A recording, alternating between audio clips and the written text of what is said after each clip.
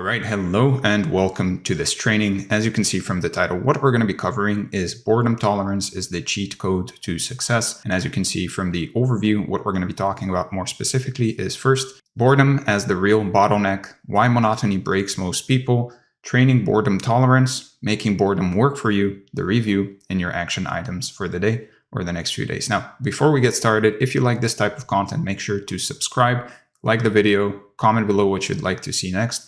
And with that said, let's get started and talk about boredom as the real bottleneck. So here's the thing most people get wrong about why they're stuck. They usually assume the problem is some kind of a motivation problem or discipline problem or some kind of a character flaw, when really the issue is way more boring than that. The actual bottleneck, the thing quietly killing most goals, is an inability to tolerate mundane, repetitive, unsexy work for long enough to actually see results. And that sounds almost too simple to be true, which is probably why nobody really talks about it. And this bottleneck is one of those things that just sits there, doing its damage in the background while you blame other stuff. You'll think the problem is your strategy or your niche or your offer, when actually you just got bored and wandered off before anything had a chance to work. Now, boredom creeps in slowly, and by the time you actually notice it, you've already pivoted to something better. And the worst part is you'll genuinely believe you quit for a good reason, and you'll have a whole story about why it made sense to stop, and boredom won't be in that story anywhere. Now, results from consistent action usually lag behind the effort by weeks or sometimes months, which means that you often quit right before things would have clicked. Sometimes they lag by years. And so everyone's out here optimizing their morning routines and their productivity apps. Meanwhile, the real issue is that they can't sit with a task for 45 minutes without actually reaching for their phone. And all the fancy systems in the world won't really help you if you stop every time the work gets a bit repetitive or boring. Now, most productivity advice treats symptoms: time blocking, habit stacking, accountability partners, increasing your focus. None of it actually addresses one of the core issues, which is that you fundamentally can't handle boredom or monotony. And the fix isn't another app or another framework. The fix is training your nervous system to actually stay put when nothing exciting is really happening. So what even is boredom tolerance? It's your ability to keep doing the thing when the emotional payoff kind of has disappeared, when feedback is non-existent, when the task itself feels flat and kind of pointless in the moment. And it's about staying engaged while your brain is screaming for something or anything more stimulating. And that's it. That's the whole skill. This shows up most clearly in execution, when the planning is already done and you're just really doing the work. The vision is clear, the steps are obvious, and yet something in you keeps wanting to just check something else or revisit the plan or start a new project. Now, the work itself often isn't even hard. Writing an email, making a call, editing a video, following up with a lead, none of it is intellectually really demanding. It's just boring. It's just monotonous. And so the boring stuff usually needs to happen over and over. And that same task, that same motion, that same energy, day after day. And that's where people really tap out, is because it's the boring stuff that actually give us the results, but the boring stuff need to happen over and over again, and yet they're boring. And so there's no dopamine hit waiting for you there. There's no likes, no comments, there's no pats on the back. You're just alone with the task, and your brain basically hates that. And it wants stimulation, and when it doesn't get any, it really starts looking for exits. And the feeling isn't really pain exactly, it's more like nothing. And nothing is surprisingly hard to tolerate when you're used to constant input and constant stimulation. Your body might feel fine, but your mind starts pacing and you get this itch to do something else, anything else, even if logically you know the task in front of you matters more. And let's also be clear about what boredom tolerance isn't, right? Because people confuse it with grinding or just keep on working, essentially. It's not forcing yourself through some kind of misery. It's not forcing yourself to suffer for the sake of suffering. It's not hating every minute of your day and calling it discipline. Real boredom tolerance is calm. You're not clenching your jaw and pushing through. You're just present with the task you're doing, even when it feels kind of boring. And there's a steadiness to it that actually feels lighter over time, not heavier. So the goal isn't tension. The goal isn't for you to keep pushing, essentially. This is not what we're talking about here. The goal is neutrality. You're not excited. You're not miserable. You're just there doing the thing, essentially. And your nervous system learns to be okay with that low stimulation environment. That's the adaptation we're actually training for. And burnout comes from chronic stress and overwork, not from tolerating boredom. If you think about it, these are different problems with different causes. You can absolutely burn out while constantly seeking stimulation, because stimulation seeking is exhausting in its own way.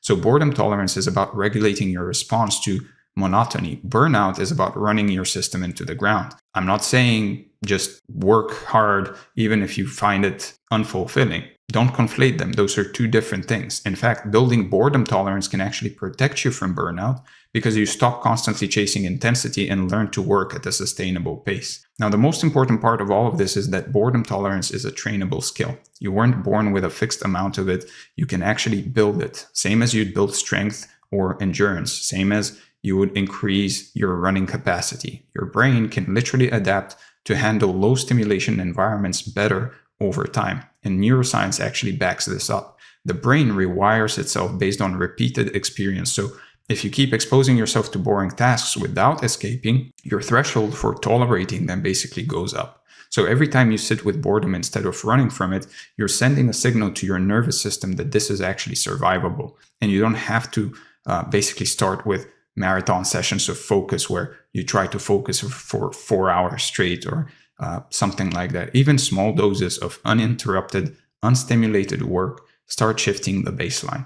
And this means that it doesn't matter how distractible you are right now. It doesn't matter how many times you've really failed to stick with things. That's just your current tolerance level. And current doesn't mean permanent, right? You're not just someone who gets bored easily. You're someone who hasn't trained this capacity yet. It's a big difference. So once you realize that it's actually trainable, you stop feeling like a victim of your attention span, and you can start treating it like a project, a self-improvement project in a way, just like any other skill. And this skill doesn't get talked about because it's not really attractive. Nobody's selling a course on how to sit still and just do boring work. There's no viral hook and just keep going when it's boring. But that's exactly why it's such an edge, because almost nobody's actually working on it. The people who win consistently almost always have this capacity. Just look around. They just don't name it. They'll talk about discipline or grit, but underneath all, that is just basically an unusually high tolerance for monotony. And it's just a quiet advantage that no one sees, and no one sees you building it either. No one congratulates you for it, but it keeps compounding in the background. And in a world where everyone's dopamine fried and jumping between tabs, the person who can actually stay locked in for 90 minutes without distraction is already the top tier, right? Think about how much output comes from just sustained attention and effort over time. 1 hour of deep, uninterrupted work often beats 4 hours of low focus work.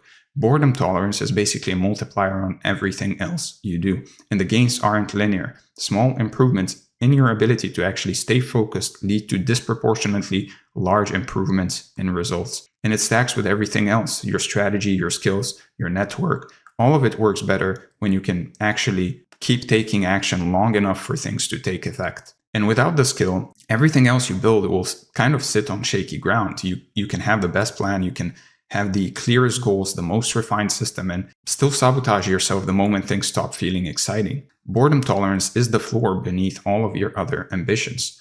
And it's like trying to build a house on sand. The structure might look good, but it won't hold. Boredom tolerance is the concrete foundation that you pour before anything else goes up. And once it's in place, everything you build on top of it becomes more stable. Your habits stick, your projects finish, you progress faster in general, and you stop being someone who has great ideas but never follows through, and you become someone who actually delivers consistently even when no one's actually watching. And honestly, most other productivity advice actually assumes that you already have this capacity. That's why so many people actually struggle with all the other productivity advice. It's because all that productivity advice actually assumes you have boredom tolerance. It assumes that you can actually sit on a task for 45 minutes, 2 hours, etc. That's why it fails for so many people. They're trying to optimize a process that they can't even sustain. And you have to build boredom tolerance first, before the time blocking, before the habit stacking, before the fancy workflows. And this skill actually unlocks everything else. It's the bottleneck. And once you clear it, a lot of other things start working automatically. So you probably already know what you need to do to actually hit your goals, and the steps aren't really a mystery. So the issue is you keep getting bored and wandering off before the steps have actually any time to work. And that's the honest truth for most people. You've read the books, you've watched the videos, you're watching videos like this, maybe even built the system, and still here you are looking for something new because the last thing stopped feeling exciting. And that's probably sounds very familiar right now, but this is a pattern that most people are in. And it's not necessarily a one-time thing. It's probably happened with fitness, with business, with content, with relationships even, and romantic relationships as well. And the domain changes, but the underlying issue always stays the same. And it will keep recurring until you address the root cause, because no amount of strategy will really save you from a nervous system that hasn't been trained to sit still and actually focus on something.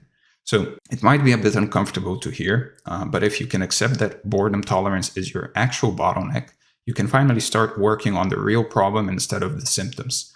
And there's something weirdly freeing about this realization. You don't need a new strategy. You don't need more information, at least a lot of the times. You just need to build the capacity to really stick with what you already know works. That's it. And that's very actionable. It's a concrete skill you can actually train starting today. If you already know the actions you need to do, then just sitting with them for a longer period of time is what you need to do. So the path forward from here is actually pretty simple. Once you see the problem clearly, if boredom is the bottleneck, then training boredom tolerance is the leverage point, right? Everything else is downstream of that. Everything else gets easier once this piece is in place. And there's no trick here, no hack, no shortcut. You literally just have to practice being bored without escaping. You literally have to practice sitting in the same spot, doing the thing for a long period of time. That's the whole method. And the next sections will actually, of course, break down exactly how to do it in a way that actually sticks with you.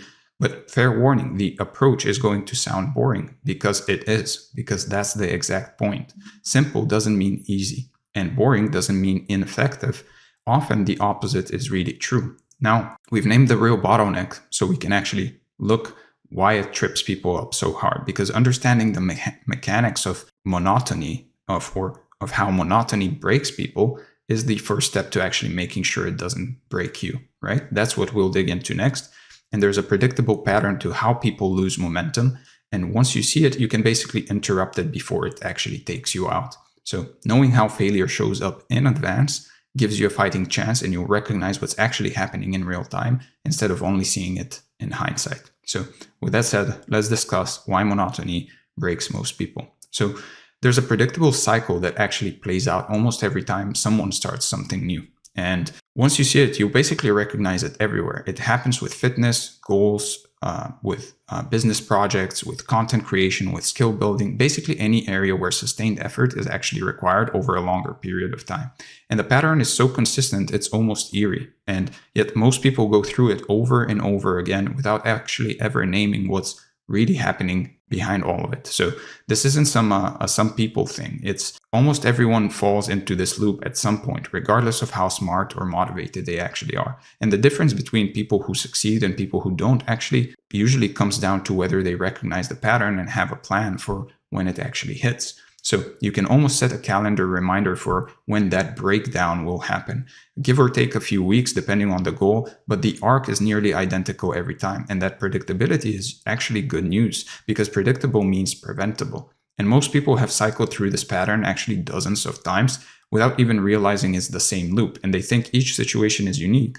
Each failure has its own special reason, when really the underlying dynamic is always the same. So the tricky part is that the pattern doesn't feel like a pattern when you're inside it. It feels like a series of reasonable decisions. You're not aware you're actually following a script. You just feel like you're responding to circumstances. And from inside the loop, you have the perfect justifications for every choice. Always. Quitting always feels rational. Pivoting always feels smart. The boredom itself gets rationalized away as something else entirely. And of course, we can talk about, there are moments, there is something to be said where pivoting is actually smart, where quitting is rational. But most of the time, 80% of the time, 90% of the time, this is not the case, right? It's only in hindsight that the pattern really becomes obvious. You look back and you realize you've done this exact thing 5 times before, but by then you're already on to the next shiny thing and the cycle continues. So the first phase is what I call the novelty phase. And this is where everything really feels amazing. You've just started something new, a project, a habit, a goal, and there's this genuine excitement that's coursing through your system. Dopamine is flowing, progress comes easy because even small steps actually feel meaningful here. You're motivated, you're focused, you're convinced this time it will be different. And everything about the new thing feels charged with possibility. You're learning, you're making decisions, you're building something from scratch. The feedback loop is also very tight because every action produces visible change, and that visibility is intoxicating. And also learning is very visible at that stage because it's something new. Your learning is very visible. You notice that you're learning new things and you're progressing. It's way more visible than later on. And progress in this phase is often legitimately fast because it's new. You're making moves, you're checking boxes, you're seeing results, which is great, but it also sets up unrealistic expectations for what sustained progress actually looks like later on. And to make another analogy with the gym, everybody knows that beginner gains are the best gains that you can get. It's just you progress a lot faster, you're gaining muscle a lot faster, and people often think that it's just going to continue like that or others just realistically know that it's not going to continue like that. However, thinking that it will continue like that forever is obviously misguided, and you're obviously setting yourself up for disappointment eventually because it won't continue like that. And it's the same here, right? Your brain is basically getting hit after hit of reward chemicals, new information, new accomplishments, new identity narratives. And it's like a honeymoon period for your nervous system, and it actually feels genuinely good. But there's a catch. This phase obviously lies to you. It makes you think that the whole journey will feel like this. And it doesn't prepare you for what's actually coming, which is a long stretch of flatness where the excitement disappears, but the work doesn't, right? And the novelty phase always ends, always. At some point, you're no longer a beginner at that thing. There's no version of any goal where the excitement sustains indefinitely. The question isn't whether it will fade, it's what happens when it does. And that transition is where most people fall apart. Your brain literally can't maintain that level of dopamine response to the same stimulus. It's just how it works. Novelty, by definition, wears off. At some point, it's not novel anymore.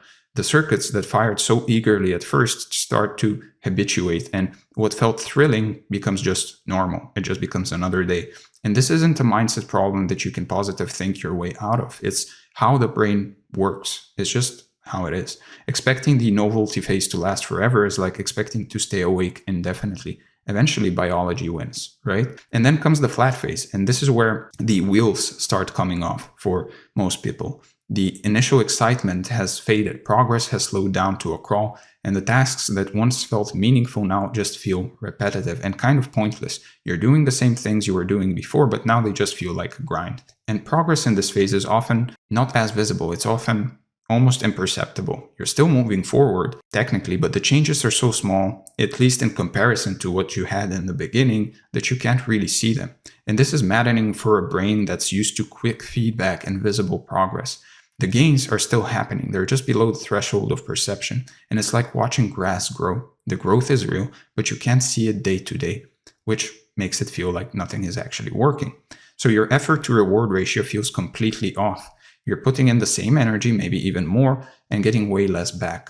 And this imbalance can actually become pretty uncomfortable. And your brain starts looking for explanations. And often the explanation your brain lands on is that this isn't working or that you picked the wrong approach. But that's usually wrong. The approach is fine. The thing is fine. You're just in the flat phase, which is a normal part of any worthwhile pursuit and of any learning arc, of any learning phase. So there's no external validation in this phase anymore, at least. And no one's really telling you you're doing great or noticing your progress. You're alone with the work, and the work has nothing to say back to you. And this phase tests your ability to self-motivate without any feedback or any external validation. Most people have never really trained that muscle.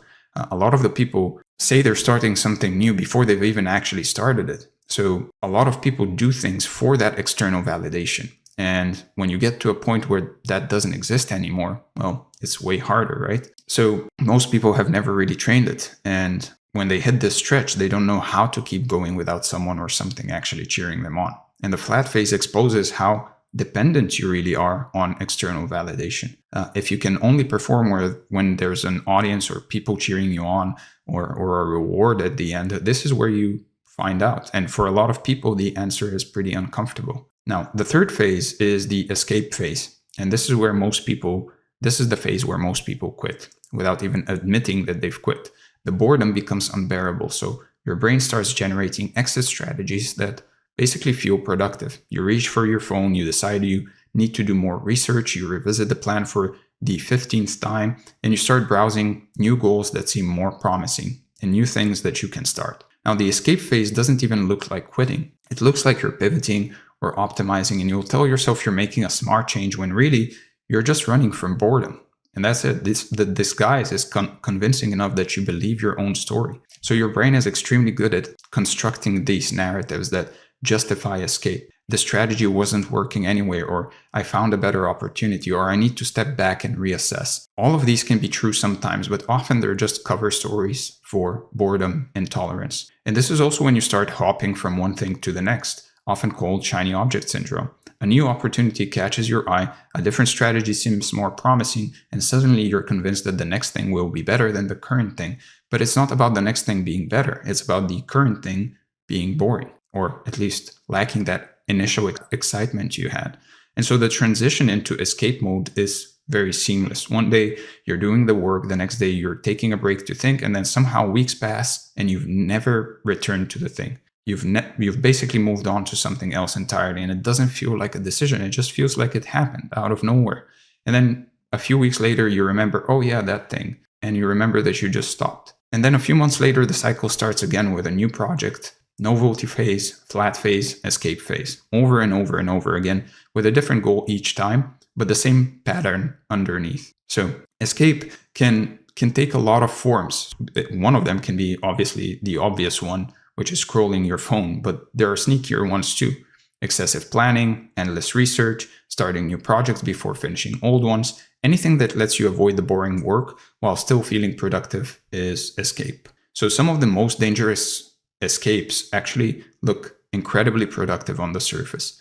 Redesigning your routine, reorganizing your workspace, reading another book about the thing you should be doing. All of these can be ways of running from the actual work. Because these escape behaviors actually feel productive, they're also harder to catch. And you're not lying on the couch doing nothing. You're busy, you're engaged, you're active with something else. It's just that none of that activity is moving the needle on the thing that actually matters. And so the worst part is that most people quit in this flat phase, right before things would have started working. And everybody knows that meme of that guy that is basically digging for diamonds. The timing is almost cruel. You put in weeks or months of effort, you hit the boring stretch, you bail, and you never get to see what would have happened if you'd stayed a little longer. And there's often a lag between effort and results, especially in things like business, fitness, and creative work, like we talked about earlier. The payoff always comes later, after the hard or boring part. So when you quit during the flat phase, you're essentially walking away right before the return on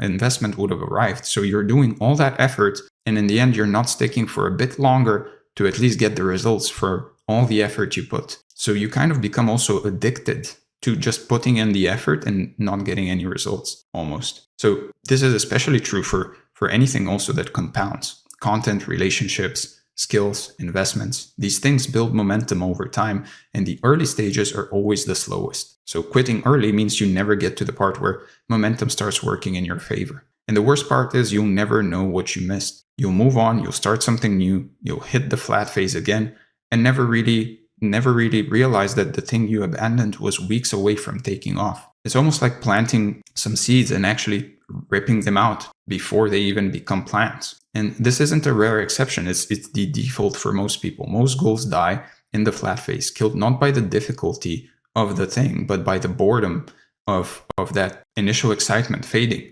And the graveyard of abandoned projects is really full of things that would have worked if people had just stayed a little longer. And if this happened to you, congratulations, you're normal. I mean, it's happened to me. This is why I'm making this whole training. But normal doesn't just mean optimal. Normal is losing. If you want different results, you need a different response to the flat phase. And the good news is this pattern is fixable once you see it clearly. You can learn to recognize when you're in the flat phase and respond differently than you have in the past. And that's literally what the rest of this training is about. So let's talk about why this pattern has actually gotten worse in the recent years, because there's a reason boredom feels more unbearable than it used to back in the day. And that is mostly, unfortunately, technology.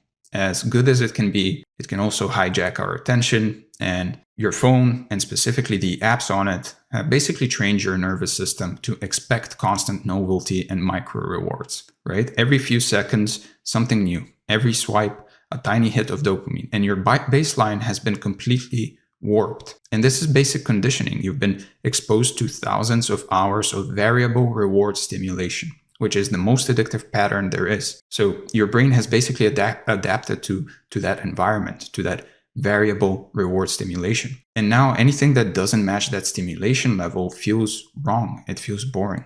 And this is happening at a physical level in your brain. The circuits that actually respond to reward have been recalibrated around the assumption of constant input, of constant stimulation, of constant rewards. And when that input disappears, like when you're doing boring work, your brain experiences something close to basically withdrawal. And you're not consciously choosing to be addicted to that stimulation. It just happened gradually in the background over years because you're using technology, because we're all using it. So it just happens to us. And by the time you notice something's off, the conditioning is already deep. And it's not just your phone, it's Netflix, it's YouTube, it's the entire internet ecosystem that's literally optimized to capture and hold your attention through novelty. This is the gold mine for all of social media, all of the internet. If they can capture your attention and hold it for long enough, maybe you'll see enough ads to buy something. So every piece of it is basically training you to expect more stimulation than real work can provide. And the result is that your dopamine baseline is, for a lack of a better word, fried, right? Not permanently, obviously, but significantly dysregulated. And things that would have felt engaging 10 years ago just now feel intolerably dull because your threshold for stimulation has just shifted upwards. So boredom is relative to your baseline. If your baseline is set to constant novelty and constant stimulation, then anything less than that registers as boring. And a task that requires sustained focus with no variable rewards feels like torture because it's so far below your calibrated normal. It's definitely not as quote-unquote rewarding as watching short-form content or reels on Instagram. So this tends to escalate over time unless you deliberately intervene, unless you bring some awareness into that. The more stimulation you consume, the higher your baseline goes, and the more intolerable boredom becomes. So it's a feedback loop that doesn't self-correct. And this is why boring work literally feels painful to a lot of people. When your nervous system is expecting stimulation and not getting it, the experience registers as kind of deprivation. Silence and monotony feel like something's wrong, even when nothing is really wrong. And the feeling is similar to mild withdrawal, restlessness, irritability, an urgent need to reach for something, anything that basically provides stimulation. And your body is having a physiological response to the absence of input, that it's been conditioned to expect. And this isn't all in your head. You might notice actual physical discomfort, fidgeting, tightness, an inability to sit still. Your body is signaling that something needs to change, even though logically you know you're fine. And this is also the reason why so many people have a hard time actually reading books and just paying attention to what they're reading. The urge to escape always feels urgent, like you need to check your phone right now. And it's not a real emergency, but it sure feels like one. And the pull toward that stimulation is convincing.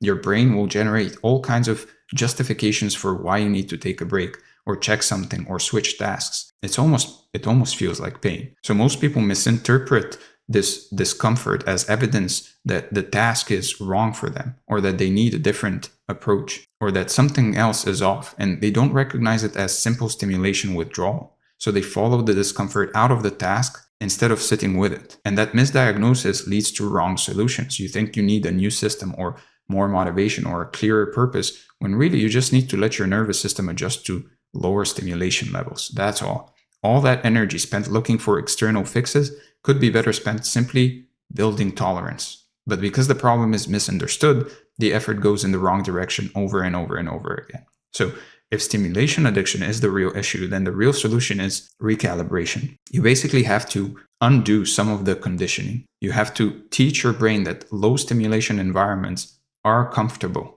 And this doesn't only come down to a mindset shift, but also a physiological adaptation. Your nervous system can change. Neuroplasticity works in both directions, right? Just like it adapted to constant stimulation, it can readapt to periods of monotony. But this requires deliberate exposure, not just hoping things will get better on their own. And yeah, that deliberate exposure might feel a bit uncomfortable, but you got here. So if you want to fix it, this is how you do it. Now, recalibration is an active process. You have to put yourself in so-called boring situations intentionally and stay there long enough for your system to adjust. So the adaptation happens gradually. You probably won't notice big shifts day to day, but over weeks and months, your tolerance will expand. At the end of the day, it will happen faster than you think it will if you just keep at it. So things that felt unbearable start to feel manageable, and then neutral, and then almost easy. And if you go back to heavy stimulation consumption, the gains reverse. And so this isn't a one-time fix. It's a capacity you have to maintain through ongoing practice, which is fine because the practice itself is very simple. The training has to be intentional.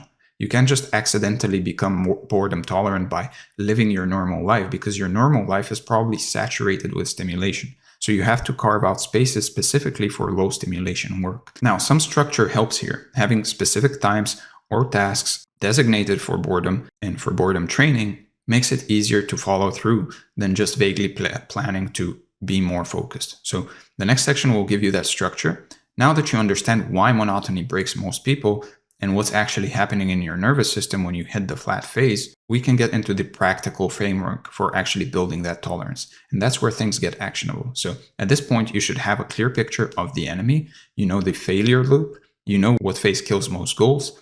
And you know that stimulation addiction has raised your boredom threshold artificially high. And you know that the solution is recalibration. So naming the problem is half the battle, right? That's what people say. Most people never get this far, and they stay stuck in the loop because they don't understand what's actually happening to them. Now you're already ahead, but just by having this framework. So from now on, when you feel the urge to escape boring work, you recognize it for what it is, which is a conditioned response, a signal from a nervous system calibrated for constant novelty and stimulation. And because you're aware, you can now choose differently. Awareness creates a gap between stimulus and response. And in that gap, you basically have a chance to stay instead of run away. Now, the next section breaks down exactly how to train boredom tolerance systematically in a way that works with your nervous system instead of against it. No willpower required, just small, progressive exposure, progressive overload, essentially.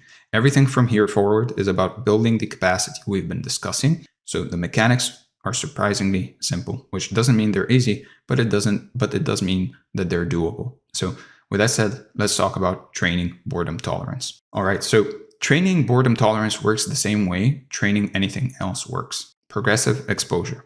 You start with small, manageable doses of boredom and you let your nervous system adapt, and then you gradually increase the difficulty. So trying to jump straight into marathon focus sessions when you can barely handle 10 minutes is obviously a recipe for failure. You have to meet your brain where it is and build from there. The same way as in a video game. If you're level 0 or level 1, you're not going to go against a player that's level 100, right? You're going to build up to that point. So the key word is gradual. You're not trying to force your way through hours of boring work on day one. That approach will obviously backfire because it reinforces the idea that boredom is unbearable and requires extreme effort to tolerate. So again, back to the video game example. If you went and played a video game and you're level 1 and you could only play against level 100 players, well, the game won't be that exciting to play, right? Because they're going to just keep beating you, essentially. So instead, you want to make the exposure easy enough that your system can actually adapt over time. So sustainable beats intense here. Your nervous system needs consistent, repeated signals to change, and consistency requires a difficulty level that you can actually stick with. So each time you complete a boredom exposure without escaping, you're sending a signal to your brain that this is survivable, and that signal accumulates over time. The adaptation happens quietly in the background, and one day you notice that things that used to feel unbearable now feel fine, right? Like most worthwhile skills, boredom tolerance compounds. So small daily investments will add up to significant capacity over weeks and months. And you just have to have the patience for that. The people who seem to have superhuman focus didn't really start that way. They build it incrementally, often without even realizing that that's what they were actually doing. So I'm going to give you a 3-level framework for this. And you can think of it like a ladder. You start at the bottom with micro exposures and you work your way up to full work blocks and eventually graduate to sustained repetition without any novelty. So each level will build on the previous one, so don't try to skip ahead. The levels are sequential for a reason. Level 1 rewires your baseline response to boredom. Level 2 applies that to actual work. And level 3 extends it across time. So trying to do level 3 when you really haven't built the foundation from levels 1 to 2 is like trying to run a marathon before you can actually jog a mile. So having clear levels gives you a roadmap. You'll know where you are, what you're working on, and when you're ready to progress. And this will just remove a lot of the ambiguity that causes people to either push too hard or not push hard enough, right?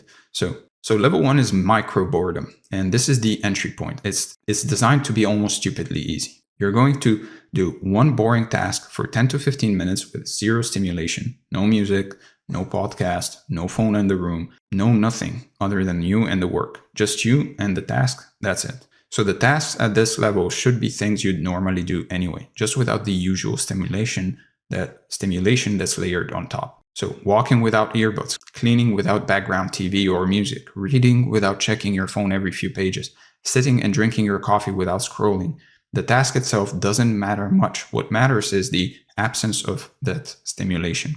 So some good options for this are folding laundry and silence. Very boring, I know, but try it out. Washing dishes without a podcast, eating a meal without screens, walking around the block without any headphones, reading a physical book with your phone in another room. Just pick whatever fits naturally into your day. Now, the stakes at this level are intentionally very low. You're not obviously trying to accomplish anything impressive here. You're just teaching your brain that boredom exists and that it's not dangerous and that you can actually sit with it without the world ending. That's the whole lesson. Consistency here matters way more than duration. So if you do this daily over time, it will improve. 10 minutes every day beats an hour once a week. So you're building a new default response, and defaults require repetition to install. Now, the purpose of level 1 is recalibration, like we talked about earlier. You're resetting your baseline and your baseline expectation for stimulation. Right now, your brain probably expects constant input, and anything less than that basically triggers escape behaviors. Micro boredom teaches your brain to tolerate and eventually even relax into lower stimulation environments. And this is foundational work. It might feel too easy to matter, but if you skip it, you won't get to level 2. And so don't skip it. The people who struggle with focus usually have nervous systems that freak out the moment stimulation drops. So level 1 directly addresses that root issue.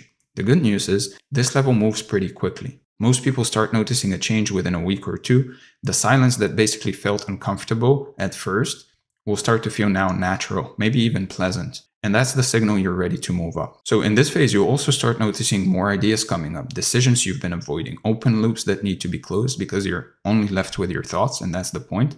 So think of level 1 as the gateway. It opens up the possibility of deeper work by proving to your nervous system that boredom won't kill you. And once that's established, everything else becomes easier. Now, level 2 is single task work blocks. And this is where you start applying boredom tolerance to actual work that matters. So you pick one task, you set a timer for 30 to 60 minutes, and you do that task without switching to anything else. No just checking, no email, no quick phone glances, one task the whole time. Now the key here is singular focus. Your brain will want to multitask. It will also want to check something quickly. It will also want to quickly handle something else. Every one of these impulses is an escape attempt. Your job is to notice the impulse and basically stay away. And the task will stay singular even when your brain is screaming for variety. And look, you will feel urges to switch, and that's normal, and it's actually the point. Each urge is a training opportunity. When you feel the pull to check your phone or open a new tab and you don't actually act on it, you're basically strengthening the circuit that allows for sustained attention. Now, here's a useful rule as well. If you feel the urge to switch tasks during your block, you have two options. Option 1, stay on the task. Option 2, sit there and do nothing until the urge passes. What you don't get to do is actually switch to something stimulating. That just breaks the cycle. So this rule retrains impulse control surprisingly fast, and the do nothing option sounds weird, but it also works. If you can't stay on task, just sit there. Just literally sit and do absolutely nothing. Stare at the wall if you have to. Or just wait. Eventually your brain will get bored of being bored, essentially, and it will get back to the task because at least that's something. It's a hack that basically uses boredom against itself. Now, the timer is also important. So having a defined endpoint makes the discomfort more tolerable because you know it's temporary. So like Elizabeth Wurtzel says in one of her books, a human being can survive almost anything as long as she sees the end in sight. Or as Viktor Frankl said, pain is only bearable if we know it will end. So obviously you're not committing to focus forever, just for the next 30 or 60 minutes. And that psychological containment actually matters, especially early on. So when the timer goes off, you can stop. Even if you're in flow, even if you want to keep going, stop. It's actually better if you do stop, because you're basically also learning to trust yourself that you're going to stop when you say you will. Otherwise, you won't want to do this again. So this teaches your brain to trust the timer, which makes it easier to start the next session and to trust yourself to actually stop. And you're building reliability into the practice itself. So start with whatever duration you can actually complete. Even if 30 minutes feels impossible, start with 20. If 60 feels easy, then push it to 90. The specific numbers matters less than the principle of the single tasking, right? And as your tolerance builds, you can actually extend the duration, of course. Most people find that they can add 10 to 15 minutes every week or two without much strain. So let your capacity grow organically rather than forcing it. Now, level 3 is repetition without novelty. And this is the advanced level. It's where winners separate from everyone else. You're going to do the same task at the same time, following the same process day after day. No variation for the sake of variation, no mixing it up to stay interested. Just the same thing at the same time in the same way over and over and over again. Same task, same slot, same approach. You're deliberately removing novelty from the equation because novelty is a crutch your brain uses to avoid real boredom tolerance. So when you can do something repetitive for weeks without needing to change it up, you've reached a level of tolerance that most people never actually achieve. And what this looks like in practice is writing every morning at 7 a.m., using the same routine regardless of how you feel, making sales calls at the same time each day, regardless of results, going to the gym at the same hour, doing the same workout split, regardless of motivation. The sameness is the point. And this will feel boring. That's the whole idea. You're training your capacity to execute without novelty, without excitement, without the emotional payoff of something new. If it feels repetitive, then you're doing it right. And in fact, boredom at this level is a signal of mastery. You're training your capacity to execute without novelty, without excitement, right? So it means you've stripped away all the easy dopamine sources and you're still showing up. That's rare, and it's exactly the capacity that separates people who get consistent results from people who don't. Now, level 3 is also about sustained execution over time. Anyone can do something once. Lots of people can do it for a week when motivation is high. Very few can actually do the same thing the same way for months or years without needing novelty to keep them going. So this is a long game. You're building the capacity to execute on timelines that most people can't even tolerate. The entrepreneur who grinds for 3 years before seeing results, for example. The content creator who posts for 18 months before even getting traction. These people have level 3 boredom tolerance, even if they don't call it that. Everything valuable compounds, and compounding requires time, and time requires sustained effort without novelty. Level 3 boredom tolerance is essentially the capacity to let things compound. It's the skill underneath the skill. If you can operate at this level consistently, you're in the top few percent of executors, of action takers. Most of your competition will quit in the flat phase while you keep going. And that's the point. That's not because you're more talented or more motivated. That's the best part about this. It's because you've built a capacity that they haven't. It's because you've trained. As Anders Ericsson notes in Peak, the difference between expert performers and normal adults reflects a lifelong period of deliberate effort to improve performance in a specific domain. The capacity to sustain that repetitive effort without novelty is exactly what separates those who reach mastery from those who stop early. So now, there's also a rule that makes all of this work, and it's non-negotiable. The boring work has to stay boring. No dopamine stacking, right? No layering stimulation on top of monotonous tasks to get through them. When you add music to make writing easier, or podcasts to make exercise bearable, or snacks to reward yourself for focusing, you're avoiding boredom instead of training tolerance. The exposure has to be pure. Your brain only will adapt to what it's actually exposed to, right? If you always add stimulation to boring tasks, then your brain never really learns to tolerate boring tasks alone. It learns to tolerate boring tasks with stimulation on top. So you're just teaching it that boredom requires compensation, which is the opposite of what we want. Every time you add stimulation to a boring task, you're undermining the training effect. You feel like you're being smart, making the work more pleasant, but you're actually preventing the adaptation that would make stimulation unnecessary in the first place. So you're also creating dependency. If you always listen to music while doing deep work, you'll eventually need music to do deep work. The crutch becomes a requirement, and now you've basically added a constraint instead of building capacity by doing that. So it feels counterproductive to make things harder than they need to be, but that's exactly the logic of training, right? You don't build strength by lifting the lightest weights available. You build boredom tolerance by actually experiencing boredom, not by engineering it away. So this is the hardest part for most people. We're so used to optimizing for comfort that deliberately sitting with discomfort feels wrong. But the discomfort is the stimulus. Removing it removes the training effect. There's no shortcut here. The good news is that this discomfort is temporary. As your tolerance basically increases, the tasks that required stimulation to get through will start feeling manageable on their own and maybe even enjoyable. You won't need the music or the podcast forever. Your brain adapts and the need basically fades. And then you have real freedom. You can work anywhere, anytime without needing optimal conditions. You're not dependent on playlists or environments or rituals to get into focus mode. You just do the work. That independence is worth the initial discomfort. And this capacity is earned, it's not given. Everyone who has it paid the same price, sitting with boredom long enough for their nervous system to adapt. There's no hack, no workaround, no technique that lets you skip the exposure. The exposure is the technique. So setting up your environment makes all of this easier as well. You want to remove temptation before it becomes an issue. So put your phone on airplane mode or turned off in another room, not just face down next to you. Or use browser extensions that block distracting sites. Notifications need to be fully off, not silenced. The goal is to make escape inconvenient enough that staying with the task is the path of least resistance. So try to add as much friction to escape behaviors as possible. Every obstacle between you and the distraction buys you a few seconds of a pause. And those seconds are often enough to catch the impulse and choose differently, right? So the easier you make it to escape, the more you'll escape. Physical distance from your phone is surprisingly effective. If it's in another room, you have to basically get up to check it. And that small barrier is often enough to interrupt the automatic reach. And if it's off completely in another room, then not only do you have to get up and go check it, but you'll have to turn it on, enter your PIN code, etc. Most phone checks aren't even conscious decisions, they're reflexes, and reflexes can be disrupted by physical obstacles. Same principle applies digitally. So use website blockers during your work blocks. Turn off all the notifications you have entirely, not just for some apps. Log out of social media so you have to actively log back in to check it. Every friction point helps, and the environment should be intentionally sparse. Nothing in your field of vision that could pull your attention should be there. No extra tabs open, no just-in-case items on your desk, right? You're creating conditions where focused attention is the default, not the exception.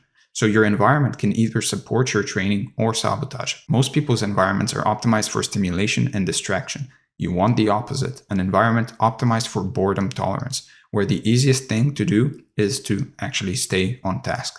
And this isn't about willpower, it's about design. If you have to rely on willpower to resist distraction, you've already lost. Willpower depletes, especially over the course of a day.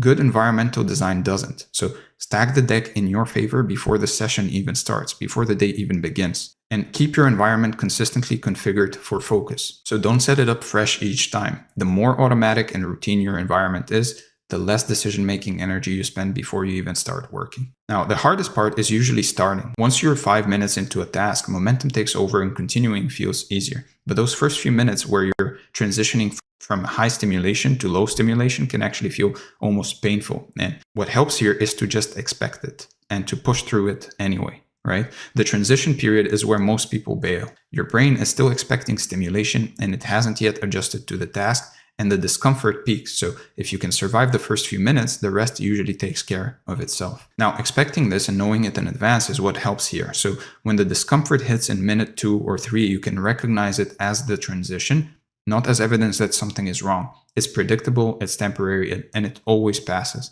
So a useful rule for this is to never quit in the first 5 minutes. No matter how bad it feels, just stick it out for 5 minutes. And if you still want to quit after that, fine. But usually the urge fades once you've pushed through the transition. Now, after the transition, momentum kicks in. The task starts to basically hold your attention on its own, and the need for stimulation quiets down. Now, getting to this point is the whole battle, right? This is what we're going for. Once you're there, staying is relatively easy. Also, try to start faster than you think you should. Don't wait until you feel ready or motivated. Just start. Feelings follow actions, not the other way around. So the longer you wait for the right state, the more resistance builds.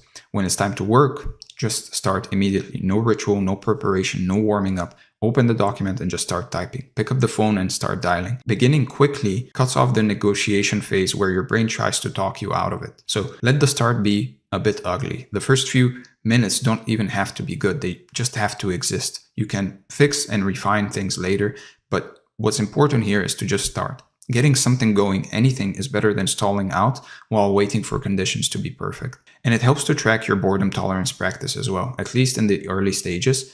I'm not talking about anything fancy here. I'm talking about a simple log of what you did and for how long. And it can be just on your Apple Notes or Samsung Notes, depending on what you use.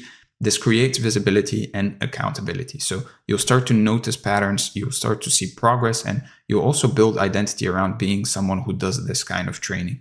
Now, making your practice visible also matters. So it can be a streak on your calendar or a check mark in your notebook or some kind of a tally on a whiteboard or on your phone, something that lets you see consistency accumulating over time, because visual evidence of progress reinforces the behavior and it makes it harder to skip.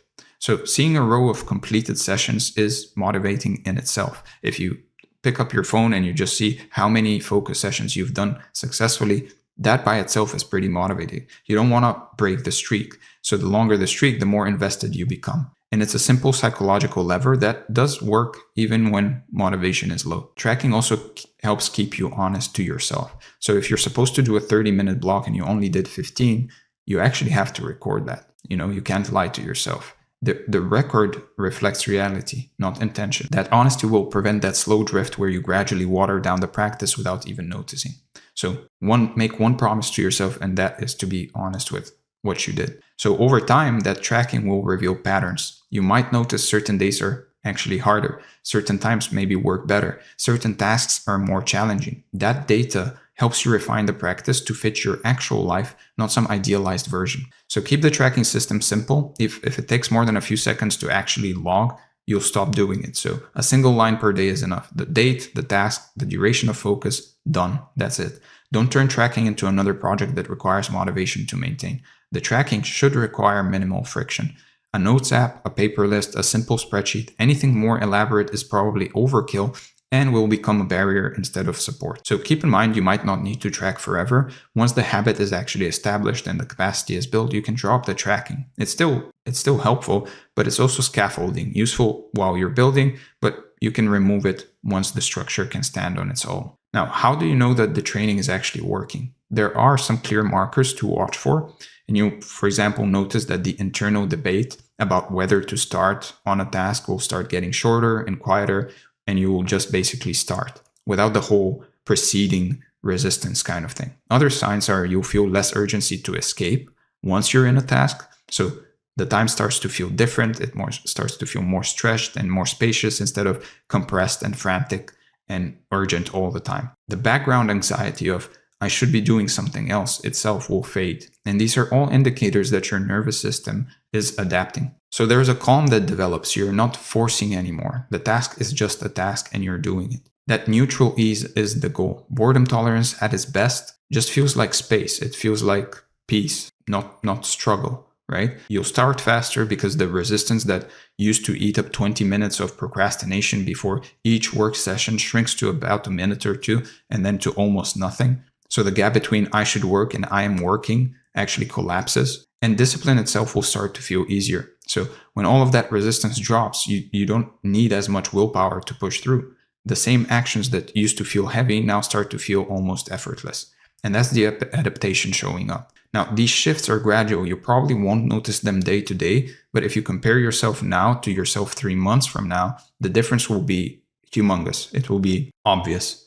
So keep practicing even when progress feels invisible, because the changes are happening beneath the surface. And in the beginning, they won't be very visible, but over time, you'll notice. And if you track, you'll see it, right? Every session adds to the cumulative effect, even the hard ones, even the ones where you almost quit, even the ones that felt like nothing really happened. Just trust the process because the adaptation is occurring whether you feel it or not. And at this point, you have the full framework. You understand the ladder, the no stimulation rule, the environment setup, the starting principles, and the markers of progress. So now the final piece is really understanding how all of this turns into actual success outcomes. And that's what we'll cover in the next section. So let's talk about making boredom work for you. So boredom tolerance is basically a multiplier on everything else you do. Your work, your skills, your offers, all of it works better when you can actually stay in execution long enough for things to actually compound. So the people who build real wealth, health, and success aren't doing anything crazy. They're just doing obvious things longer than everyone else. And time is the multiplier that most people can't access because they can't tolerate the boredom required to let time work. Compounding needs time. Time needs sustained effort. Sustained effort needs boredom tolerance, right? That's the chain. And now you have all the links. So the magic of compounding is invisible in the early stages, which is why most people quit. The first year of almost anything looks pretty unimpressive, but year 2 builds on year 1 and year 3 builds on year 2, and eventually the curve goes exponential beyond year 5. So you just have to survive the flat part. Boredom tolerance is really just operational patience. The ability to keep doing the thing while trusting that the results are forming somewhere you can't see yet. And that kind of patience used to be common. Now it's a superpower. So every skill you have gets multiplied by how long you can apply it. A mediocre writer who writes every day for 5 years will outperform a talented writer who burns out after 6 months. The talent can matter, sure, if you believe in talent, but tolerance for repetition matters more over long enough timelines. Now, durability beats intensity almost every time. The person who can show up at 70% of effort for years beats the person who shows up at 100% effort for weeks. Boredom tolerance is what makes durability possible. So small actions accumulate into massive results, but only if you keep doing them. One email doesn't build a business, right? We all know that. One workout doesn't build a body. One healthy meal doesn't help you lose fat. But 1,000 of each, repeated boringly over years, that builds empires, right? Now, what you're really building is dangerous consistency, the kind of consistency that looks boring from the outside, but produces results that seem almost unfair. And people will wonder what your secret is, and the secret is just that you kept going while they kept starting over. In the book Grit, for example, Angela Duckworth says, "Enthusiasm is common, endurance is rare." And that endurance, that willingness to keep showing up when others have moved on, is really what separates outcomes. Now, there's nothing flashy about this, just the same work done the same way over and over until the results become undeniable. Now, most people are looking for excitement. You, on the other hand, are looking for good, old, boring, monotonous repetition. The path is genuinely unsexy. The same morning routine, same work blocks, same follow-up sequences, same content schedule. The sameness is the feature, is the point. It's what allows momentum to build instead of constantly resetting to zero. And you become reliable to yourself and to others, and people will start trusting you more because people trust consistent performers because consistent performers deliver, right? Your reputation compounds with your results. And this is what separates the people who make it from the people who almost make it, right? Both groups have goals, both groups have ideas, both groups work hard at least sometimes. The difference is one group can tolerate the boring middle and the others can't. So your edge isn't being smarter or luckier. Your edge is really being able to outlast. In any competitive field, the people still standing after a few years have usually won by default because everyone else got bored and left. For example, in The Slight Edge, which is one of my favorite books, Jeff Olson says the things that are easy to do are also easy not to do. So most people choose the easy path of quitting when boredom sets in, which is exactly why persistence becomes such a powerful competitive advantage. Success often comes to whoever is still in the game when opportunities finally show up. Boredom tolerance keeps you in the game. That's its function, literally. Everything else is downstream from that. So over time, this will stop being something you do and starts being something you are. You become a person who shows up regardless of how it feels. And that change in your identity is powerful because it removes the daily negotiation we talked about earlier, the inner debates. You don't debate whether to do the work anymore, you just do it because that's who you are now. And the behavior becomes automatic, like brushing your teeth or locking your door. There's no resistance because there's no decision. The question of should I do this today simply doesn't arise. You do it because you're someone who does it. And that's it. What used to require willpower starts to feel effortless. The same actions that once drained you now cost almost nothing. And that's the adaptation fully expressed. Your nervous system has basically reorganized now around this new pattern. So your output becomes stable and predictable. Bad days don't derail you because the behavior isn't tied to how you feel. You've decoupled action from emotion, which is one of the most valuable things you can do for long-term success. So the identity reinforces itself. Each completed session also strengthens the story that you're someone with high boredom tolerance. And that story makes the next session earlier. It's a positive feedback loop that gets stronger over time. You start to see yourself differently, and the narrative basically shifts from I'm trying to build discipline to I'm a disciplined person. And that's a subtle but massive change. Trying is exhausting. Being is natural. And once the identity locks in, the capacity feels permanent. It's yours now, built through thousands of small exposures. Nobody can take it away from you, and it travels with you into every project, goal, or phase of life. So let me give you the simplest possible daily protocol that you can start tomorrow. Choose one boring task that actually matters to you, remove all stimulation, set a 30-minute timer, and do the task or sit there doing absolutely nothing. And just repeat that daily. That's the whole thing. Now, don't wait for the perfect moment or the perfect mood. Start tomorrow morning, pick the task tonight so that there's no decision you have to make when you wake up. Just pick it tonight and start tomorrow morning. And this is that same remove the negotiation principle we covered in the environment section. First thing, before your brain has a chance to start the debate, start the timer and go. And the sooner you start, the sooner the adaptation begins. Every day you delay is a day the old patterns stay locked in and they reinforce, and so become stronger. There's no benefit to waiting, only cost. So start smaller than you think you need to. 15 minutes is fine. 20 is fine. The goal for the first week is just to establish the habit, not to push your limits. Limits can expand later. Now, daily practice is non-negotiable. So the signal to your nervous system has to be consistent. So that's why it's important to start with something manageable at first. If you're going to be doing it daily, then start with something you can actually do. Sporadic practice produces sporadic results. So you're trying to build a new baseline here, and baselines require repetition and some time as well. So make it a priority, not an afterthought. Schedule it like an important meeting, protect the time, and if you treat it as optional, you'll just skip it when things get busy, and things will always get busy. So remember that each session adds to the cumulative effect. Even the sessions that feel pointless are doing work beneath the surface. Trust the process and just keep showing up. That's it. Now here's the truth underneath everything we've covered. Most people don't lose because they're weak or untalented. They lose because they get bored and quit. That's all. The competition in anything you do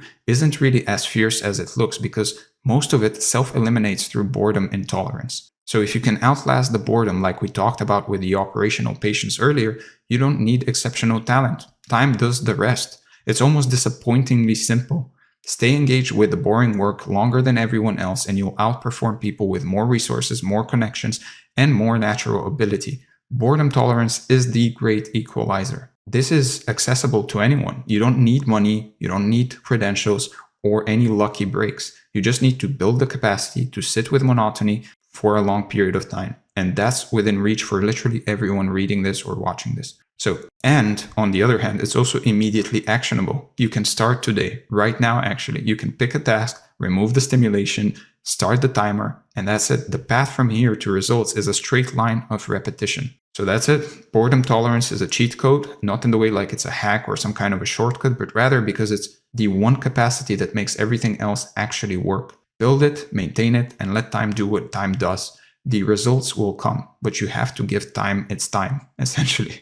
So this capacity is yours to build. Nobody can really do it for you, and nobody can really stop you from developing it. It's entirely within your control, which is rare and valuable in a world full of things that are outside of your control. Now, the only question that is left is whether you'll actually do the work, because you have the framework, you understand the why, you know the how. So now it's just about executing on it, one boring session at a time. That's it. Now, let's go over the review. We talked about boredom as the real bottleneck. We talked about why monotony breaks most people. We talked about training boredom tolerance, making boredom work for you, the review, and finally, your action items for the day and the next few days. So tomorrow morning, pick one boring task that matters, remove all stimulation, set a 30-minute timer, and either do the task or sit there doing nothing until the timer ends. And then practice micro boredom daily for 1 to 2 weeks, then graduate to single task work blocks. Then progress to repetition without novelty as your tolerance expands. And then finally, design your environment to remove escape routes before each session. Track your practice to maintain consistency, and trust the process even when progress feels invisible. With that said, if you enjoyed this video and you like content like this, then make sure to hit the subscribe button, give the video a like, comment below what you'd like to see next. And if you're an entrepreneur, creator, or professional and you'd like to work with me one-on-one, then make sure you book a call from the link in the description. And if you want this document along with this training, then make sure to join the free community from the link below. With that being said, thank you for being here, and I'm going to see you in the next one. All right, hello and welcome to this training. As you can see from the title, what we're going to be covering is how to design your brain for unbreakable discipline. And as you can see from the overview, what we're going to be talking about more specifically is first the overview itself, decoding inner resistance, the high octane dopamine protocol, identity architecture and intrinsic fuel, precision, execution, triggers, the review, and your action items for the day or the next few days. Now, before we get started, if you want this document along with the training, then make sure to join the free community from the description. If you want to work with me one-on-one, then make sure to book a call from the link in the description. And if you want to join the newsletter so you can receive weekly emails straight to your inbox with tips on health, wealth, love, and self, then make sure to join the newsletter from the link in the description. With that said, if you like content like this, then make sure to subscribe, like, comment below what you'd like to see next. And with that out of the way, let's get started and talk about decoding inner resistance. So there's this concept in biology called homeostasis, and it's basically the idea that every living system, your body included, has this deep, almost obsessive need to maintain internal stability. Your body and your body temperature stays around 36 to 37 degrees Celsius or 96.8 Fahrenheit to 98.6 Fahrenheit. Your blood sugar levels stay within a certain range as well. Your heart rate adjusts itself. All of this happens automatically without you even really thinking about it. And the thing is, if anything threatens to knock these systems out of balance, your body will fight back. You start sweating when you're too hot, for example, or you shiver when you're too cold, and you get hungry when your blood sugar drops. And this is kind of oversimplified, but you get the idea, right? These aren't choices that you have to consciously make. They're automatic defense mechanisms that are really designed to keep you in a stable, comfortable state. Now, on the surface, this seems like it has nothing to do with discipline or really getting things done, but stay with me here and you'll get the idea. The reason I'm mentioning homeostasis is because your brain operates on the exact same principle, not just physically, but psychologically. Your mind has what you might call a psychological homeostasis, a baseline level of comfort, stimulation, and effort that it considers normal. And just like your body fights to keep your temperature stable, your brain will fight you to keep your psychological state stable.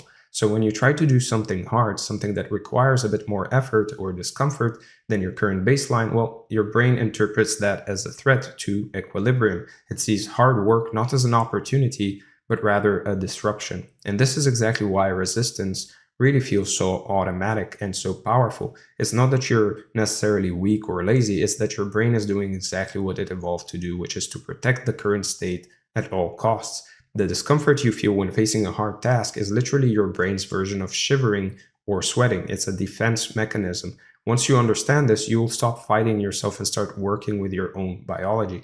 Which brings us to the interesting part, right? If your brain treats change as a threat, then the path to discipline isn't about forcing yourself through that response. I mean, it can be a path, but not the best. It's about lowering the perceived threat in the first place. You have to basically make the hard thing feel less like a disruption to your equilibrium and more like a natural extension of it. And that's what this entire section is really about, understanding the mechanisms that create resistance so you can sidestep them instead of bulldozing through them. So look, before you can beat any enemy, you have to actually understand what you're fighting, right? And the enemy here is living inside your own head, rent-free, quietly sabotaging you every single day. There are two main forces at play: emotional meltdown and ego buffering. And once you understand how these work, you can actually start tricking your brain into seeing hard work as a reward instead of a threat. Now, we're wired to avoid pain, so we need to change how your brain perceives the work itself. And this section is kind of going to break down the sneaky ways your brain fights progress, and it will give you a framework to take back control. Now, you can think of your brain like a moody, spoiled teenager who basically throws a tantrum whenever it has to deal with any chores, homework, or literally any inconvenience. This resistance shows up as procrastination or feeling tired for no reason, and this just overwhelming urge to do something easy. Now, the key is understanding that this is just a natural response. Because what happens is the moment a task feels stressful or boring, your brain immediately overestimates the difficulty, and that triggers the urge to put it off. Your brain is simply seeking the path of least resistance, trying to keep things easy. And so when your brain doesn't get its way, when you try to force yourself into a difficult task, it complains and throws a metaphorical fit. It resists you basically head on. And this internal battle against your brain's natural response is usually pointless. Which means the ultimate goal of all this resistance is to keep you exactly where you are. Your brain wants you to avoid the struggle and the discomfort that hard work requires. And it's protecting you, but in a way that basically keeps you stuck. And in his book, The War of Art, Steven Pressfield actually describes resistance as an invisible, universal force that exists solely to prevent you from doing your most important work. It's impersonal and it affects everyone, like the brain's protective mechanisms we're talking about here, right? Resistance doesn't care about your potential. It only wants to maintain the status quo, the equilibrium, the homeostasis, whatever you want to call it, and to keep you comfortable. And on top of that, the sheer dread of a task often grows exponentially with how big it seems. So committing to writing an entire book feels way more overwhelming than committing to a Netflix marathon, even though the marathon actually wastes way more time. Because what's happening is your mind does this rapid, almost visual calculation of how much effort and struggle it will take to reach that distant goal. And the problem is this mental calculation almost always overestimates the pain and undersells the reward. So your brain just shuts down, right? But that's not all. Resistance also comes from your fragile ego, which basically acts like a shield designed to protect your self-image at all costs, especially from embarrassment or failure. So the ego guards the image you've attached your self-worth to, which means any action that risks failure gets subconsciously avoided. So if you've built an identity around being gifted or special, the thought of doing something outside of your comfort zone where you might actually fail is terrifying to the ego. Your ego knows that if you fail, your whole self-image gets destroyed. So it resists the hard thing entirely just to preserve who you think you are. And this fear of really getting your ego bruised is so powerful that your brain would rather skip something valuable than upload a video outside of your niche, for example, or try a new thing that you might suck at, right? It sees failure as a catastrophic identity event, not as a learning opportunity. Because ultimately, every action, every feeling, every behavior you have is consistent with the beliefs you hold about yourself. If the hard task conflicts with your current identity, your brain will fight it hard, right? Which is why, to preserve your self-image, you'll find countless ways to avoid the hard thing. You'll make sure you never put your perceived talent or worth on the line. And this will keep you safe, sure, but it also keeps you completely stationary, trapped by basically a story you've built about yourself. And the thing is, this ego-driven resistance has nothing to do with your physical ability. You can physically run a mile regardless of what you believe, but the ego dictates whether you'll even try. It puts up barriers because it's fundamentally afraid of failing and shattering that internal narrative. So trying to fight these forces head on with sheer willpower is exhausting, and it usually doesn't work. You can't just demand more discipline and expect to overcome deep-seated emotional and ego resistance, right? You need a strategy, which means the real path forward involves figuring out where the resistance is coming from and then changing your whole approach, right? You trick your brain into working with you instead of against you. This means lowering the perceived stakes so that the emotional overwhelm just melts away. Because what you're doing here is basically neuroalchemy. You're using specific behavioral and cognitive tricks to transform undesirable activities into things you actually crave. You're not defeating your survival mechanisms through brute force, you're actually outsmarting them instead. So with that said, let's discuss the high octane dopamine protocol. So if you want high impact execution, you have to optimize your internal chemistry first. You can't fire a high-powered engine on cheap, watery fuel. Dopamine is the neurotransmitter that is responsible for craving, motivation, and reward, and managing it is honestly the biggest cheat code to becoming relentlessly successful. When your brain is constantly depleted because of easily accessed pleasure, it just doesn't have the resources to find hard work desirable. This section is going to be your basically battle plan for reclaiming your dopamine stores and using the pleasure-pain balance to turn discomfort into fuel. Now, a depleted brain will always default to ease. It chases fast, cheap dopamine to escape the discomfort of being in a low energy state, right? And if you're routinely engaging in a hyper-stimulating activity or hyper-stimulating activities like excessive scrolling, junk food, or gaming, your baseline dopamine is way too high. Now, this matters because engaging in these fast dopamine activities causes a massive spike in pleasure, followed inevitably by a crash below your normal baseline, right? This plummet basically puts you into a dopamine deficit state where hard tasks feel overwhelmingly difficult and totally undesirable, which then creates a vicious cycle. Fast dopamine leads to deficit, you fail hard at work, you criticize yourself, and then you seek more fast dopamine to escape the self-hatred, right? You have to break this pattern if you ever want hard work to feel really appealing. And because of this, when your dopamine baseline is high, the low dopamine behaviors that actually lead to success, like deep work, reading, or exercise, actually feel incredibly boring and impossible to start. Your brain has become accustomed to a level of stimulation that work simply cannot match, because work doesn't have those constant dopamine hits, right? So naturally, the solution is to aggressively reclaim your dopamine by purging like 90% of fast dopamine sources from your life. Ask yourself, what makes me feel good immediately but leaves me drained and groggy afterwards? And if you have trouble identifying these things, which you shouldn't have trouble, but if you do, here are a few examples: alcohol, video games, watching porn, etc., right? Because this is the elimination phase. You ruthlessly identify and remove all the furnaces of waste that are burning away your daily power meter for frivolous temporary satisfaction. And this might be digital media, it might be mindless consumption, or anything else that's really engineered to give you maximum dopamine per minute. But you also have to consider the flip side, right? You have to leverage the pleasure-pain balance. While fast dopamine leads to a crash, activities that involve pain first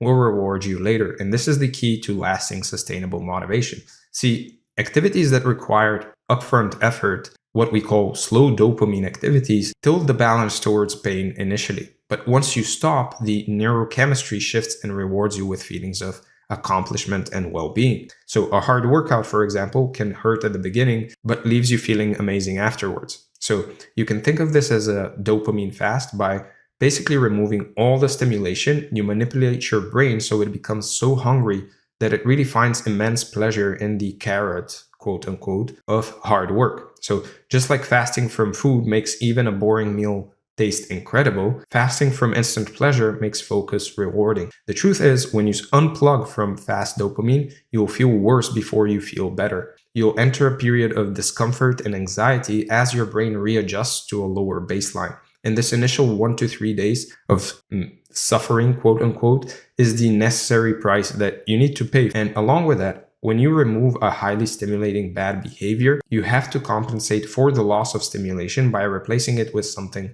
healthy. And this intentional compensation will reduce the emotional gap and it will make it way easier to stick to the change. So for example, if you remove 30 units of stimulation from short form content, you need to immediately replace it with 15 units of stimulation from exercise or cold exposure, for example. Your net loss is only 15 units, which makes the transition manageable. The smaller the negative baseline change, the easier it is to maintain new habits and avoid relapse. But ultimately, the biggest barrier is the discomfort you feel while doing the hard thing. And the master move is to really actively redefine that feeling. It's the currency you pay for growth, for power, for clarity, for success. So this is why you need to use powerful self-talk to reappraise the discomfort and tell yourself that the pain you feel is exactly what most people quit over, for example, proving that you're persisting towards the reward. So For example, every time you say to yourself that you don't feel like it, your immediate response has to be good. That means I must do it,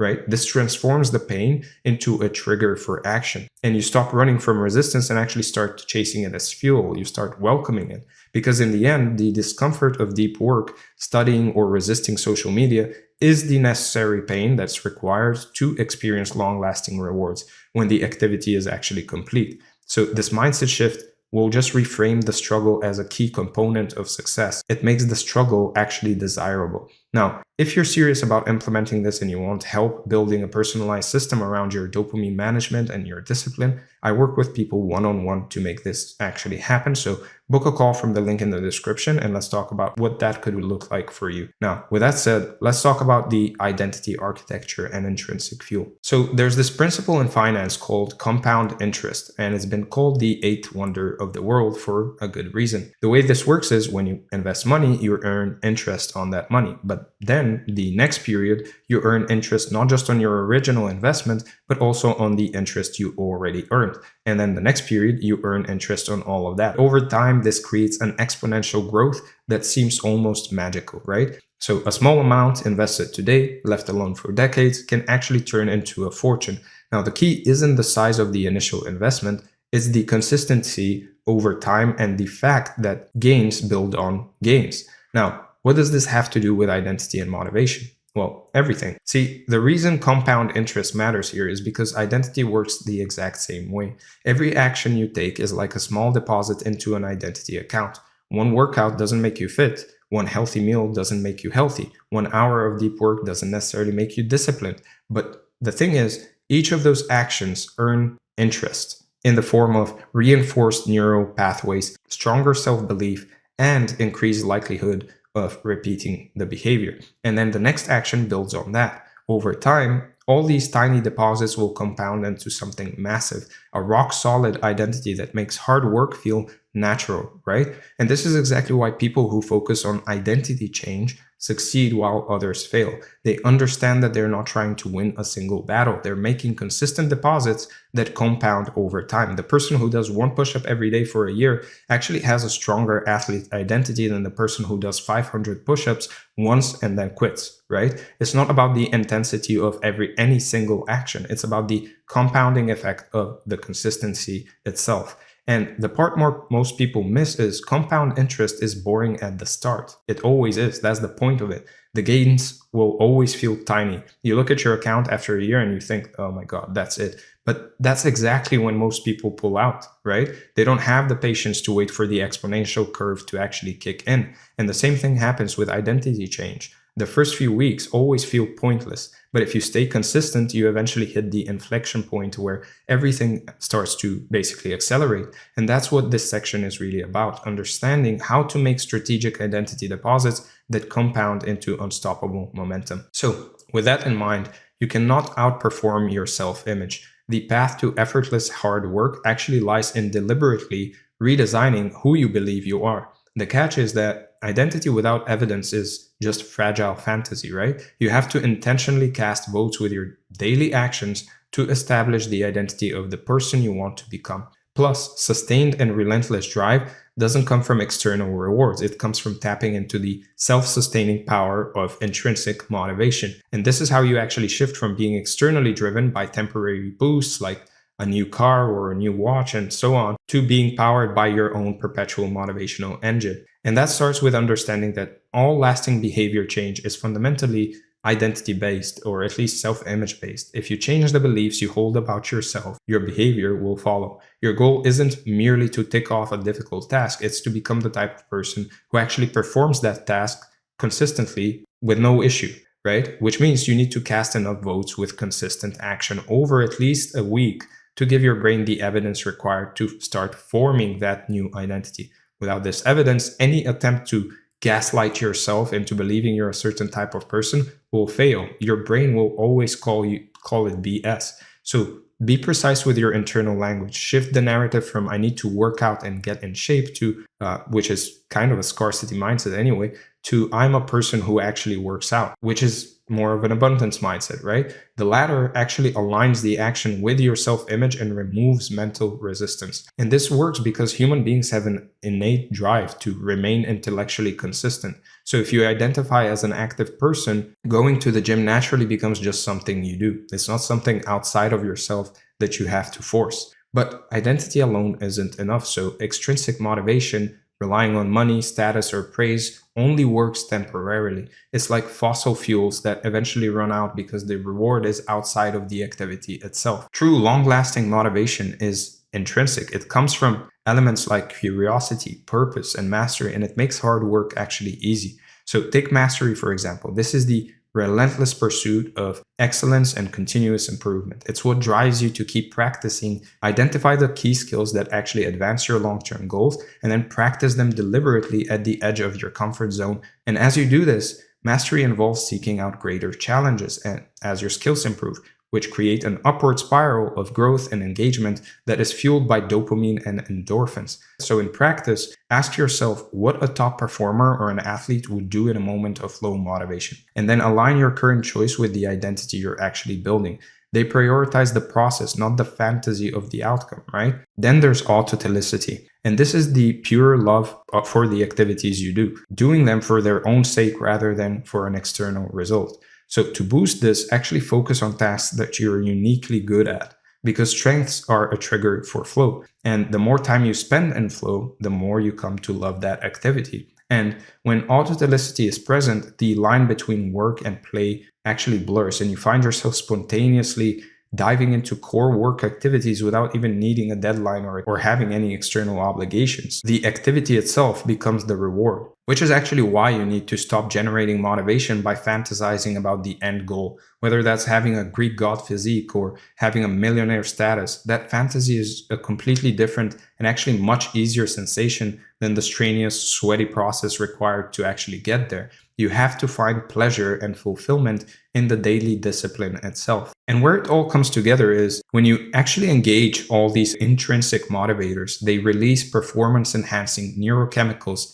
that trigger the flow state. Flow, in turn, is your intrinsic motivation, and it initiates a virtuous cycle where motivation feeds flow, and flow feeds motivation, which leads to unbreakable drive and discipline, right? And if you want to go deeper on this and actually build a system that sticks, I'd love to help you do that. I work with people one-on-one to design exactly this kind of transformation. So if it sounds like something you need, book a call from the link in the description and we'll figure out the best plan forward for you. Now, with that said, let's talk about precision execution triggers. So consistent action leads to progress, which naturally kicks in motivation. You just need to initiate the process long enough to actually build momentum. And the battle against resistance is won in the first few minutes. So you need infallible, repeatable mechanisms that bypass overthinking and emotional resistance. So this section gives you the practical, strategic tricks you can use immediately to make starting so easy that skipping the work feels basically illogical.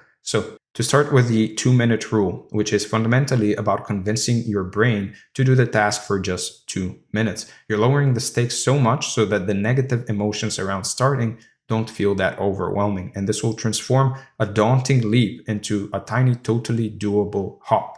Now, in practice, instead of committing to the entire gym session, just start with one set of push-ups. Instead of writing the entire essay, just write one sentence. The mind is much more likely to follow through when the challenge is broken down into small, non-threatening steps, right? And then once the 2 minutes are actually complete, pause and really reevaluate how you feel. Chances are it wasn't nearly as bad as you imagined, and doing another small segment doesn't sound terrifying anymore. So before you know it, you've tricked yourself into completing a whole workout or a whole chapter. Or if you're feeling overwhelmingly intimidated, then just break the task down to just 5% of its totality, right? Ask yourself, where does my willingness to do this task begin? Now, another powerful technique is the play dress up or activation trick, which is about physically going through the motions of preparation without mentally committing to the actual work. Now, this leverages physical movement to overcome mental resistance. So if you feel resistance towards working out, just change into your shorts. lace up your shoes and grab your keys. That's all you have to do. And then tell yourself you're just prepping, not actually doing the work, right?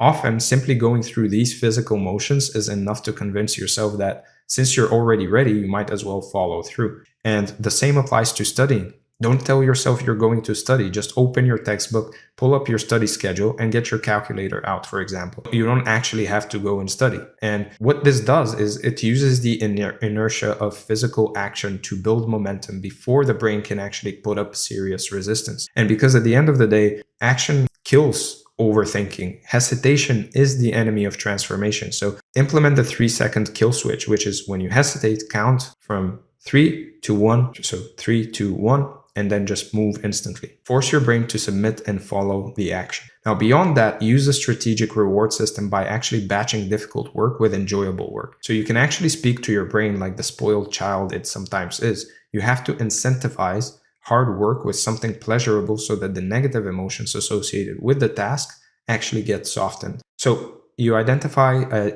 desired pleasure. It can be some kind of a habit you do often, like an indulgence, like coffee, or an album you want to listen to, and leverage that enjoyment by actually allowing yourself the pleasure only when performing the hard task. Now, what this will do is it will create a positive Pavlovian association with a difficult behavior. For example, if you love coffee, allow yourself to drink it only while reading the book you need to finish. What this does is it actually makes sure that the positive sensation of coffee is paired with the difficult task. And eventually, the action of opening the book itself becomes a natural and pleasant ritual separate from the initial pleasure, right? Or those who love music, allow yourself to listen to that favorite album only when, for example, you're hitting the gym. You're effectively borrowing the intense dopaminergic surge from the music and then transferring it onto the formerly painful activity. And building on that, develop a keystone habit, a simple action you do immediately before the hard thing that basically signals to your brain it's time to perform. Now, what this will do is it will prime your brain and make the transition into hard work basically seamless. So for some, this might be making a specific type of tea or pouring electrolytes before heading to the gym. The brain automatically starts to associate this simple act with entering a focused state. So any routine that is done consistently and sincerely enough eventually transcends the mundane and becomes a sacred, powerful ritual, right? But remember, never set a pace you can't actually sustain. The consistent plan you follow is always better than the perfect, exhausting plan you abandon after one session. So finally, your tomorrow is created by the decisions you make today, especially in the evening. So spending your evenings chasing fast dopamine activities ensures that you basically wake up in a deficit state, already losing the battle. So focus on creating a solid wind down routine that actually eliminates all these fast dopamine sources. And you can do it right now. Like, go on your phone and completely delete everything and give your brain some space to return to baseline and prepare for sleep. Plan for 8 hours of sleep plus an hour margin for winding down. Fighting those biological needs is actually really a losing game. A body that follows a rhythm, which is spiking cortisol upon waking up and melatonin before bed, is a body that's actually ready for deep work. And along with that, implement a policy of making no major decisions or taking stressful phone calls or having any difficult conversations after a certain hour. This will just prevent all that worrying and all these obsessive thoughts that you might have from hijacking your brain before you actually start resting. So with that said, let's go over the review. We talked about the overview. We talked about decoding inner resistance, the high octane dopamine protocol, identity architecture and intrinsic fuel, precision execution triggers, the review, and your action items for the day or the next few days. First, execute a ruthless dopamine audit immediately and identify and eliminate 90% of the fast, high stimulation activities that are robbing your capacity for hard work. And define the identity of the person who successfully performs the hard thing and use your next 3 decisions to cast tangible votes in favor of that new self-image. And then finally, choose the 2-minute rule or a strategic keystone habit to tackle your single hardest task first thing tomorrow morning. With that said, thank you for being here. I hope you enjoyed this video. Make sure to subscribe, like, comment below to let me know what you'd like to see next. Again, if you want this training along with this document, then make sure to join the free community from the link in the description. And if you want to work with me one-on-one, make sure to book a call from the link in the description. And if you want weekly newsletters with tips on improving your health, wealth, love, and self, then make sure to join the newsletter, again, from the link in the description. Once again, thank you for being here, and I'm going to see you in the next one. All right, hello and welcome to this training. As you can see from the title, what we're going to be covering today is the only way to build focus that actually works. And as you can see from the overview, what we're going to be talking about more specifically is first the overview itself, the escape reflex, attention progressive overload, the focus conditioning protocol, the review, and your action items for the day or the next few days. Now, before we get started, if you want to work with me one-on-one on any of this or any other aspect of your life, meaning health, wealth, love, or self, then make sure to book a call from the link in the description. Now, with that said, let's start and talk about the escape reflex. So most people sit down to work, they last about 6 minutes, and then they grab their phone and figure that they're just not wired to concentrate. And I get why that story sticks. It's also wrong. And once you see why, you can't really go back to believing it. So let's go after that story first, the one where you're just not a focused person. It treats your attention like your eye color. It's just something you got at birth and you're stuck with for good. Believe it for long enough and you actually stop signing up for anything that asks for real concentration at all. Now, calling it your wiring is awfully convenient. If you were born this way, then there's nothing to fix and no work to do. And since you never actually put the belief to the test, well, it never gets disproven. But the thing that kills that excuse is that you can probably lock into a movie for 2 hours or a game, video game, for example, or talk with someone you care about for 2 hours, no problem at all. It's the same brain, it's the same person, completely different result. So you know how to be focused, you know how to pay attention, you know how to concentrate. It's just the things that you're doing that are different, right? The only thing that changed is that none of these things ever bored you. The movie, the video game, talking with a specific person, those might not be boring. And that's why you pay attention, right? Now, look at what that movie and game thing is actually telling us. It's telling us that your focus breaks the second the work stops being quote unquote fun. Right when the task gets dull or you hit something you don't know how to do, that's when you finally break that focus, right? Your mind goes looking for the door within seconds. And that timing is the whole tell, in my opinion. The way the urge to bail turns up right as things get hard. What's really going on is your brain trying to get away from discomfort. The instant it basically feels it. Boredom, confusion, same problem with no obvious next move. It all gets treated like a tiny emergency that you've got to escape. And once you call it discomfort, well, the phone stops being the real problem. It's just the easiest way out of the room. Take it away and people still find a snack or a chore or another task or some so-called research that's really just running. Thing is, that easy way out gets easier every single time you actually take it. Each quick hit of something new teaches your brain to expect a little reward the moment things go a bit boring. And if you do that for a few years, a plain hour of real work starts to feel almost unbearable. And that craving for a reward the second things go flat is really exactly why flipping between tasks feels productive when it really isn't. You bounce across 5 things, you feel busy, you feel the effort. Meanwhile, the one task that needed real depth and needed to get done never actually got touched. So there's one more trigger hiding in all that switching, and it's the sneaky one nobody really talks about. Half the time, it isn't even boredom. People just hit a spot where they don't know the next move, the work goes a little foggy, and that blank feeling reads as a fair reason to walk away. And not knowing the next step disguises itself essentially as a distraction every time. You feel the pull towards your phone, and you go blame your willpower. Truth is, the work just got a bit unclear and your mind grabbed the closest excuse to leave.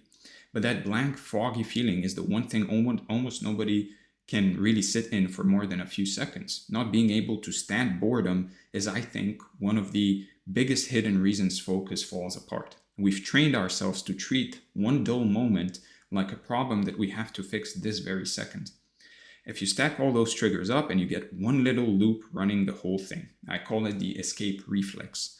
Discomfort shows up, you essentially feel the urge to escape, you give in, you get that hit of relief, and your focus comes out a notch weaker than it was before. And the sneaky part of that loop is the relief sitting at the end of it, because every escape pays you back right now. this second. And that instant payoff is really what keeps you running it again. Your brain feels the relief, files it as a win, and then takes away one lesson that leaving felt good. Now, once you watch the loop play out like that, your current attention span suddenly makes sense, right? And you realize it isn't permanent. Whatever you can focus for today is just a read on how you've been training yourself day after day for years. For most people, that number has been sliding downwards for a decade, one escape at a time, with nobody really keeping score. Every escape is basically one rep in the wrong direction, and they pile up into the attention span you've got right now. Stay with a hard thing, and you bank a rep for focus. Give in, and you bank one for escaping. 10 little escapes a day works out to a few thousand reps a year, nearly all of them teaching you to basically leave the task that you're doing right now for something else, something a bit more stimulating or fun. And there's good news in here. Even if it doesn't feel like it at first, you trained into this attention span by accident, one skipped rep at a time without ever really deciding to. And that also means it answers to deliberate practice the same way any skill you've ever picked up did. So building a better one on purpose is really the whole idea here. And it's exactly where most advice gives up on you. Sticking your phone in a drawer or using fancy timers or the perfect playlist, all of that just makes focusing easier for a minute. It's all treating symptoms of the problem rather than the root of the problem. None of it really trains the real thing, which is staying put when work turns hard. Now, those little helpers aren't necessarily useless, and I'm not telling you to throw them out. They lower the friction sitting around the work for sure, but they just never touch the muscle that keeps you in the seat once the boredom kicks in. They never really, as I said, look at the core issue. And that muscle, the one that keeps you sitting there, is really what the rest of this whole training comes down to. There's a way to train it on purpose, the same way you'd build any other kind of strength. And that's where we're going in next. So with that said, let's talk about attention progressive. Now, picture someone walking into a gym for the very first time. Nobody hands them the heaviest bar in the building and asks them to basically rip it off the rack, right? But that's exactly what we do with focus. Sitting down after years of scattered attention and expecting 4 clean hours of focus on command. It doesn't work like that, right? Hold on to that gym picture. It runs through this whole section. Focus works like a muscle under load, and it grows the same slow, unglamorous way that strength does. You take on a bit more than you're used to, you recover, and next time you can handle a bit more, and you do that over years. Expecting 4 hours on day one is the exact reason people quit and then label themselves broken. They reach for a load they were never really ready for, they fall apart around minute 20, and then call it proof that they're hopeless. Start that same person at 15 minutes and they'd have walked away feeling capable instead. So it's really about expectations here. The real mechanism is almost dumb in how simple it is. You pick one task, you shut off the easy exits, and you stay put a little longer than it feels comfortable. Then the urge to bail shows up, you turn it down once, and you do the same thing tomorrow. And here's the part I really want you to slow down on. The timing is really everything. The most valuable stretch of any session is the few minutes right after you want to quit. Everything before that was doing something that still felt okay. So the comfortable stretch at the start barely counts as training. It's easy, it's pleasant, and it builds almost nothing. The work that actually changes you really starts the moment boredom or frustration shows up. That moment of restlessness is the rep that pays. 10 minutes right there beats 2 easy hours earlier in the day. That uncomfortable stretch is really the only part your brain actually adapts to. And once you know the after the urge rep is really what counts, the real question is how you run a session, and people fall into 3 styles, right? One's comfortable, one's forced, and one's the one you actually want. They look almost identical on the outside though. So the comfortable style is the one most people slip into without ever realizing. You work right up until the first real urge to stop, and then you stop. You never spend a second under the load that would actually grow your focus. Then there's the forced focus, where you chain yourself to a fixed block no matter how you feel. It does build more than coasting does, but push it too hard too often and you start dreading the desk. You start dreading the work because you're forcing yourself to do it. And within a couple of weeks, you basically quit the whole thing altogether. Then the fix for both is really the third style, adaptive focus, and is the one I'd bet everything on. You push a little past your breaking point, then you nudge that point further out week by week. You get real growth without really crashing every session and quitting in week 2. And this only works once you know where your breaking point actually sits today. So for the first few sessions, just notice the minute you usually want to quit. That number is just your starting line, and you push a hair past it, a few minutes past it. Pushing just past that line and no further is really what keeps this going for months. You grow without burning out and bailing by week 2, because one small win you can basically repeat daily, and it takes you further than one brutal session you never touch again. So adaptive focus finally gives you something real to actually grow, and it helps to picture 2 separate dials, not one. So duration is how long you stay on a single task. Depth is really how fully your head stays inside it while you're there. And this is what people miss when they used forced focus.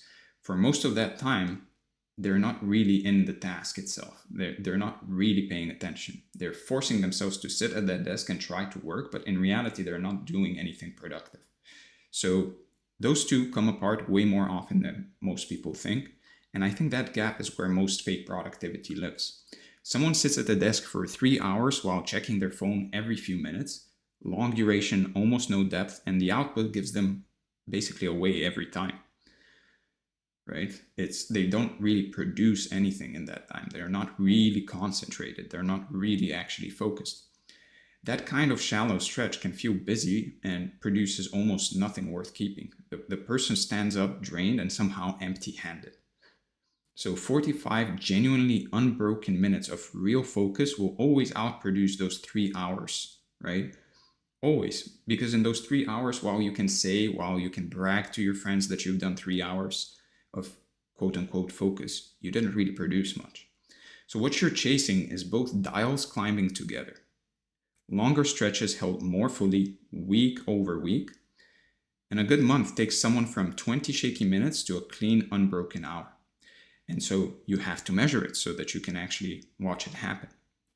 Now, none of this means much without any real numbers. So here's a run you can actually follow. Start at 20 minutes for the first 3 days, move to 30 through the back half of week 1, hit 45 in week 2, and 60 in week 3, and then land around 75 to 90 by week 4. The only rule that matters is that the time has to be genuinely unbroken. Now, unbroken is exactly where people cheat without admitting it, right?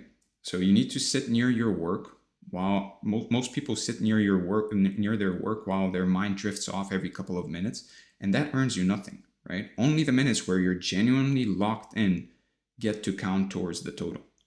So holding yourself to unbroken time gets way easier with the one tool I want you using from day 1, which is the distraction tally. You keep a single sheet of paper next to you. You can put it on your desk as you work. And every time you feel the pull to switch, you grab your phone or get up for a snack, you make one mark and you just stay put. That's it. That's the whole exercise. Now that one mark turns an invisible reflex into something you can actually see, and the urge stops being some force that just happens to you. It's a tick on a page now, and you can actually count them at the end of the day. Now, counting the urges does something genuinely motivating over the next few weeks. The marks start thinning out. They become less and less, or they get easier to brush off when they do come. And by week 3, you're looking at proof in your own handwriting that the training is actually working. So with that said, let's cover the focus conditioning protocol. So by now you can probably feel the catch, which is that raw willpower falls apart inside a life built to pull you away. Everything in our day-to-day lives is really built, engineered to pull our attention away. Why? Because our attention equals money. So you can't outmuscle surroundings that train distraction into you all day long. So instead of leaning on willpower, you build a setup that handles the 4 things that actually decide a session: the task, the room, the reps, and the recovery. So it starts with picking one clear target before you actually sit down, which is you set a target. Something vague like work on my business or study gives your mind nothing to really lock onto. A real finish line should be concrete, right? It should be measurable. For example, 1,000 words written, 1 chapter read, the first 10 minutes of the edit done, whatever you're doing, 20 problems solved if you're, solving math problems. A fuzzy intention drains you before you even start. So every few minutes, your mind will have to stop and decide what to do next. And that deciding is its own task. You're essentially doing task switching again, because you're moving from doing to deciding what to do. And it burns the energy you wanted for the work. A visible finish line takes all that deciding off the table. So you know the second you're done, and you know whether you actually hit it. Most people are surprised how much of the urge to wander really disappears once the target is that clear. Now, with the target set, you clear the easy exits out of the room before you start. The phone goes in another room, the desk gets stripped down to just the task, and you tell the people around you you're unreachable for the next certain amount of time. The whole point is really to make leaving cost something. So a half-second impulse can't really drag you out of the chair. Now, clearing exits also means setting up everything you need before the clock starts. Water, notes, whatever the task calls for. I mean, you should have water next to you at all times. All of it should be sitting ready. And that way you never really get the little gift of an excuse to stand up and fetch something, the excuse to go and get some water. So with a room handled, you add a fixed starting ritual you run the same way every single time. Your mind learns by association. So a repeated opening sequence will start to signal that deep work is actually coming. And believe me that this actually works. Same place, same time, when you can swing it, same short set of moves to begin. So the ritual stays deliberately tiny, a few moves and nothing more. You do a couple of things that basically become your ritual for stepping into deep work. You clear the desk, you write your one target at the top of the page, you set the timer, you take 5 slow breaths, and you begin right away.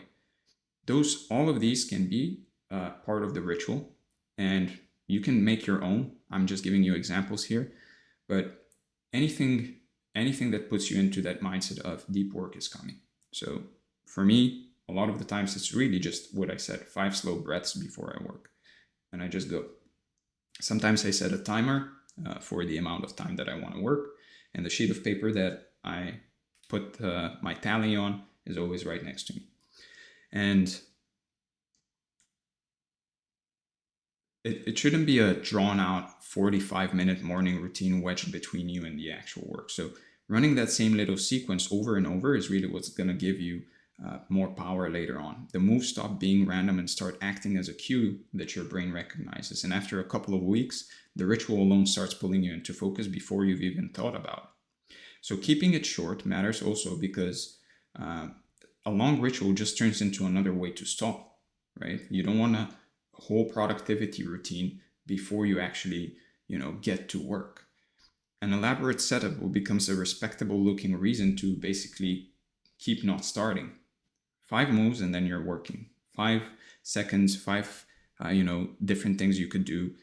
Not even 5 things, you could just have 5 breaths, that's it. And once the work is moving, the real training shows up at the first strong urge to really escape. And that urge is the entire moment everything else was built to get you to. You stay on the task 5 more minutes, and those 5 minutes are the actual rep.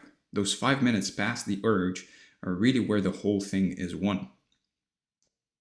5 becomes 10 over a few weeks, 10 becomes 20, and it never has to feel, dramatic. Each time, you basically are proving to yourself that the urge can show up and you can keep working straight through it. So training past the urge has a limit as well. Blowing past it is its own mistake. This was never meant to be you grinding yourself into dust. In fact, if you actually try to do more than those 5 minutes, you're doing yourself a disservice because it becomes another way for you to find an excuse to actually not do the focus session because you know that you can't believe yourself. You can't trust yourself. So when your attention has genuinely collapsed Forcing it back keeps failing. And you'll stop, you'll recover, and you run a fresh session later. So knowing when to stop protects the quality of every rep you've banked, because foggy, half-there repetition trains sloppy focus just as surely as sharp work trains depth. So grinding through a dead session does more damage than walking away and resetting would. And also, if you've told yourself you're going to be focusing for 30 minutes and in reality you do, 65, you can't trust yourself anymore. Anytime you tell yourself, I'm going to focus for 30 minutes, you won't do it. You won't actually start, because you'll tell yourself, I always say 30 minutes, but in reality, I always do 2 hours. And then you won't start.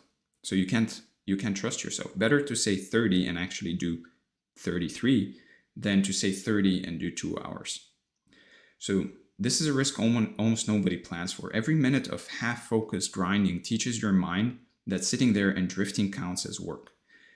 Push through 20 foggy minutes and you've just rehearsed distraction with your full effort behind it. Walking away properly means real rest, the kind that resets you instead of feeding the same urge. So a short walk, some quiet, maybe, getting some food if you need it, a bit of water, a bit of movement, eyes off into the distance. Checking your phone and calling it a break doesn't really count, and you know it. Now, recovering well sets up the last piece, tracking a few honest numbers. After every session, you write down 4 things: the time you planned to focus, the time you actually pulled off, the number of urges you felt, and what you actually produced. Those 4 numbers stop you from grading a session on how it actually felt, and you start grading it on how it actually went, right? So going on feeling alone is where most people misjudge everything. A session can feel like a slog a lot of the times and still turn out excellent work, because the page shows you what your mood was hiding. So all of it folds into one plain idea that you can walk out of here with today. You build focus the same way you build strength. You pick a load, you stay under tension, you recover, and you come back a little stronger. So if you want help turning this into an actual setup that actually fits your days, that's exactly what we map out together on a call. So make sure to book a call from the link in the description. With that said, let's cover the review.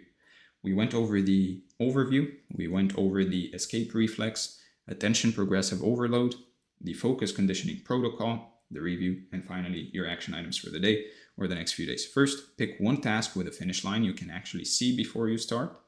Put your phone in another room and clear the desk down to just that one task, because that ambiguity is really what feeds the urge to wander. So you need to kill it up front. Then watch for the first real urge to escape and treat it as the start of the work, not the end. Right? This is the mistake most people do. When they find that urge, they just stop working. That's when the work starts. Stay with a task for 5 more minutes the moment you notice the urge, and put 1 mark on your distraction sheet. Those 5 minutes are the rep that actually builds everything. And then run the week by week progression that I mentioned and track your 4 numbers every session. Push a little past your breaking point each time so that the capacity keeps climbing. And if you want this built around your real days, book a call and we'll map it out together. With that said, I hope you enjoyed this. I hope it brought a lot of value. If it did, make sure to subscribe for more of these.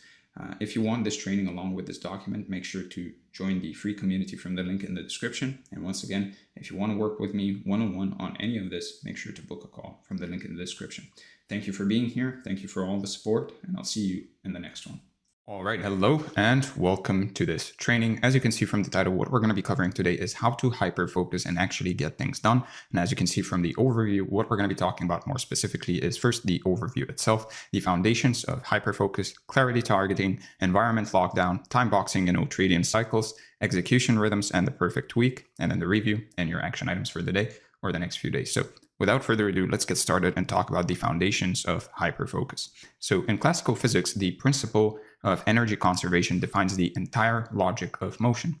Energy never appears out of nowhere. It simply transforms. Potential becomes kinetic, motion becomes heat, heat becomes radiation, and on it goes. Each step feeds the next. And so the total system energy remains unchanged even as it shifts between forms.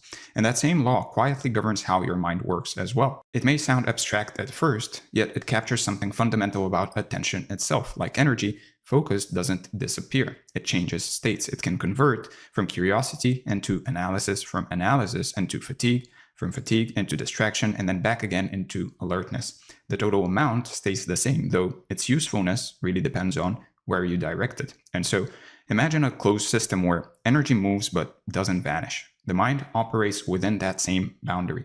Each change of task or glance at a new stimulus transfers mental energy from one process to another, leaking a little during every handoff, just as heat leaks away in a mechanical engine. And those small losses may seem harmless, but stacked together, they drain your capacity to think deeply. For example, in thermodynamics, every conversion between energy forms increases entropy, disorder that basically limits what's left for meaningful work. So cognitive effort behaves the same way. The more context you jump between, the more mental entropy builds, leaving less clean energy for actual focus. Once you notice this, it becomes obvious how your mental state mirrors a physical system. Now, extending the metaphor further, imagine your brain as a power plant that basically generates a steady current. If that current splits across too many lines, the voltage drops everywhere. One solid circuit delivers strength, while 10 broken ones flicker weakly. The math stays simple. Spread energy thin, and everything will dim. So neuroscience reinforces this idea. Each switch of attention burns glucose and oxygen. Each refocus consumes chemical fuel. Just like physical labor, mental work depletes limited reserves. Efficiency depends on sustained continuity rather than just speed, and every interruption wastes part of your finite charge. Seen this way, attention becomes resource management, really. Each moment turns into a decision about where to send limited energy, and mastery of focus becomes the mastery of flow, deciding which systems stay active and which must go dark so that the rest can actually run strong. From here, the idea becomes more tangible. Focus shapes your whole life's architecture. It determines whether your energy builds structure or burns away through noise. And every goal, every small evolution in skill or mindset rests on how cleanly you can direct that energy. Hyperfocus, then, isn't really talent, but rather trained control. It's the point where distraction stops stealing motion and momentum finally compounds. Building from that, you need to start treating attention as a scarce currency. Each morning brings a limited reserve of mental fuel, and every choice spends some of it. So most people feel drained not because they actually work hard, but because they work in a scattered way. The brain's craving for novelty will tempt you towards shallow stimulation, and every surrender will cost you focus and depth of thinking. Once you begin guarding your attention like your savings, the hours start feeling deliberate again. And so you'll notice how every feeling in your day actually traces back to your attention's direction. Scattered focus leads to restlessness. Steady focus calms the body. And so when concentration holds firm, time expands, thought sequences align, and actions follow smoothly. The pattern becomes predictable. Attention shapes your day, and the day shapes your results. Following that, remember that focus strengthens through repetition. Each time you actually hold your attention steady, you reinforce the neural circuits that make it easier next time. Each time you redirect yourself from distraction, you teach the brain endurance. If you keep at it, stillness stops being effort, it becomes instinct, and the system stabilizes through practice. Once that groundwork feels steady, the next question naturally arises. What exactly deserves that level of attention, and how do you maintain it once you've chosen it? Clarity becomes the bridge. The mind cannot deliver full intensity towards a vague target.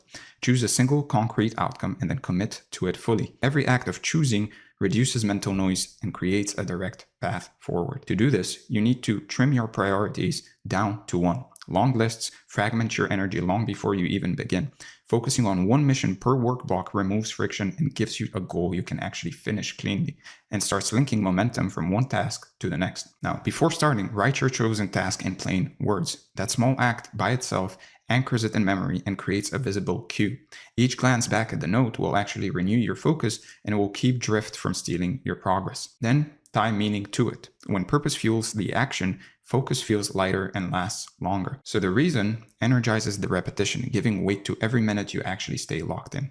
Next, you need to start sharpening the boundary. Attention strengthens through removal, and deliberate subtraction protects depth. So choose what stays out of reach and enforce those limits with the same discipline as deadlines. When distraction shows up, recognize it and gently bring attention back. That simple move, if you repeat it, builds the control loop. The more you return, the shorter the gap between wandering and presence becomes. And after each cycle, try to finish clean. Step away, breathe, and acknowledge the focus that you held. That brief recognition will actually wire the satisfaction to concentration, turning effort into a reward instead of fatigue. And now, with that clarity set, you'll see the next challenge actually forming: the external world itself. So the rooms, screens, and the tools that are surrounding you must now support what the mind is learning to protect. So environment then becomes the stage where your focus either thrives or fails. Every object, sound, or an alert competes for your limited bandwidth, and you can't expect precision in chaos. So design your surroundings so that everything you see and hear reminds you of what you came to do. Now, first, you need to begin by removing what doesn't serve execution. An uncluttered workspace lowers your friction and signals clarity. And each cleared surface quiets part of the brain, making entry into flow feel easier and faster. So keep your setup predictable. Same chair, same light, same background sound. The repetition itself will cue your nervous system automatically and will teach your body when to enter deep work mode without thought. And then guard that zone. Silence devices, close doors, communicate your hours. Once others see your clear lines, interruptions will fade naturally. And finally, treat technology as an environment of its own. It amplifies discipline or distraction depending on how you actually configure it. So remove or hide digital clutter and applications that are designed for quick rewards. Every reduction preserves more mental bandwidth for creation. And then let systems take over in your weaker moments. Focus modes, blockers, and automation, all of them carry discipline forward when your willpower slips, and make sure that attention stays where you intended it to stay. So with the foundation set, the natural progression leads us to having clarity around what to use that energy for. So let's talk about clarity targeting. Now, focus doesn't last if you don't know what you're working towards, and that's something most people forget. The brain is built to chase clear goals. It wants direction before it can actually give you full effort. So when your goals are vague, your energy spreads out like light through fog, and you end up feeling tired without much progress to actually show for it. But once you define a target, everything in your body and mind begins to organize around it. And thoughts start to line up, attention sharpens, and your actions follow a straight line instead of zigzagging in every direction.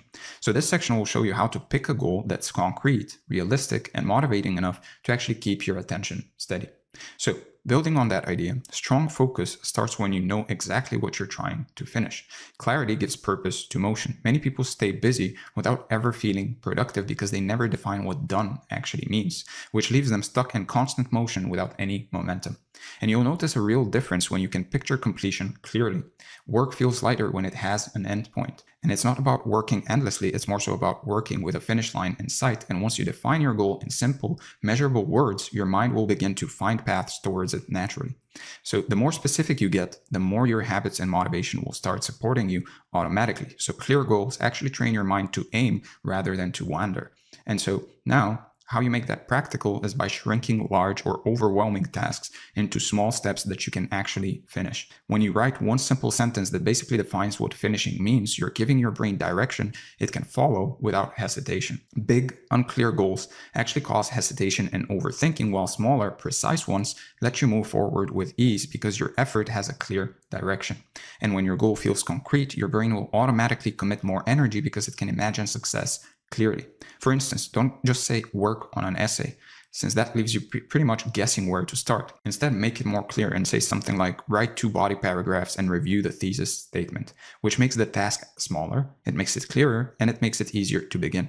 Once you start, your brain releases chemicals like dopamine that make continuing feel way more satisfying, linking action to reward and strengthening the habit loop. Then, after defining your goal, plan exactly where and when you'll do it so your brain can actually build a routine around that context.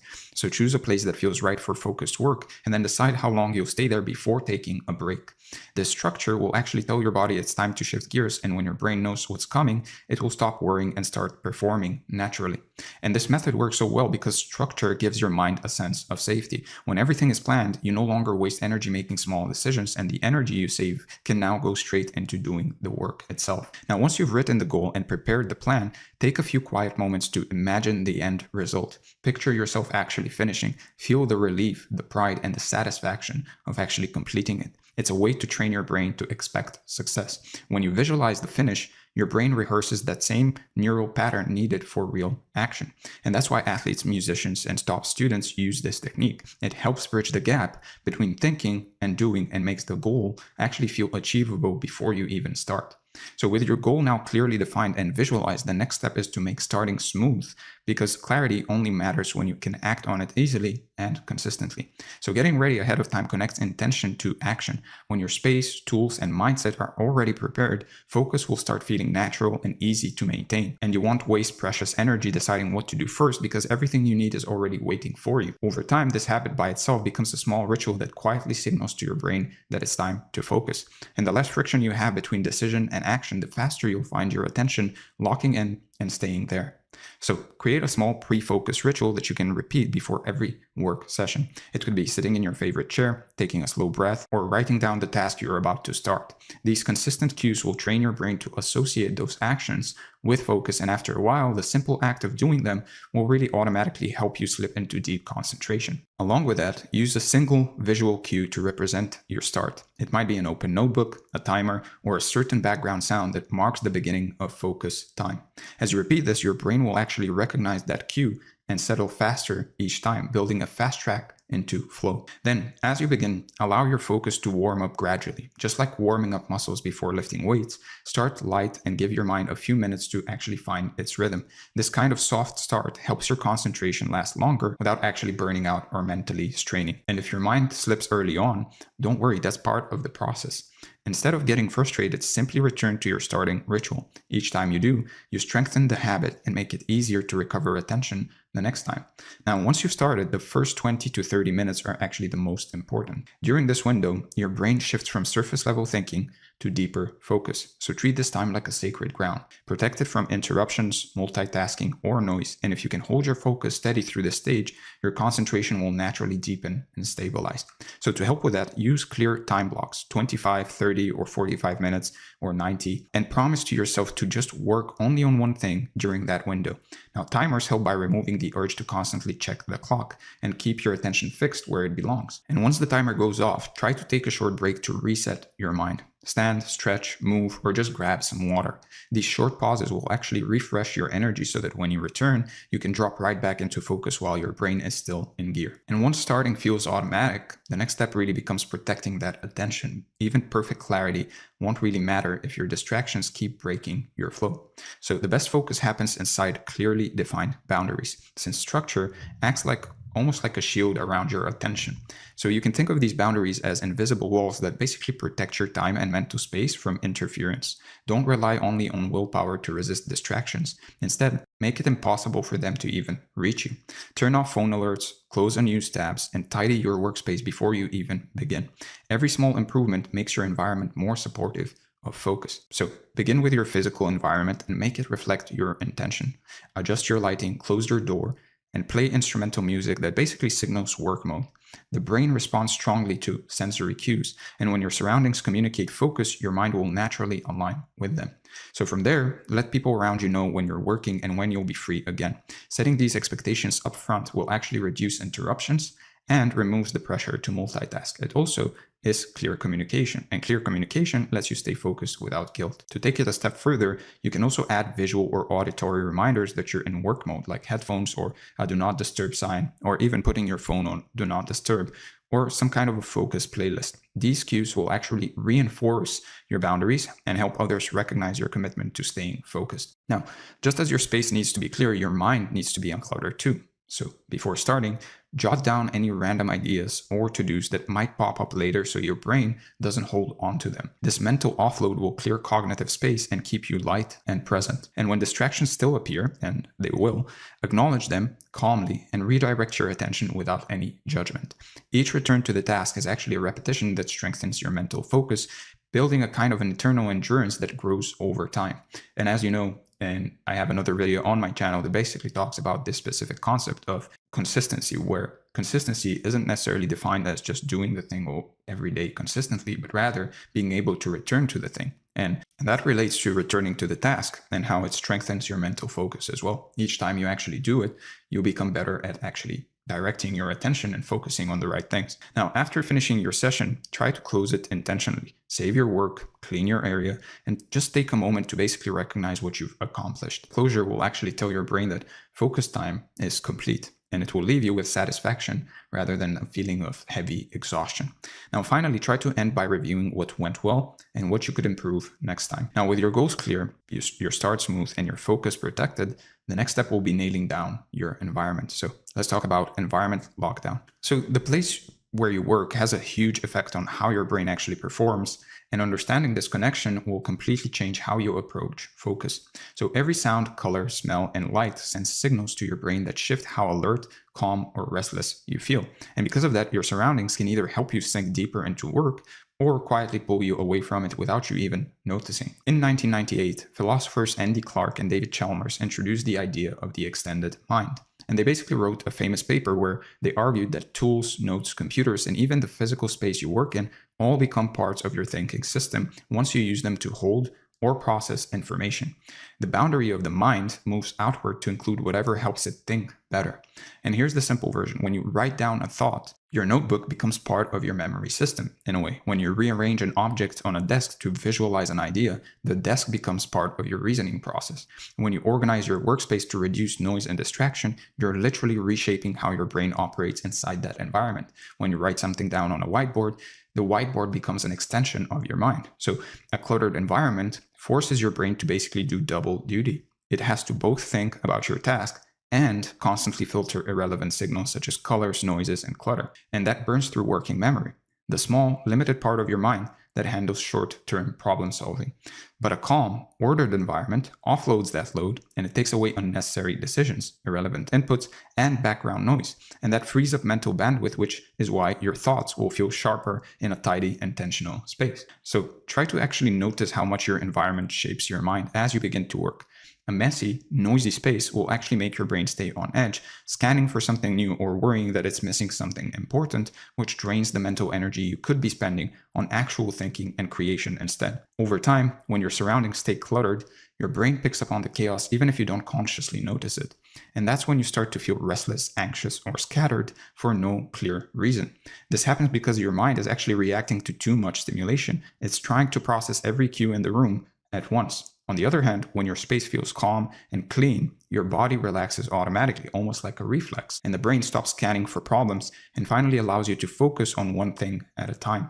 And you'll start to feel lighter, clearer, and far more motivated to actually get started when the world around you supports that mental state. So think of your workspace like a stage where your focus is the main actor. The lighting, the sound, and the background all matter. A chaotic stage basically distracts the audience, while a clean, well-lit one makes the actor shine.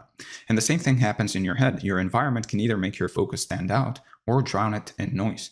So picture yourself trying to write a test or finish a puzzle while someone keeps tapping on your shoulder, the radio is blaring, and the bright light is flickering in your eyes. That constant background chaos will make it almost impossible to really think clearly or stay steady. So a cluttered, noisy workspace has the same effect. It keeps your brain half distracted. But when you tidy your space, turn off the noise, and make things calm, it's like putting on noise-canceling headphones for your brain.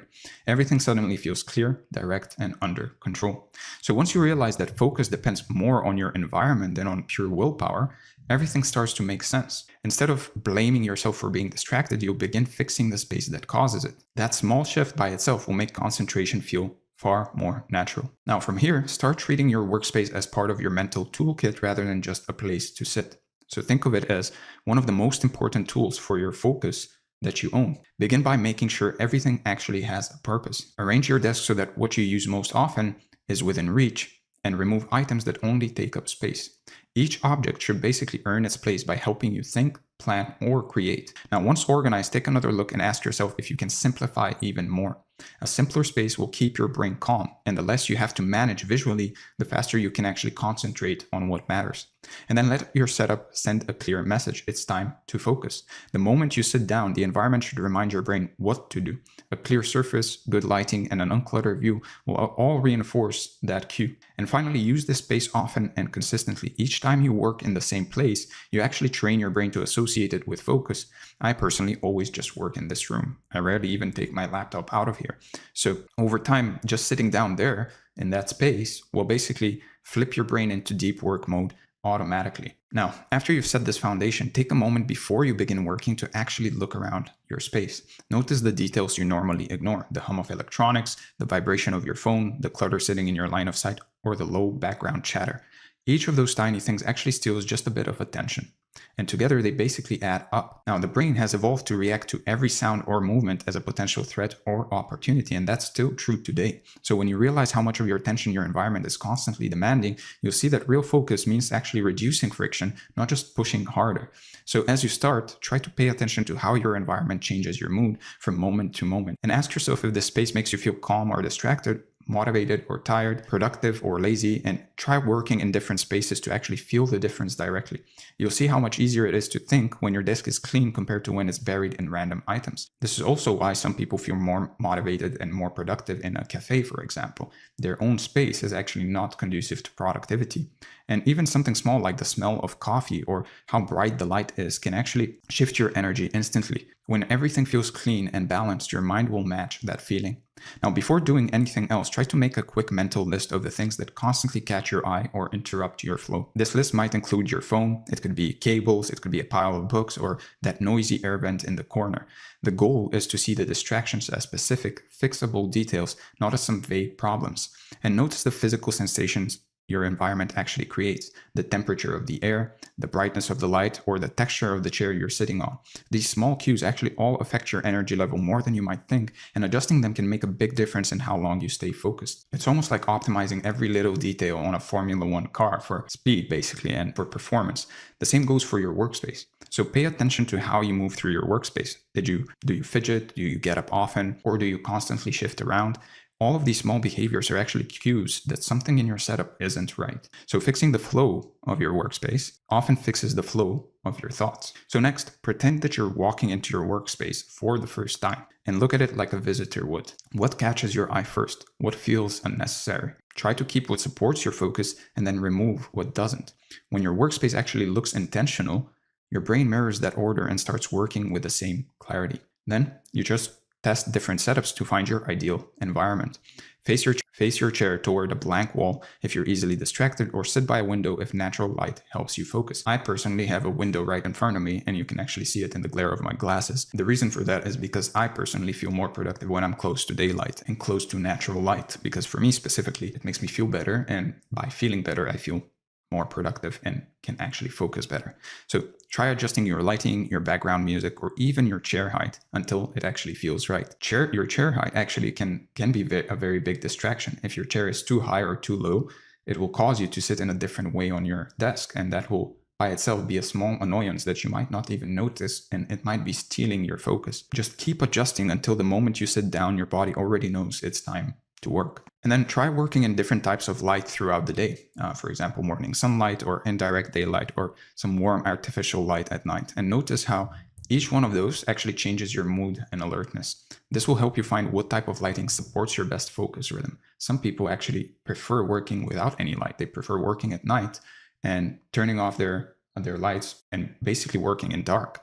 And there's nothing wrong in that. It just works for them. So if we're talking specifically about focus, there's nothing wrong in that. If we're talking specifically about productivity and output, there's nothing wrong in that. Now, I'm not saying it's probably the healthiest thing to work in a dark room. However, if we're talking specifically about output and you notice that your output increases in an environment like that, then you'll optimize for that. So all of this, just changing your lighting and testing different lights, will actually help you find what type of lighting supports your best focus and rhythm. And then try to experiment with different sound environments. So for example, some people work best in silence. I specifically work best in silence or with some kind of low volume jazz music or something like that, or piano. Others find steady background noise helpful. So it's either silence or some steady background noise. I've heard people being very productive listening to techno. So it really depends on the person, but you can try some soft music, ambient sounds, or even a playlist that's designed for focus, and see which one keeps you most comfortable and most consistent. And try to pay attention to your posture as well and your comfort levels. So adjust your chair height, desk level, and even your screen distance until your body actually feels relaxed but upright. And you might have not even noticed, but I actually just shifted the way I'm sitting as I'm recording this video, because I noticed that how I was sitting in the beginning is actually making me feel less focused on what I'm actually doing right now. So you'll find that when your body feels right, your brain can actually focus for longer without strain. And try to add small touches of nature, like a plant or natural wood texture. All of these details will just help reduce stress and make your space feel alive. And over time, you'll basically notice how these elements make focusing feel more natural and less forced. So once you've done that, awareness will start becoming a habit and your distractions will start to fade. And you're going to be ready to move from reacting to intentionally designing the kind of environment that works for you every time you enter it. So a great workspace doesn't just remove distractions, it pulls you into work basically naturally. So when you walk in, everything should feel like it's set up for success. You shouldn't have to really fight to focus because the design itself makes concentration the easiest choice. And it's not about perfecting it, but more so about balancing it and aligning it with you. When your space mirrors your own goals and how your brain works and how you work, your brain will basically stop resisting and start cooperating. So keep your desk clear, simple, and intentional. And try to have only what you truly need: your laptop, your notebook, a pen, and maybe one thing that actually brings you some calm, like a small plant or a photo of a loved one. And the less visual clutter, the less mental noise. Over time, your brain will actually treat sitting at this desk as a trigger to focus, and you'll find yourself slipping into flow faster than ever. And as you set up your desk, try to pay attention to lighting. Natural daylight will actually wake up your body and it will boost alertness by signaling that it's time to be active. And if you're working late, try to use soft, warm light that keeps your eyes relaxed but focused. Those harsh lights or screens against dark rooms, as I said earlier, will actually drain you quicker, depending on the type of person you are. For most people, working in dark will actually drain them quicker. Others find it calming and relaxing to work in the darkness. And there has been some research proving that working in dark actually increases creativity, and it might be linked to the fact that you feel less seen and so less criticized in a way from the world. Now, balanced lighting, on the other hand, can actually help you stay sharp and steady. So along with lighting, sound plays a huge role as well. Even quiet, unpredictable noises can actually distract your brain. So instead, try to use some consistent background sounds like rain or soft instrumental music or some ambient noise. A lot of people recommend using Brain FM. If you're using a Windows PC, a great app, if you don't want to go for Brain FM, a great app for Windows is called Ambi, and you can just download it from the Microsoft Store. But those basically are ambient noise generators in a way. And if you crave silence, invest in just noise canceling headphones, or you can even try to isolate your room. And the goal is just stability, a steady sound environment that lets your attention stay centered. Now, once you've done that, try to look at how your room actually feels. So for example, cooler air will keep your body awake and alert, sometimes too much, while warmer air will sometimes make you feel sleepy. So somewhere around 20 to 22 degrees Celsius tends to work best. Now, if you want this in Fahrenheit, please convert it. However, for me, I personally keep my room around 18 to 20 degrees. I've just noticed that I work best around that temperature.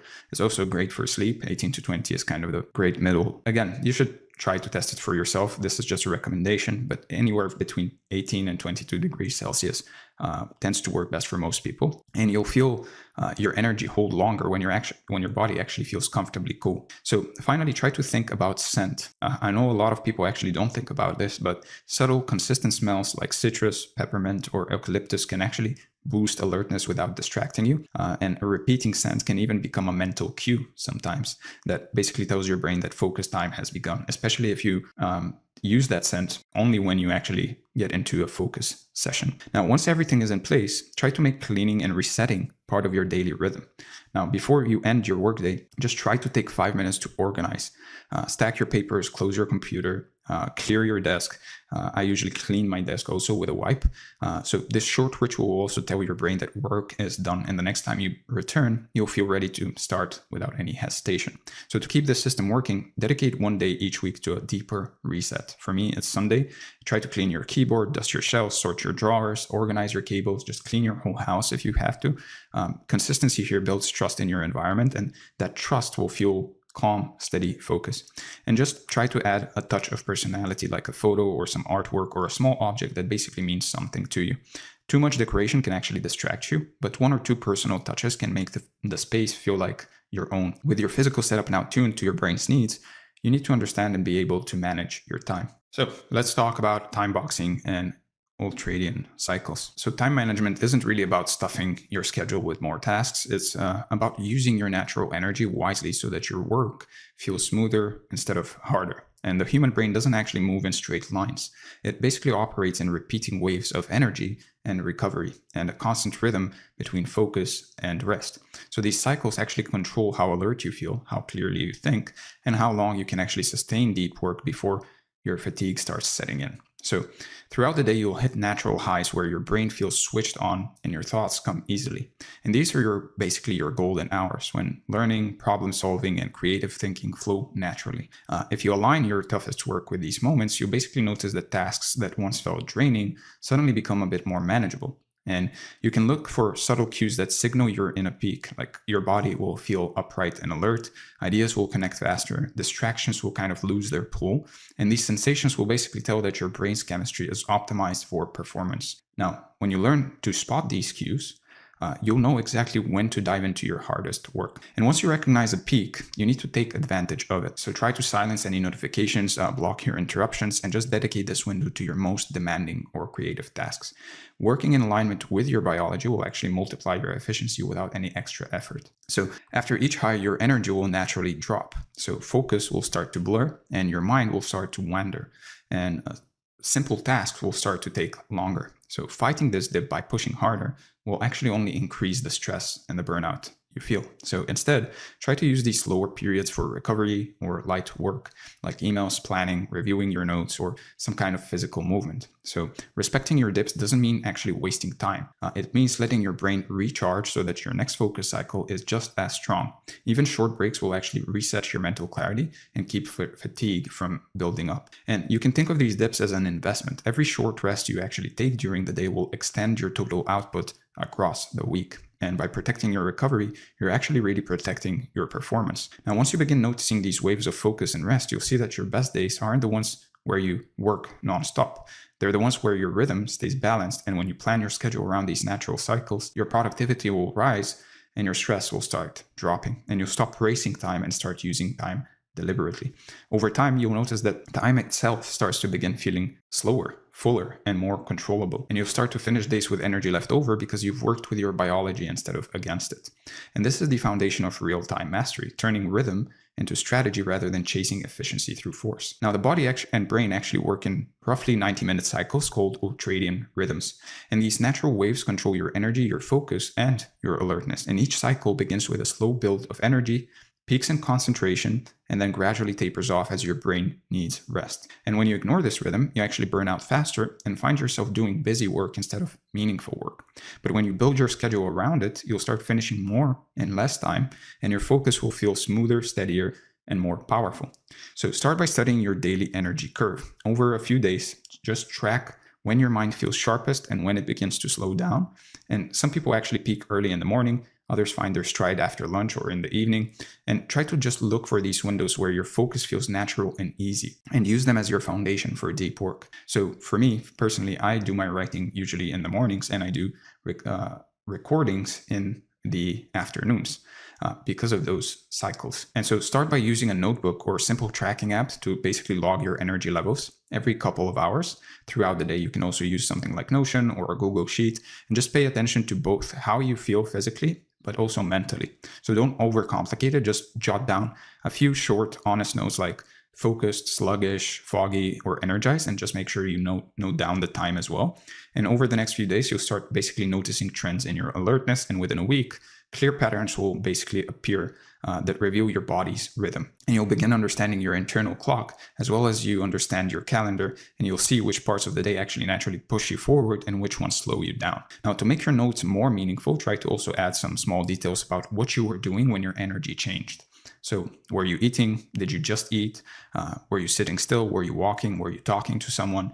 These context clues will actually help you discover which activities drain your focus and which ones refill it. And then at the end of the day, try to look back at your notes for 5 minutes. Highlight when your focus peaked and when it dipped. And this simple reflection will actually strengthen your awareness and make you more intentional about how you plan the next day. Now, after several days, you'll notice repeating patterns. Maybe you're sharp in the morning, like me, but lose energy around lunch, or maybe you hit your stride in the evening. And once you see this clearly, you'll understand that your focus isn't really random, but it's pretty predictable. And once you identify your highs and lows, you can draw them out visually and create a simple chart or graph of your energy levels over the day. And the peaks represent your prime focus windows, and the dips, on the other hand, are where you need more recovery. So the peaks will be perfect for deep, challenging work like writing, analysis, or creative problem solving. And the dips will be ideal for light tasks such as responding to emails, organizing files, or reviewing some notes. So try to label the graph with specific hours or time ranges at least, and just mark how your energy rises and falls throughout the day in as much detail as possible. And then divide the graph into clear segments, maybe morning, midday, and evening, and use lines or color to basically show how your focus moves. And seeing it laid out in front of you will actually turn an abstract pattern into something real you can work with every single day. And try to be specific when you're labeling. Instead of writing morning, note the exact times, like 7:30 to 9 a.m. And this level of detail will actually help you match tasks more accurately to your energy curve and make your plan feel grounded in reality rather than some guesswork. Now, once the graph starts to fill out, you can look for repeating shapes, the waves and dips that appear day after day, basically. And these consistent rhythms will become the foundation of how you organize your work. They'll also help you predict when to push forward and when to actually rest. And then take a few minutes to interpret what your graph is actually showing you. Ask yourself, when do I feel mentally sharp? When does my focus start to fade? When am I most creative? All of these questions will just help you connect what you see on the graph to what you experience each day.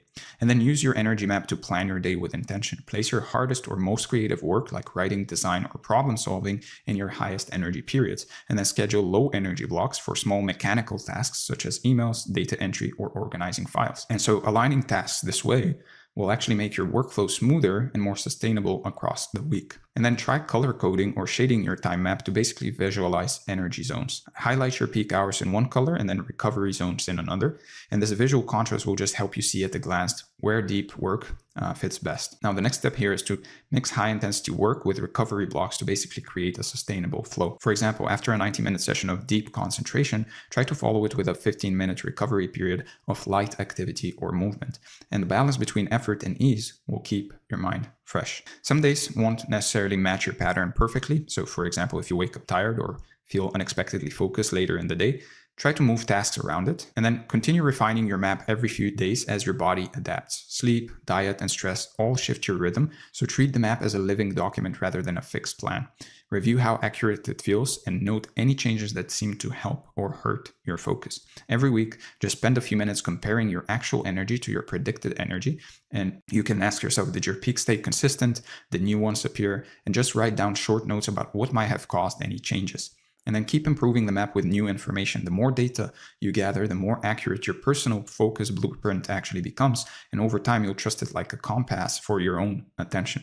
And I know it sounds hard, but this is the work a lot of people don't do. And now finally, apply what you learned by reshaping your daily schedule around your current rhythm. So each tweak you make will compound, turning this simple graph into one of the most powerful self-management tools you'll ever use. Now, after you've charted your energy, start using that knowledge to basically match your tasks with your natural flow. And you'll notice work begins to feel less like effort and more like momentum. And when your energy and priorities line up, you'll move through tasks with clarity. So during your peak focus windows, try to choose tasks that demand creativity or problem solving. And during your low periods, shift to maintenance work or reflection. This strategy together ensures that you never waste your best hours on busy work. And working this way will also reduce stress because you're not fighting against your natural rhythm. Your energy will basically carry you instead of resisting you. And over time, just this habit will build trust in your own system. And you'll know exactly when to push and when to rest. And as this becomes routine, you'll find that your days feel easier and more consistent, and productivity will no longer really depend on your willpower. It will just grow out of rhythm and awareness, and it will turn your schedule into something that works with you instead of against you. Now, with your rhythm clear, try to organize your day into focus blocks. Each block should last 60 to 90 minutes, long enough for deep work, but short enough to prevent burnout. And between blocks, you'll take short, intentional breaks that refresh your energy without losing your flow. So during each focus block, commit fully to only one task. Close all tabs, silence your notifications, and give your mind a single target. It will take around 10 minutes to actually warm up, 40 to 60 minutes to reach your peak, and then 10 to 15 minutes to taper off, and let the rhythm unfold naturally instead of trying to force intensity. Now, between blocks, take 5 to 10 minutes to truly step away. Stand up, move your body, hydrate, or breathe deeply. Just don't fill the break with new stimulation like scrolling or texting, because it actually doesn't allow for your mind to relax.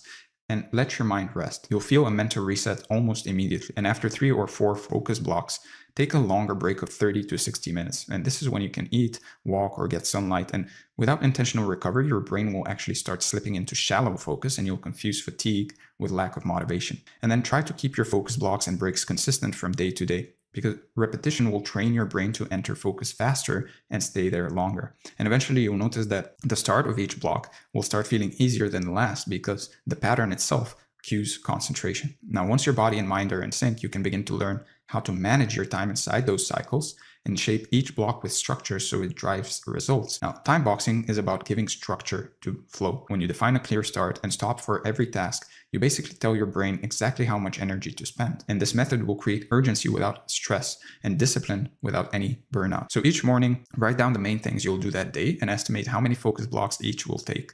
Now, this transforms vague goals into specific actions tied to time, and you'll no longer guess when to start or stop. You'll just know. And try to put your hardest and most meaningful tasks in the first block of the day. Your energy is highest then, and early wins will set the tone for the rest of the day. And when you start strong, motivation will actually become self-reinforcing. Then try to group similar tasks together. Handle emails, messages, and administrative work in the same block instead of scattering them through the day. And this will minimize task switching and conserve mental bandwidth. And then finally, remember that this method is a rhythm, not a rigid rule. So if a block runs short or long, just adjust it gently. The point is to stay in motion and return to rhythm, not to chase some kind of perfect timing. Now, once the block begins, go all in. Treat it like a short sprint rather than a marathon, while still knowing that rest is coming. So during a block, avoid multitasking entirely. Every switch, like checking your messages, browsing, or even glancing at notifications, will reset your brain's focus loop. Protect your attention like it's currency, because to a degree, it really is. And as you keep your focus blocks consistent, you'll feel the time pressure transform into drive. And each successful block will reinforce the habit, and your confidence in your ability to focus will start growing. And the more consistent you are, the easier it actually becomes to enter that flow state.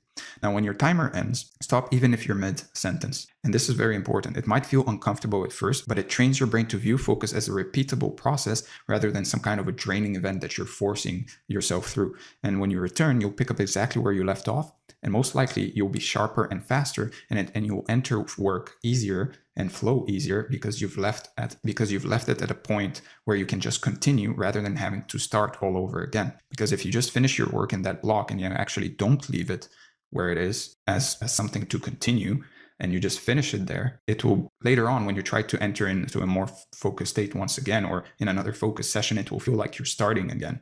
And that's what's going to trip you up, because actually it will be way better if you can just continue from where you were rather than to feel like you're starting again. And so it will be easier to actually go into flow.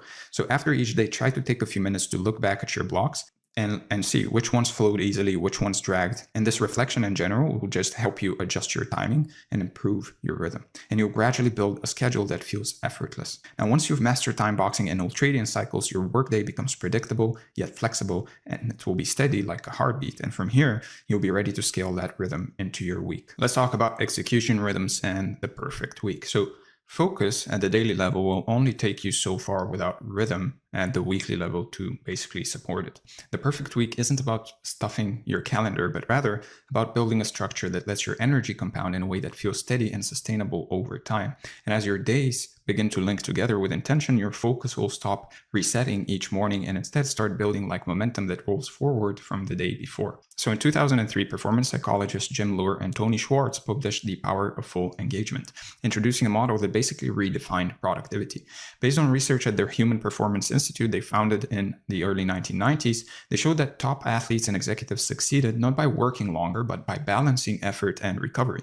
Now, Loehr's background in sports psychology and Schwartz's work in executive coaching shaped a system that basically links performance to rhythm, not endurance. So the research revealed that energy, not time, is the real currency of high performance. Like a muscle, energy actually strengthens through challenge, but breaks down without rest. And by managing the 4 dimensions, physical, emotional, mental, and spiritual, they found people could sustain focus and resilience without actually burning out. Their central idea was clear: manage your energy, not just your time. So every week follows a natural rhythm made of peaks and valleys, and understanding this rhythm will actually change how you manage your energy. There are days when your clarity feels razor sharp, when your motivation flows easily, and when you're creating or solving problems feels effortless. Then there are days where your mind slows down, focus drifts, and fatigue creeps in quietly. These patterns aren't really random. They're your body and brain working together in cycles that you can learn to harness instead of fight. Now, once you begin to see these highs and lows as part of your natural system, you'll basically notice your mindset shift. You'll start using high energy days for creative or strategic work, and saving your lower energy moments for reflection, organization, or rest. And this balance will make each part of the week serve a purpose, and you'll feel less resistance to your natural flow. So instead of trying to force constant output, learn to ride the wave. When energy rises, dive into deep focus and stretch it as far as it goes. And when it dips, try to recover deliberately with lighter work or rest. This rhythm of alternating effort and recovery will basically make your focus sustainable and then your performance more stable over time. And you'll see that each day actually carries its own tone and weight. Monday might feel sharp and fast, while Wednesday leans towards fatigue, and Friday holds a sense of calm resolution. When you recognize that each phase serves a role, you'll stop expecting constant peak performance and start designing balance instead. So to make this work practically, structure your workload so that momentum builds rather than collapses. Early week progress will basically create confidence that sustains you through the midweek challenges, and recovery towards the end will replenish strength for the next cycle. Now, this sequence basically ensures that no energy is wasted and every effort reinforces the next. Now, working in alignment with this natural cadence won't just improve your productivity, it will also protect your focus from burnout. Your system will adapt to the rhythm you design, and it will allow consistency to grow naturally instead of through forced effort. Now, once you begin to view your week through this lens, it also transforms from a random series of days into a framework that you can actually maintain. So focus stops being something you chase and becomes something you protect. And each week will build on the last, and it will turn repetition into momentum. As this rhythm solidifies, you'll find your weeks feel smoother and more predictable, and you'll meet challenges with readiness, recover faster from fatigue, and you'll also sustain sharper focus for longer. That steady, repeatable balance is what creates mastery, the kind that basically feels effortless because it's aligned with your nature. Now, a productive week follows structure, balance, and deliberate pacing. It's a measured sequence of effort and recovery designed to preserve energy while maintaining progress. And each period of focus has a defined beginning, an intensity peak, and a clean conclusion. So each rest interval has a purpose, acting as a reset rather than a distraction. And when you begin managing your week through cadence, you stop rushing through days and start sustaining high performance. And you'll notice how focus will actually last longer and energy will spread evenly, and your results will begin compounding quietly. So to apply cadence effectively, divide your week into 3 distinct types of days: deep, dynamic, and recovery. Each serves a clear purpose, and together they basically create balance. Deep days are for full immersion and high focus work. Dynamic days are for interaction, collaboration, and creativity. Recovery days are for recharging the mind and body. Start by selecting 2 or 3 days for uninterrupted, high intensity focus. Now, these are going to be your anchor points, the foundation on which progress is basically built. So keep your calendar clear, eliminate any distractions, and dedicate the first 3 hours of the day to your hardest work. And as you do, you'll notice that finishing these demanding tasks early will create the freedom and clarity for the rest of the week. Now, the evening before, try to outline your objectives in detail so that there's no hesitation in the morning. Have all of your materials ready, your tabs closed, and distractions removed, and this will help your mind actually enter flow state faster. And then keep your body aligned with your cognitive effort. Eat clean, stay hydrated, and move lightly before work. Treat your deep days like training sessions for your brain. Warm up, execute, and recover. And then track your results during each deep session. Now, after deep work, switch gears into collaboration and creation. These are going to be your interaction days, rich in movement and exchange. And they provide the stimulation needed to spark new ideas and break monotony. So try to batch calls, meetings, and brainstorming sessions in clustered blocks to reduce constant context switching. Then use the energy from human interaction to actually refine your ideas or develop some strategies.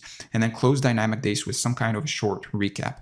Note your discoveries, your conversations, or ideas that are worth pursuing. And this will ensure nothing actually that's valuable slips through the cracks. And then finally, preserve at least 1 day for complete reset. This isn't optional. Without recovery, the entire rhythm will actually collapse. So rest means disconnecting fully from your work cycles. Step away from screens, get sunlight, or engage in slow restorative activity. Now, your brain consolidates information during these rest periods. So use the downtime to repair your body as well. Stretch, eat well, and just try to sleep for a bit longer. And then try to spend quiet time reviewing your week's results. Identify what energized you and what actually depleted you. Now, the way your week unfolds determines how your energy carries through it. A strong sequence builds continuity, each day leading logically to the next. So start each week with clarity, move through collaboration, and then close with reflection. So begin your week with deliberate intensity and structure. Treat Monday and Tuesday, and possibly Wednesday, as the pillars of your performance. They define your rhythm and sets up the psychological tone for everything that follows. And then start fast, stay focused, and let the first 2 days act as a launchpad for progress. Now, what's important is to protect these early mornings like appointments with your future. They are your highest mental peaks before distractions start multiplying.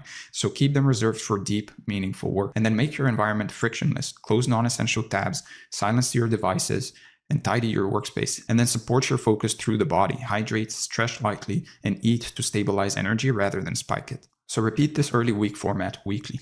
With repetition, your brain begins to expect focus rather than resist it, and it will make Mondays and Tuesdays automatic engines for execution. So try to spend Sunday evening planning your week, review your goals, outline deep work blocks, and anticipate possible friction points. And then try to track what you accomplish early in the week. Quick progress on essential tasks early in the week will build emotional inertia that carries you through the midweek. And then finally, on Tuesday evening, try to reflect briefly on what went well. Now, as the week unfolds, transition smoothly into collaborative effort. Wednesday and Thursday act as adaptive pivots and balance structure and interaction. Energy will dip naturally, but if you coordinate properly, you'll be able to preserve your momentum. So use the midweek to manage logistics and communication that support earlier deep work. Batch meetings, group brainstorms, and planned calls together to basically protect your attention. So keep meetings within defined time ranges like late morning or early afternoon, periods when social energy is naturally higher. And then set strict timeframes and clear objectives for each meeting. And then finally, immediately document the meeting outcomes. Quick written notes will prevent any loss of clarity and open loops. And then maintain moderate effort through rhythm. Work in 45-minute sprints, followed by short resets to basically conserve your energy. And on Thursday evening, try to reflect on your progress and recalibrate. Decide what will be completed Friday and optionally Saturday and Sunday, and what can roll forward into the next week. And between tasks, move briefly, hydrate, and breathe deeply. And when communicating with others, try your best to engage intentionally. Ask yourself whether each interaction moves your week's goals forward or not. Having awareness around this will filter out any signal from noise, and then feed any insights back into your core projects. Turn those discussions into decisions and ideas into concrete action steps so that nothing stays on your mind like a vague open loop. And then finally, end your week by transforming your actions during the week into lessons. Friday or Saturday can be your cool down period, a time to basically review, synthesize, and then set the stage for renewal. So take 15 minutes to evaluate the outcomes you had this week and ask yourself what worked well, what slowed you down, and what needs adjusting. And then write down your wins, your lessons, and your improvements, and any challenges you had during the week. And that way you'll turn your activity into tangible lessons that you can use. And it will transform your effort into basically unstoppable progress over time, because those lessons will start compounding. And you're essentially creating your own feedback loop of improvement every single week. Now, something that helps me transition into real life is to basically create a deliberate sense of finality. I organize my desk, finish any loose ends, set up reminders, and then note down what must be done next week. And so I mark the end of my week with a simple ritual, usually a short journaling session. And the ritual acts as a mental switch that basically tells my system to rest after it's done. And then I try to fully disconnect through the weekend, especially from social media, and especially on Sundays, because my mind recovers in that stillness. And because of that, new insights, lessons, or ideas will often surface spontaneously during that time because I'm not chasing them, and I make sure to basically write them down, either as a reminder on Notion or in my notebook. Now, once your week flows in sequence and rhythm, just pause to recognize what you've actually built. Each week now operates as a self-sustaining feedback loop. It's structured, balanced, and reflective. And you've basically built a system that preserves focus, channels effort, and builds consistency that feels natural. Now, all you have to do is really keep refining, stay patient, and then let the rhythm compound. And over time, your productivity will increase quietly, shaped by repetition. And it will no longer feel forced, but simply lived. So with that being said, let's go over the review. We talked about the foundations of hyperfocus, clarity targeting, environment lockdown, time boxing and ultradian cycles, execution rhythms, and the perfect week, the review, and finally your action items for the day or the next few days. First, build your week before it begins. Choose at least 2 deep days, at least 2 dynamic days, and at least 1 full recovery day, and then block them into your calendar. Then guard your focus windows as if they were meetings with your future self. Silence any notifications, clear your desk, and communicate your boundaries to others. And then finally, end every week by reviewing what worked, what didn't, and what can actually improve. And write down your insights before disconnecting for rest. This will transform your routine into a system of continuous refinement and improvement, and a machine for improvement that basically compounds over time. With that said, if you enjoyed this video, make sure to give it a like, subscribe to the channel for more, Comment below to let me know what you would like to see next. And if you're an entrepreneur, creator, or a professional and you want to work with me personally one-on-one, then make sure to book a call from the second link in the description. And if you want this document along with this training, make sure to join the free community from the first link in the description. With that being said, thank you for being here, and I'm going to see you in the next one.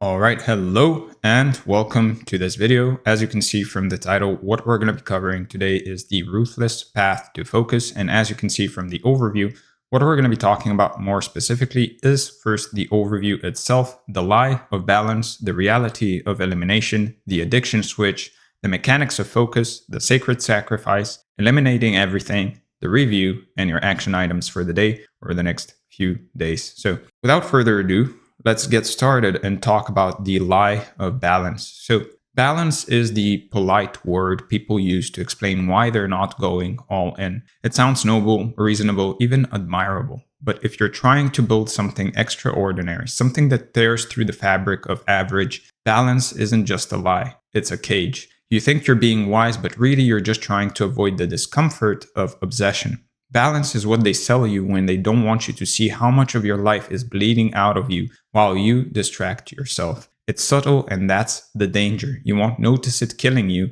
until you're too numb to care. And you'll start to feel like you're always busy but never really moving, like something deep is dying but you can't name what. That's the symptom. The disease is balance. The idea of a well-rounded life sounds sweet in theory, like a perfect circle, but the people who actually changed the world, the ones we quote, study, imitate, they weren't round. They were jagged, intense, uncontainable, firing on all cylinders. They gave things up, they disappointed people, they missed birthdays, ignored texts, skipped parties, and said no more than anyone else because they had something that mattered more than approval. And no, they weren't balanced. They were focused on themselves and their North Star, whatever that is. Balance is comforting. It lets you feel productive without actually threatening your sense of identity. And you can journal, meditate, hit inbox 0, and still be failing, but it doesn't feel like failure. It feels like self-care. That's why it's so dangerous.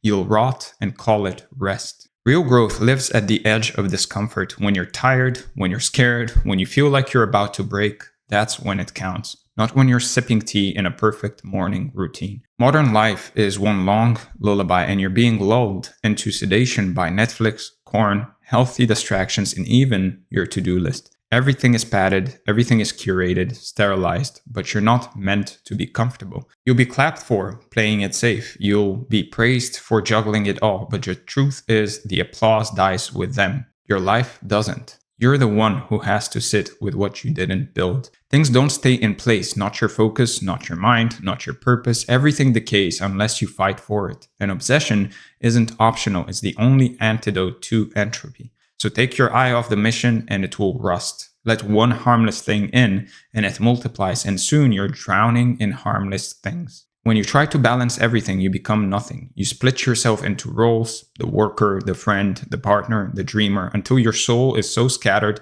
you forget what you're even fighting for. Each version of you wants something different. One wants to scroll, one wants to build, one wants validation, one wants solitude, and you really just want it to stop. You'll feel like you're leaking, like parts of you are everywhere except where you are. And that's what balance does. It fractures the self. Your life is going to end at some point, not in theory, in reality. There's a number on a clock right now ticking that marks the end of you, and you're still talking about work-life balance like you have time. You pretend you'll get serious later, that someday you'll go all in, but that someday is just a coping mechanism, a fable you use to justify procrastinating your real life. The question isn't whether the clock is ticking, it's whether you'll wake up before it runs out. And so you don't need anyone's approval to go all in. You don't need your mom to understand, and you don't need your friends to cheer. You just need to stop waiting for the moment when it all feels right, because it never will. Reclaim your right to be obsessed, to be extreme, to go too far, to choose something so fully that nothing else survives.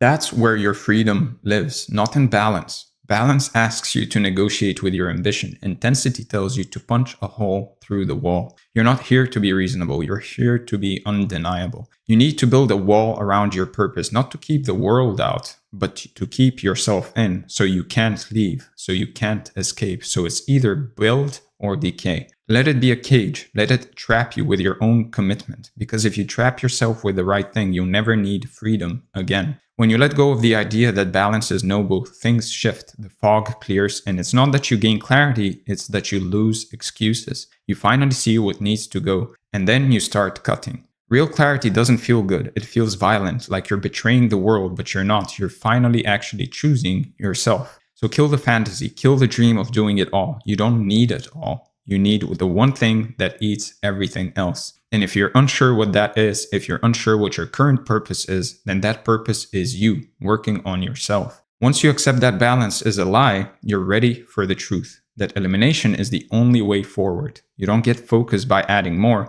You get it by removing everything that doesn't belong. And that starts now. Let's talk about the reality of elimination. So elimination is pretty ugly. It's aggressive. It's uncomfortable. You're not tidying up your life. You're actually setting fire to the deadwood and standing in the smoke because you know deep down nothing grows in a crowded forest. People think focus is about what you do, but it's about what you're willing to stop doing forever with zero nostalgia and zero guilt. And the moment you even think about eliminating something, your brain probably throws a fit. Every excuse you've ever invented starts rushing in. But what if I need it later? But it's just for downtime. But I'll be missing out. That's your animal brain fighting for its drug. That resistance, that's the signal you're getting close to the real thing. It's not supposed to be easy. If it was easy, you'd already be unstoppable. Most people never get past the excuses. They negotiate with themselves until nothing changes. They never taste the raw, terrifying freedom of actual elimination. You don't just reduce distractions.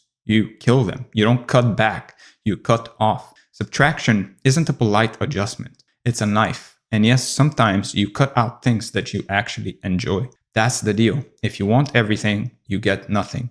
If you want one thing, you get everything that comes with it. Throw your phone out of the room, not for a 30-minute focus block, for 12 hours, for days, until you feel that itch, that panic, and realize that your mind is scrambling for the dopamine you've been drip feeding it since 2006. Notice the urge to check it. That's the addiction talking. Sit there and let it ache. Every time you override that urge, your brain rewires, slowly at first. The high starts coming from progress, not notifications. So there are also people you love who are bad for you and your work. Family, friends, partners. If they're not aligned, they're weight around your ankles. Love them from a distance or risk drowning with them. You will feel like a traitor, and they'll most likely guilt trip you. And it hurts, but it's better than hating yourself for what you didn't build. Don't expect applause. Expect resistance, anger, confusion. That's how you know you're not just rearranging your comfort zone, you're actually destroying it. And this isn't about a dopamine detox. This isn't a challenge or a 7-day experiment. This is permanent. It's ruthless. You quit letting yourself get away with it. No more just this once. No more I deserve a break. The more brutal you are, the faster it gets quiet in your head. Every harmless habit is a pipeline to mediocrity. Junk food, background music, idle scrolling, gossip. They sound innocent, but they're not. They're termites. And if you leave them alone long enough, you'll wake up one morning wondering why you don't feel alive anymore. But I need some time. I need some relaxation. I need some downtime. No, you need progress. You need momentum. Once you taste that, everything else tastes like ash. Replace escape with action and you'll see. The first week feels like hell, and the second week you start laughing at how long you settled for scraps. The game isn't what can I get away with keeping. The game is what am I willing to sacrifice for what I want. That's the real test. People talk about boundaries, but forget boundaries. Build walls, build moats, set traps for your old self. Anything else, anything less, and you're negotiating with your own sabotage. Every object in your space is either pulling you to work or pulling you to decay. Go through your room, your phone, your calendar. If it doesn't directly serve your mission, out. No debate, no mercy. Make elimination a ritual, not a one-time event. Once a month, burn the excess. Watch how clear your head gets, how sharp your instinct becomes. Let it be dramatic. Turn it into a ceremony if you have to. Make it memorable so you remember how it felt to be lighter. It's going to suck. You'll feel lonely. You'll most likely feel bored and anxious. You'll miss things you didn't even like that much. That's the withdrawal. That's proof you're doing it right. Addiction isn't just to substances. It's to attention, stimulation, validation, and noise. Eventually, the silence sets in. At first, it's terrifying. Then, it's a gift. In that silence, you'll finally hear what your work actually sounds like. Most people never hear it. Their whole life is static. You're not most people. Sit in the quiet. Let your mind scream. Then let it break. When it does, you'll feel a rush of power you didn't know you had. It's all the energy you used to waste, finally coming home. Be the villain in your own story if that's what it takes. Cut, slash, burn, and don't apologize. The more you defend your boundaries, the less you'll have to. Your results will speak for themselves even if your friends stop calling. And people will most likely judge you, and they'll say you've changed.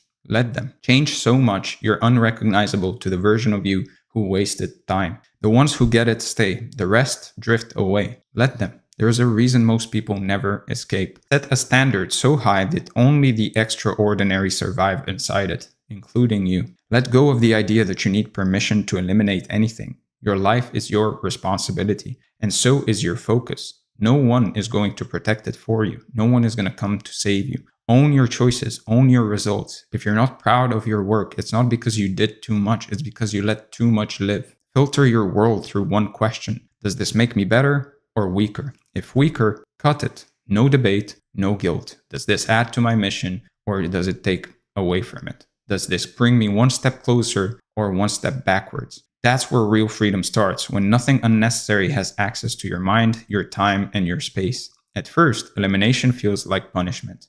But soon it flips. You start feeling hungry again. Your attention stretches out. Sharp, predatory, seeking challenge, work, impact, and the world shrinks. The mission grows and you stop missing the old hits. You start needing the work. And eventually even your distractions become tools. The urge to escape turns into the urge to build. And that's when you know you're in the deep. This is how you get addicted to the right thing. Not by discipline, but by starvation of everything else. The work starts to call you and you start craving it. You miss it when you're not in it. And that's when you know you've crossed over. And most people never try this. They dance around the edges. They declutter. They detox. They take breaks. But if you go all the way, you'll notice something terrifying and beautiful. There's nothing left but you and the work. And all the space you cleared out fills up with energy, focus, and a strange kind of joy. The world goes quiet and the work becomes the only thing that matters. And for the first time in your life, you don't want to escape. You actually want more. So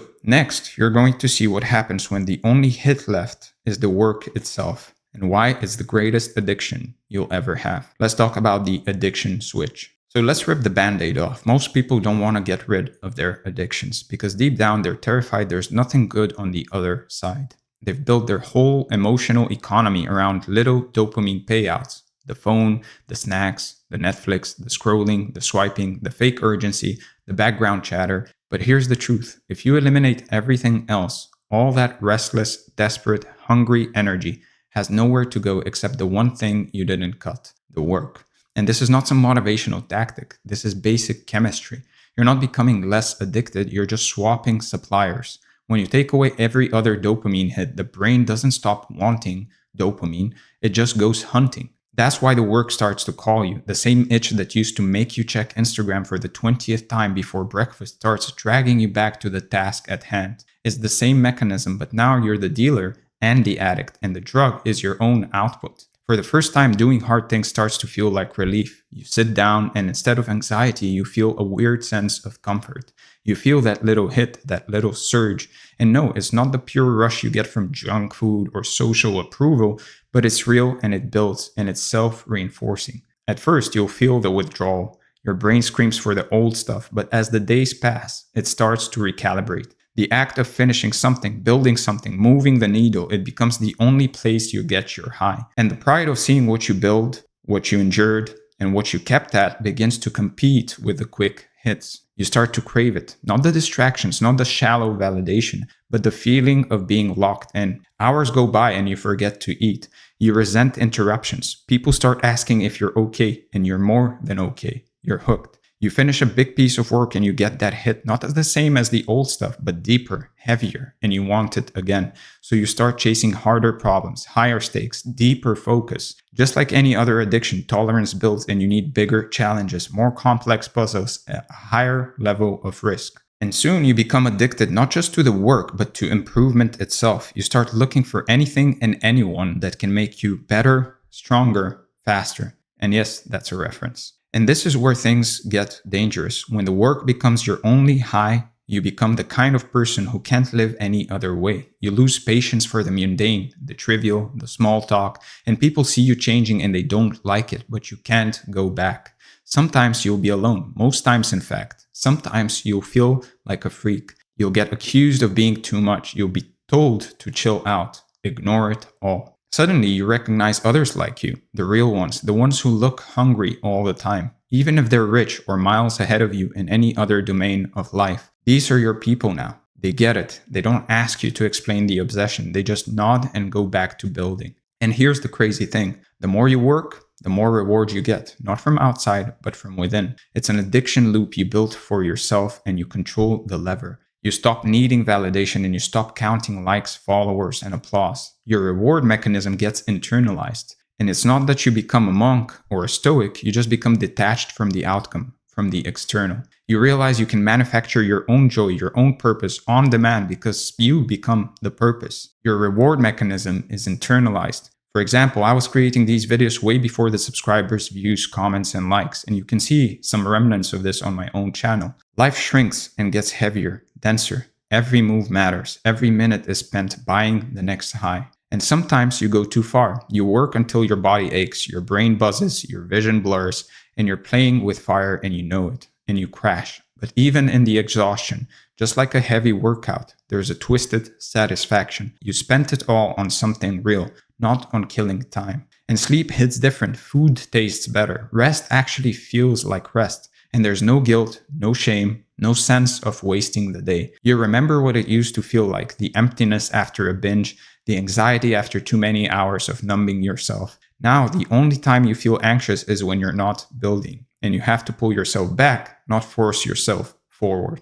And now, you're living where most people are terrified to go. You're right at the edge of your ability, constantly leveling up, constantly testing your own limits. And it's risky, and it's lonely, it's sometimes brutal, but it feels alive. You realize you can't coast, not for long, because the machine you built needs fuel, and the only fuel it takes is sweat, thought, and focus. And that scares people. They see the consequences. They see how much you had to burn to get here. But to you, it doesn't even feel like sacrifice anymore. It feels like life. And here's where the magic happens. You wake up and your first thought is the work, whatever that is for you. Not your phone, not notifications, not some distraction. The urge to do the hard thing becomes a reflex, and you feel antsy when you're away from it too long, like an addict separated from his fix. That's how you know you made it. The world can offer you every shiny object, every cheap thrill, and you'll just shrug and go back to building. You built an immune system, not from discipline, but from pure necessity. Now you have proof. If you can get addicted to this, you can get addicted to anything.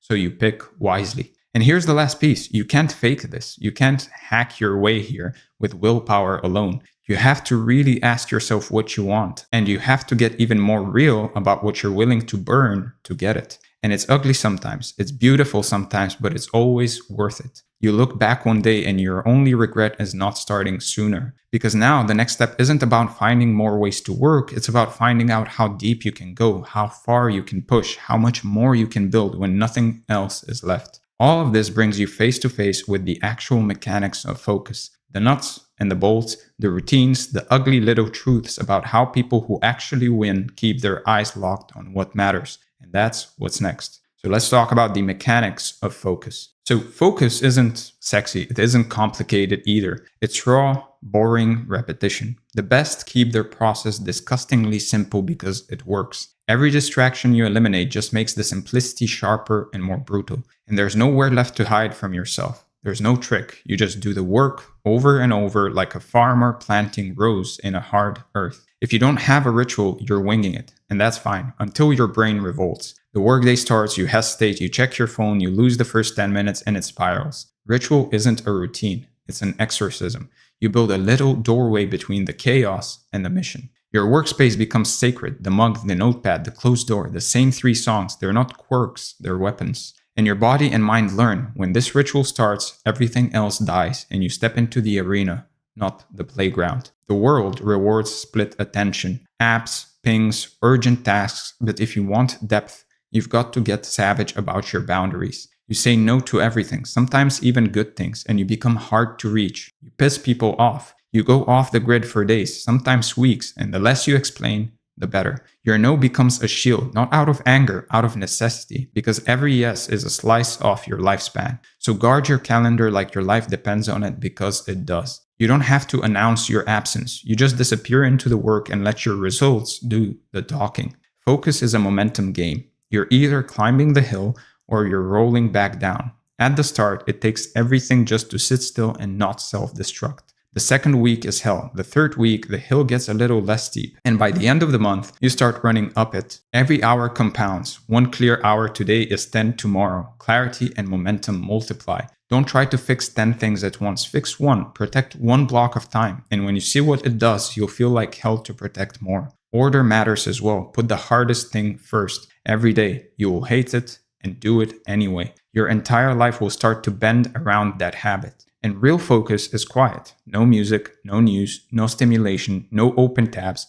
Just you, the page, the code, the numbers, the plan. The more silence you can stomach, the deeper you'll go. And at first, the silence will make you squirm. Later, you'll crave it. The first few sessions feel like hell. You'll check the clock every 2 minutes. Your skin will itch for distraction. But if you can last, the noise starts to drop out. There's a moment, usually 30, sometimes 45 minutes in, where everything in your head shuts up. That's the beginning. Stay there. When you break through, you can work for hours, not because of discipline, but because nothing is pulling at you anymore. And don't pretend you can discipline your environment. Your willpower is overrated. Put yourself in a cell if you have to. Delete every shortcut. Leave your phone at home. Work at the library, a closet, a boring white room. Whatever you have to do, do it. Set traps for your future self. Hide your distractions and make it harder to lose. Build friction into escape routes. The night before, get everything ready. Put the hard thing on top of your pile so it's the first thing you see.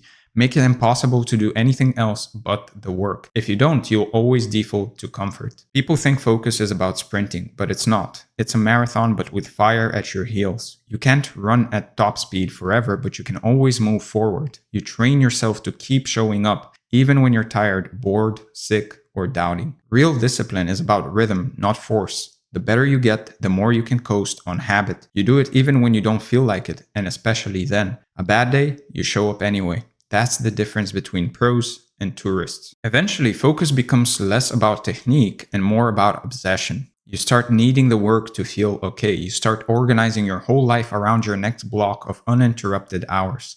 And people see it. They call you rigid, extreme, unhealthy, and they're right. The price of this level of focus is real. You lose touch with the most of the world and you start craving only what feeds the work. It's a lonely currency, but the returns are insane. You go deeper than anyone you know, and most people never even see what's down there. If you do it long enough, focus becomes automatic. You build triggers, you build habits, anchors so strong they override distraction. It doesn't mean you're immune to it. It means your defaults serve you instead of destroy you. Build systems that make distraction harder than action. That's the game. Have backups. If your main environment gets corrupted, have a secondary ready. And life will try to derail you. You stay one step ahead, always ready to reset. And regularly audit your focus. Where did you slip? Where did you hold the line? Don't wait for things to break before you adjust. Treat your attention like an athlete treats performance. Track it, test it, and tweak it constantly. Weekly, monthly, quarterly, whatever works.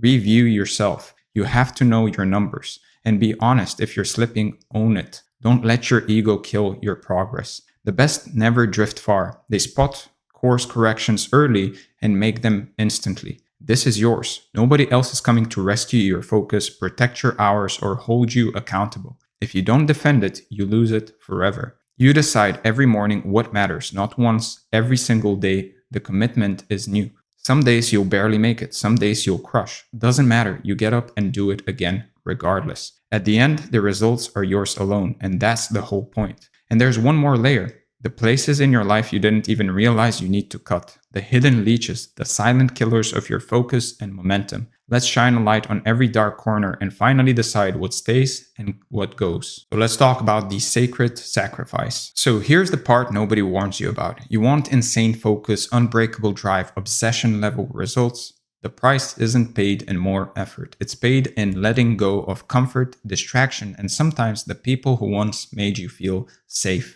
This is the part that feels unfair, but it's also the doorway to power. You don't get to keep everything and ascend. That's not how life works. The universe doesn't care what you kinda want. It only responds to sacrifice. That means putting real skin in the game, throwing things on the fire that you actually like, giving up things you used to brag about. If it doesn't hurt a little, it doesn't count. You can't move forward dragging your old self behind you. You have to burn the bridge and throw away the map. Most people quit here because nostalgia feels safer than becoming someone new. If you're not losing things, you're not changing. Losing can feel like dying, and that's good. That's how you know it's real. Sacrifice is lonely. You'll watch other people hanging out, taking breaks, relaxing in ways that feel toxic to you now. Or maybe you still want to relax in those ways. They'll invite you, they'll wonder why you're so serious or so busy, they'll get offended, some will drift away and you'll wonder if it's worth it. But loneliness is a signal, not a stop sign. It means you're on a path most won't choose. Sometimes you'll feel like an alien in your own life. You'll speak a language nobody around you understands, and that's okay, because real growth is always solitary, at least for a while. You stop trying to explain yourself, you stop looking for applause, and the only person you have to impress is the future you, or even the younger you. Eventually, you learn to enjoy the solitude. It's where you do your best work, where you meet the part of yourself that's been buried under all the noise. Every sacrifice takes away the person you used to be, and you give up a version of yourself for something unknown. The world will try to pull you back to normal, but you know too much now. You've seen what focus makes possible, and you can't unsee it. There's a real sense of loss. Sometimes you'll actually mourn your old life. The routines, the ease, the company, but you can't wear the same skin and hope to grow. Treat it like a ritual. Name what you're letting go of and say goodbye. Thank it for getting you here, and then shut the door and leave it behind. Like Seneca said, every new beginning comes from another beginning's end. The new you doesn't need the old crutches. You will be afraid of missing out, of being alone, of betting everything on a single path, and maybe watching it collapse. But here's the secret. Fear is a sign you're not lying to yourself anymore.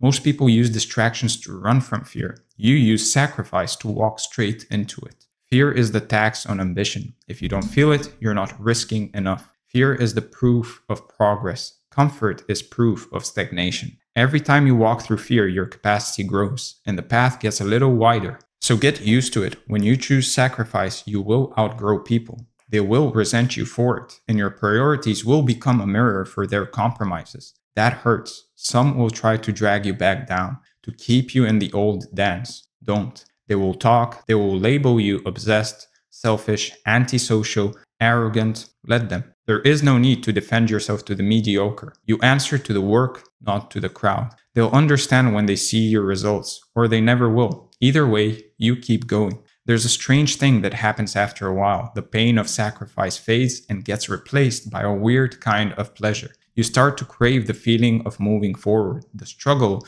becomes addictive, and you realize you don't even want the distractions anymore. You want the hit of hard-earned progress. And sacrifice itself becomes a source of joy.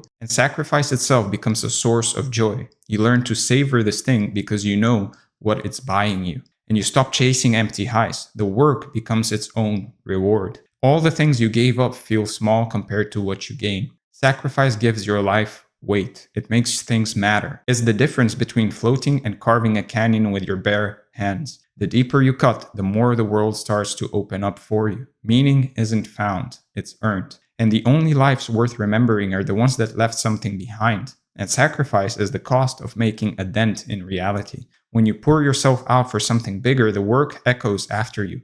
There's nothing empty about giving it all. Emptiness is for those who never risked. And you'll see that with each thing you give up, you'll see sharper. All the noise, all the options, they melt away. The path in front of you gets unmistakably clear, and you know what matters, and you're finally free to chase it with everything you've got. Focus isn't an accident, it's a reward for sacrifice. The world shrinks, your mission grows, and you're no longer paralyzed by choices. The work becomes obvious. Ironically, you become the most free when you give up the things you thought you needed. And here's where everything clicks. When you sacrifice the things that don't fit, life stops feeling like a grind and starts feeling like alignment. Like all the parts of you are finally moving in the same direction. The old version of you would have called this hard. Now it just feels right.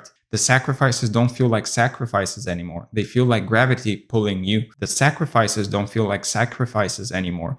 They feel like gravity pulling you forward, and you wake up wanting to do the hard thing because it's the only thing that makes sense. You stop doubting yourself because your actions prove your commitment every day. And the closer you get to living in pure sacrifice, the more inevitable progress becomes. There's less friction, less wasted motion, less inner conflict. You just move, and every move pulls you further from the average, deeper into mastery. And you stop comparing, you stop craving what others have, and you don't even see them anymore. You realize you're finally living your own life, not the one handed to you by others. You're home in the work, in the path, in the discipline you built for yourself. Everything after this gets easier, not because the world changes, but because you've changed. Sacrifice becomes instinct. Distraction loses its teeth. Every day you show up, you're reminded what matters. You know in your bones what you're willing to burn to keep going. And there's only one thing left now, to get so methodical, so ruthless, that you eliminate every single hidden drain, every leech, every micro distraction still left in your ecosystem.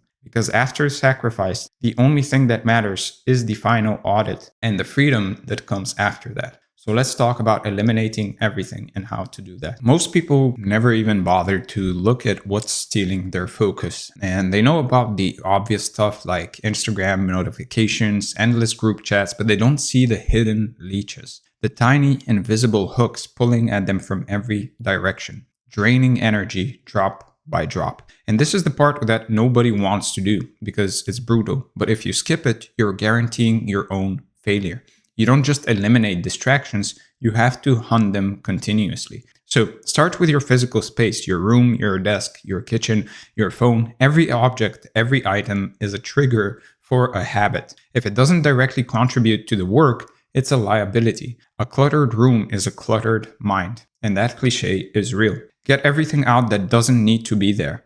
Now look at your digital world, social, email, browser tabs, streaming subscriptions. These are casinos disguised as productivity tools. Every notification is a slot machine lever. Pull enough times and you're broke before lunch. Even productive apps can become black holes. Task managers, project boards, endless note-taking systems. If you're not careful, they're just another flavor of avoidance. And some people energize you, but most don't. And that's the reality of it. Audit your relationships with the same cold eye you use on your apps. If they drain you, they don't belong in your day-to-day orbit. You don't need enemies, just people who waste your time, doubt your mission, or keep you stuck in old patterns. Yes, even family, sometimes especially family. So set boundaries so hard they feel like a punch. If someone's love comes with a side of sabotage, distance is mercy. And you'll lose friends, guaranteed, but the ones who remain after you level up are worth 10 times than the ones you outgrow. Now, the next part is habits, and this is the dark basement where you find the real monsters. Food, sleep, caffeine, corn, weed, alcohol. Just one episode. Every micro addiction robs your next hour of its bite. Garbage food, garbage brain. Don't try to run your mind on low-grade fuel and expect brilliance. And if you want superhuman focus, protect your sleep like a psycho. If your sleep is trash, you're trash the next day. Anything you use to feel just a bit better is probably the enemy. Dopamine wants you chasing, not creating. Now, the next part would be media. Be ruthless with media. Most media is engineered to hook you, keep you passive, and fill your mind with someone else's garbage. News, YouTube, podcasts, TikTok, 99% of it is noise. More is not better. More is more distraction. Learn just enough to take action. You can binge read all the business books in the world and stay broke. You need to implement ruthlessly. Now, the next one would be noise, literal noise. Music, city sounds, background TV. I like to imagine that every time my brain splits attention, I lose IQ points. You don't need a soundtrack for your life. Silence is where work compounds. So try working in total silence for a week and see how it makes you feel. Now, the next one would be micro commitments. And those are all those little shoulds and maybes, the coffee catch-ups, the favors, the maybe later projects, the online shopping carts. Every open loop is a background process burning RAM. If it's not a hell yes, kill it. Most maybes are just someone else's priorities sneaking into your life. Your inbox is a graveyard of other people's dreams. You are not a professional replier. Unsubscribe from anything you haven't read in a month. Now, the next one would be mental loops, old regrets, grudges, anxieties, hypothetical arguments in the shower. Mental clutter is still clutter. So you don't get bonus points for worrying. Dump your brain onto paper every morning and get it all out so that there's room for the real work. Now, the next one would be physical health. If your body is weak, everything is harder. Your body is a physical representation of your mind, and weak bodies create weak focus. Strengthen yourself, and suddenly the mental game is easier to win. Train every day, even if it's 5 push-ups or just taking a walk. And keep in mind, pain isn't an excuse, it's a warning sign. If something hurts, you need to fix it. Don't limp along for years thinking that you're tough. Now, the next thing you should focus on is energy. What gives you energy? What drains your energy? Most people have no clue because they're so numbed by the baseline of exhaustion. So start tracking what makes you feel clear versus what makes you feel hungover. Try logging your energy through the day and try to notice the patterns. That's where the clues hide. There are certain things in your day that are most likely robbing you of your energy or giving you energy. You need to notice what those are and write them down and actually track your day. Now, if you find yourself crashing at the same time every day, you need to change something, most likely. You need to look at your food, sleep, the drinks you're having, the people around you, the tasks you're doing. Stop living in autopilot and actually try to notice these things. And you need a vision so big it scorches your excuses. If your dream doesn't terrify you and scare off the weak, it's not big enough to pull you through the sacrifice. So don't shrink your dream to fit your distractions. Rather, try to shrink your distractions to fit your dream. Your dream is the only thing that actually deserves your obsession and all your attention. Everything else is noise. And there's a feeling when you finish this audit, and it's unlike anything else. Your life gets smaller, but the energy inside of it explodes. You start to see with clarity so sharp it hurts, and you know exactly what to cut and exactly why. And there's no going back to how you lived before, not because you're better, but because you're finally being honest. And now you can actually face the real price, the cost of sacrifice, and what you'll give up to truly win. With that being said, let's go over the review. We went over the overview. We talked about the lie of balance, the reality of elimination, the addiction switch, the mechanics of focus, the sacred sacrifice, eliminating everything, and finally, the review and your action items for the day or the next few days. First, make a brutally honest list of every distraction, addiction, or low-value commitment in your environment, routine, and relationships. And don't sugarcoat or justify. If it doesn't directly feed your mission, it's on the chopping block. Then cut, block, cancel, or distance yourself from at least 3 things on your list this week, or at least this month, and make it dramatic. The more it hurts, the more it's costing you. You're building evidence that you can survive without it. Then finally, channel the freed up energy into your highest leverage work immediately. Don't wait for motivation. Sit with the discomfort, redirect the urge, and build the habit of getting your hit from progress instead of distraction. With that being said, I hope this brought a lot of value. I hope you enjoyed this. If you did, make sure to hit the like button, make sure to hit the subscribe button, make sure to let me know in the comments. Join the free community from the first link below, and if you want to work with me, make sure to book a call with me from the second link in the description. With that being said, thank you for being here, and I'm going to see you in the next one. All right, hello and welcome to this training. As you can see from the title, what we're going to be covering today is the 1,000 hour rule that decides who actually wins.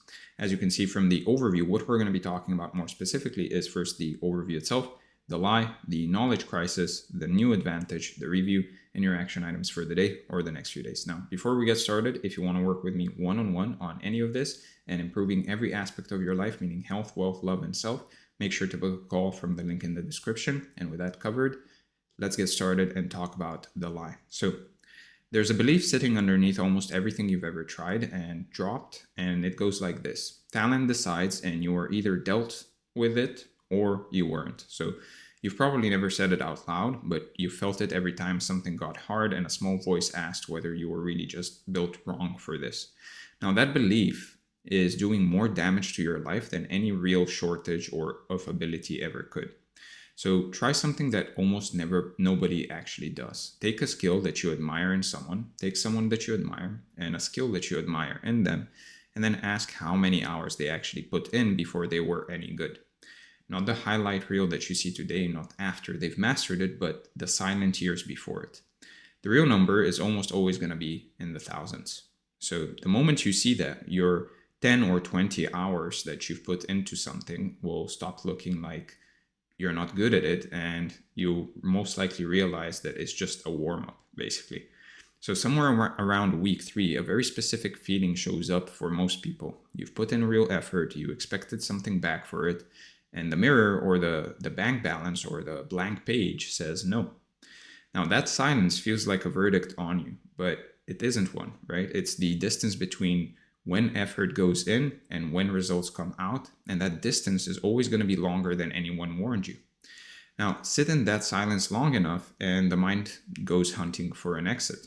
It almost never picks the true reason, which is that you're simply early. It reaches for something far more permanent instead, the story that you don't have what it takes. And once a person believes that, walking away stops feeling like quitting and starts feeling more so like accepting reality, like they're being realistic, which is exactly what makes it so dangerous. Now, picture someone 6 weeks into the gym. They've trained hard, they've eaten clean, they check the mirror every single morning, hunting for a visible change, but the body has barely begun. Muscle and fat move on a 6-month timeline, not a week 1. And nobody really hands new lifters that memo. So a person who is genuinely on track talks themselves into believing they're a lost cause. And a first-time founder as well runs the same script in a different outfit, right? They launch maybe a product, they pour maybe 50 scattered hours in, they read the market's silence as a final grade on whether they're cut out for any of this, when in reality 50 hours barely covers learning your own customer's language. Real businesses get measured in years of unglamorous iteration, and almost nobody really signs up for that timeline with their eyes open.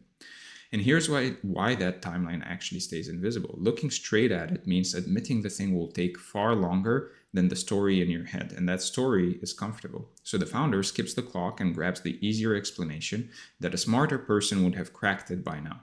The confidence drains, then the project dies, and then the real culprit, plain unfinished time, never actually even gets named. Now, sales might be the clearest test of this whole lesson, since it keeps score out loud and in public. A beginner makes 30 cold calls, let's say, collects 30 versions of no, and decides they're just not a good salesperson. What they can't see is that the skill barely begins to click until somewhere in the thousands, once you've heard so many objections that none of them actually rattle you anymore. 30 calls isn't a verdict, it's barely the introduction. The cruel part is the early reps pay nothing and nobody watches them happen. There's no applause, there's no commission, there's no visible sign you're actually moving at all. And those exact reps are at the same time what separate the person who eventually closes in their sleep from the one who actually taped the resignation note to the wall at call 30. Now, the work that matters most is really the work that feels the most pointless while you're inside it. So that sales what sales really trains is your tolerance for delay. Most people can do the hard thing once, and far fewer can keep doing it while the scoreboard stays frozen at 0 for weeks on end. And that tolerance for an empty scoreboard is really the skill living underneath the skill, and it's the one that quietly decides who's still standing at hour 300. Now, watch anyone trying to become a better speaker, and you'll see it. Day 1, they maybe expect clean, confident sentences, and instead they actually ramble. They lose the thread twice, and then they walk off certain that they're just awkward by nature and that they're just a bad speaker. And what they're really missing is that fluency gets built on a huge stack of clumsy reps. The bad meetings and the worst small talk, none of it with an audience. You don't skip that stack, right? You build it in private. And every clumsy conversation is really doing the work that the speaker refuses to count. In the moment, it feels like evidence piling up against you, but if you turn it over, each fumble removes a rough edge you couldn't have found any other way. So sounding awkward for a few hundred hours isn't really a sign you're failing, it's the entire entry fee, basically. And every good speaker alive has paid it. So your own mind runs a trick on you here. 10 bad attempts start to feel like the complete picture. So you reach a lifelong conclusion off of a sample far too small to actually mean anything. And those early reps were most likely guaranteed to be bad for everyone who ever got good at anything, right? Reading them as proof of your ceiling closes the case before the real evidence has even shown up. And underneath all of these stories really sits one piece of plain arithmetic. People invest 10, 20, 50 hours and expect the result that for almost any real skill only appears somewhere near 1,000. Set those numbers side by side and the mismatch is almost funny, because what's happening is you're essentially demanding a 1,000-hour outcome on a 50-hour deposit and then calling the shortfall a lack of talent, right? So I call this the 1,000-hour problem. And once you see it, you start spotting it everywhere. Is the invisible reason behind a staggering number of abandoned goals. People misjudge the true size of the task before they take a single step. They set their hopes up against a number that was basically never realistic in the first place. And then they quit feeling like failures when they were only ever early. So the math beat them and they took the blame themselves. Now, sizing is the first half of the trap. The number you guess at the start shapes every decision that actually follows it. So if you guess small and you commit small, well, you ration your effort and then you feel robbed when a fraction of the work hands back a fraction of the result. The whole disappointment traces straight back to one bad estimate that you made on day one. Set the scale wrong and ordinary difficulty really starts feeling like a personal emergency. The work was always going to feel heavy this early. It's just part of it. That's simply what the front end of mastery feels like for everyone alive. A person expecting easy at the beginning reads that heaviness as a sign that they're broken or that they're not good at it. Know the real scale ahead of time, and the same heaviness turns into proof that you're exactly where you should be. So name the real number before you begin, and if anything, over-exaggerate how much time it will take you and take it as truth. If you do that, the entire experience changes shape, because now slow progress stops registering as failure and you start seeing it more so as receipt for work you already agreed to do. The hours don't get any lighter, they just stop frightening you since you were expecting every last one of them. Now, people who last are almost always the ones who knew the price going in. They keep stacking hours through the boring middle while everyone around them demands a refund the second it stops being fun. Same skill, same difficulty, wildly different ending. One group budgeted for 1,000 hours, the other thought they were buying a quick win. So now that we've covered the lie, let's actually talk about the knowledge crisis. So effort is only half the story, and the other half is really the part that almost nobody is talking about. Even if you fix your expectations and commit to the hours, a second force can still waste every one of them. It has nothing to do with discipline or how badly you actually want it. It's about the world you're trying to learn and how completely that world has changed underneath us all. So go back even 40 or 50 years, and the hard part of getting good was really just access. You needed the right book your library might not stock, or the right teacher who might live 3 towns over, or the one room where the people who actually knew things happened to gather. Knowledge was guarded, it was scattered, and it was slow to reach. If you could get to it at all, you were already ahead of nearly everyone else. So when information is scarce, you treat every scrap of it as precious. You find one good book and you read it 3 times over. You hang on every word from every single mentor you managed to find, since there was no second opinion a click away, right? So scarcity forced focus on people, mostly through a flat lack of other options. Now, for most of history, having access plainly meant having an edge. A better library, a wealthier school, a tie to someone who knew the craft, and you genuinely knew more than the person beside you. And that advantage was real, and it held steady for generations. Then it evaporated almost overnight. Everything flipped, and the strange part is how few people updated their behavior to match.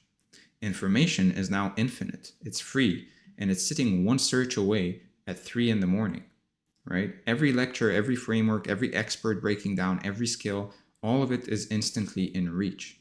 The bottleneck that defined learning for centuries simply disappeared.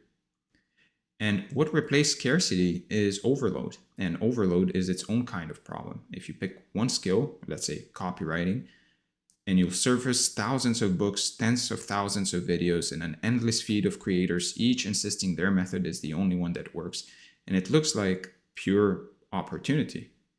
It stops more people cold than scarcity ever did. Now, the deeper problem is that abundance turns into noise the instant you need a direction. So one expert might swear by an approach and the next swears by its opposite, and both sound completely certain. So you stand there holding more information than any human could use, and somehow you still feel further from starting than when you knew nothing at all. More has somehow become worse. And this is where the modern learner actually gets stuck, surrounded by everything and able to commit to nothing. So two separate problems are landing at the same moment, and together they're basically lethal. If you pull them apart and you understand why so many genuinely capable people never get good at a single thing, you can see it in that basically, right? So solve them and almost everything else opens up. Now, we already met the first problem, which is the sheer size of the hours. People walk in assuming a short road and a cheap skill, and that one misjudgment ends most attempts early. On its own, it would be survivable.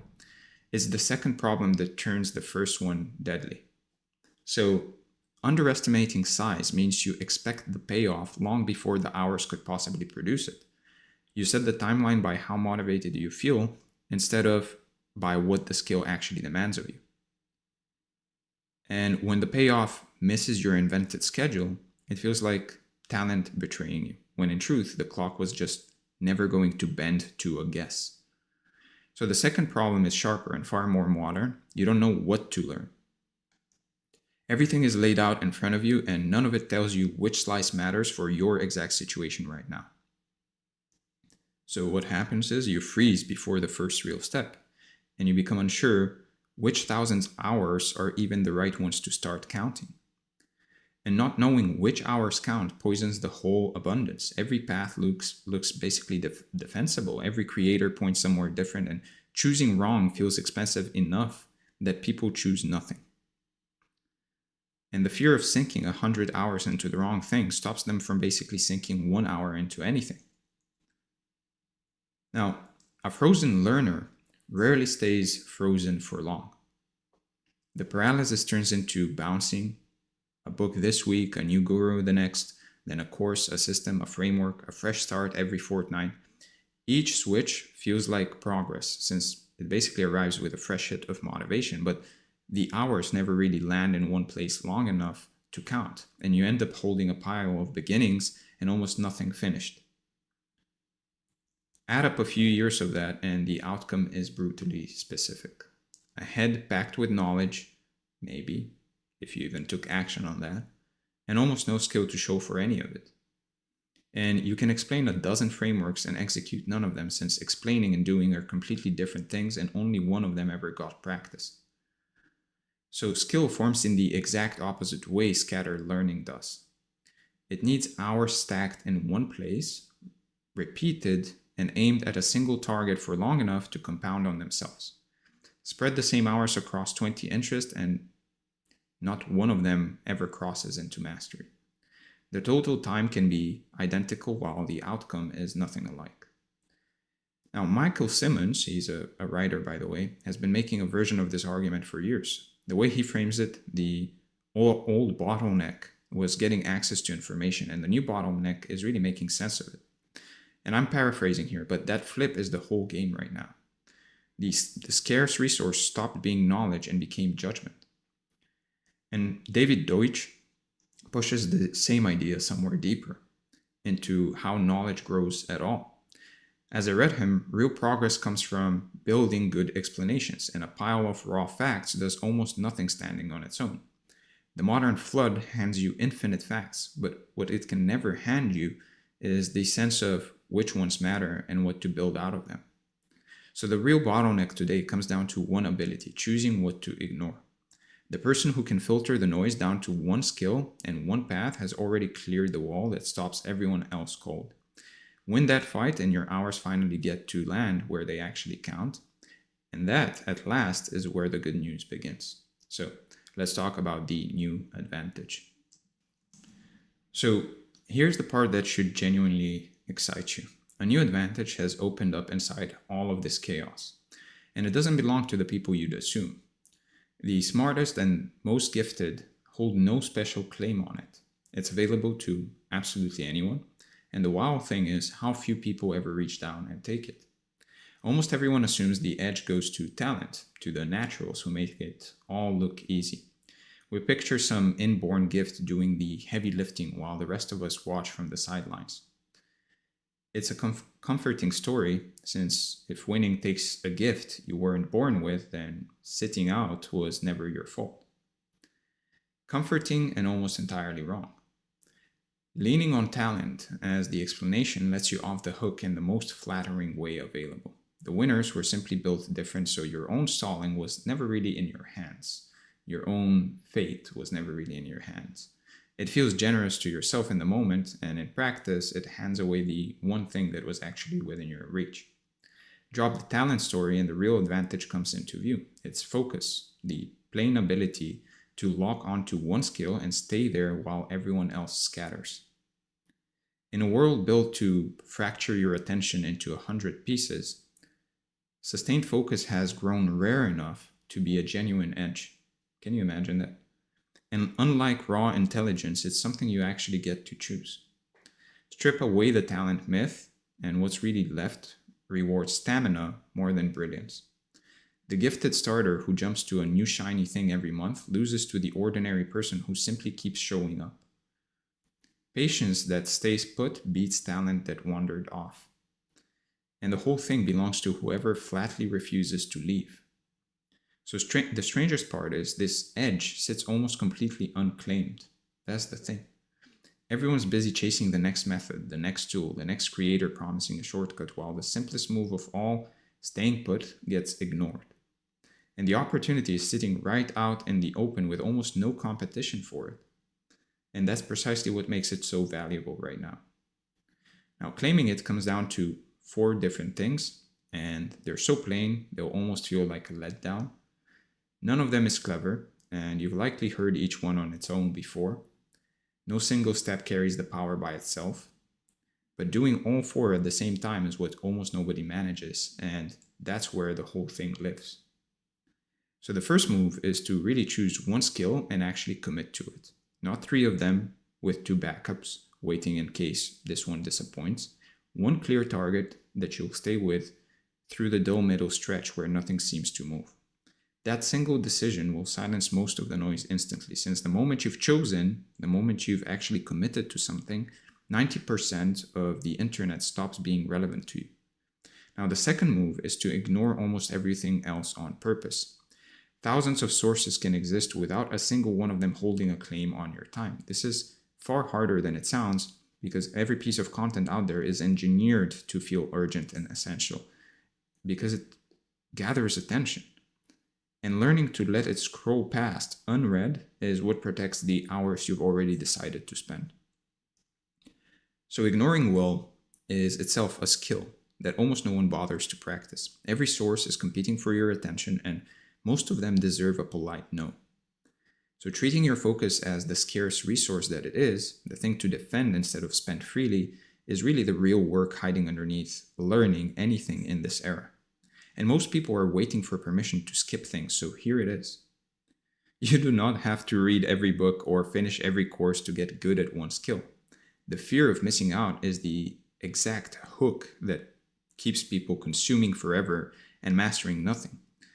And the cure is simply deciding that missing out is allowed on the things that you don't need right now. You might need these books or these courses in the future, but you don't have to finish every book or every course right now if it's not helping you get to where you want to get. The third move is to accumulate hours, the unglamorous engine of the entire thing. You put the reps into your one chosen skill and you let them build week after boring week. Boring is the operative word, and it's also the whole point. Consistency that looks tedious from the outside is exactly what compounds into something rare. A single session looks like nothing, and on its own, it is basically nothing. Run a few hundred of them in the same direction, and they stack onto a level of skill most people never get near. Because no single hour does the heavy work. The accumulation does. And that only happens when you keep adding hours long after it stops feeling productive. Now, the fourth move, and the one that nobody likes to hear, is you stay in the game. That's basically it. Plenty of people own every ingredient they need to get good and never find out. Leaving early right before the result had time to actually show its face. Staying in long enough to see it through turns out to be the rarest part of the whole formula. That's why I've made videos on how to outwork everyone by just being bored. And nearly every one of these stories ends the same way, with an exit that lands just a little too early. Someone quits around hour 50, still waiting on a result that was always scheduled to arrive near hour 1000. And the ability was sitting there the entire time, fully within reach. Their patience just ran dry before the payoff could. So one of the most important skills you can master in today's world is to be quote-unquote bored. Now, back in the day, our bored today would not even be considered being bored. Now, bored means not checking TikTok for 10 minutes and working on one thing for a prolonged period of time. Now, quitting at hour 50 is a timing error, right? Though it almost always gets read as a talent verdict. The person hits a completely normal lull and then mistakes it for permanent proof that they can't do this. They were far closer than they ever let themselves believe, and they walked away anyway. So it's never been easier to quit than right now. And that's no accident. The world around you is engineered to scatter your attention, and nearly everyone in it is overloaded or distracted, and they basically restart for the 10th time this year on everything they decided to do. And in that environment, simply staying with one thing starts to look almost strange, which is exactly why so few people pull it off. Become one of the few who can hold focus that long, and you're holding an almost unfair advantage. Reach hour 1000 while everyone around you keeps restarting at hour 1, and you've effectively won before most people have ever begun. That's the entire promise of the 1000 hour problem, or 1000 hour rule, turned right side up. And it's open to anyone willing to pick up one thing and stay with it and just be bored. Essentially, just do it for a boring, long amount of time. If becoming that person is the life you actually want, the smartest first move is to not attempt it alone. So book a call with us and we'll help you choose the one skill worth your next 1000 hours and map out which one of those hours genuinely count for where you are today. Because getting the direction right early can really save you years of pouring effort into the wrong lane. Today comes down to a single decision, the line between another fresh start and the last one you'll ever need. You already understand the problem that almost no one around you can even name. Acting on it, that part is really sitting right in front of you, waiting on you to choose. So with that said, let's cover the review. We talked about the overview, the lie, the knowledge crisis, the new advantage, the review, and finally your action items for the day or the next few days. First, pick the single skill you keep circling back to and commit to it before you buy one more book or one more course. Write it somewhere you'll see it every day so that the decision stays made, and that one choice will strip out most of the noise on its own. Just stick to it regardless of if you know whether it will work out in the future. Because at the end of the day, it always works out for the person that stays long enough with it. Then cut your sources down to the few that directly serve that skill and let the rest go. Give yourself permission to skip everything else. No guilt and no FOMO. Defending your focus is really what finally lets the hours add up. And then finally, put real hours into that one skill every single week, especially the weeks it feels like nothing is moving. It's in those weeks that it's the most important. Track the running total so you can watch it climb past the point where doubt usually wins, and stay in long enough to reach the number that actually pays off. With that said, I hope you enjoyed this video. If you did, make sure to subscribe, like it, comment below to let me know what you'd like to see next. And again, if you want to work with me one-on-one, make sure to book a call from the link in the description. We'll work on every aspect of your life, meaning health, wealth, love, and self, or the one that you're most focused on right now. With that said, thank you for being here, and I'll see you in the next one.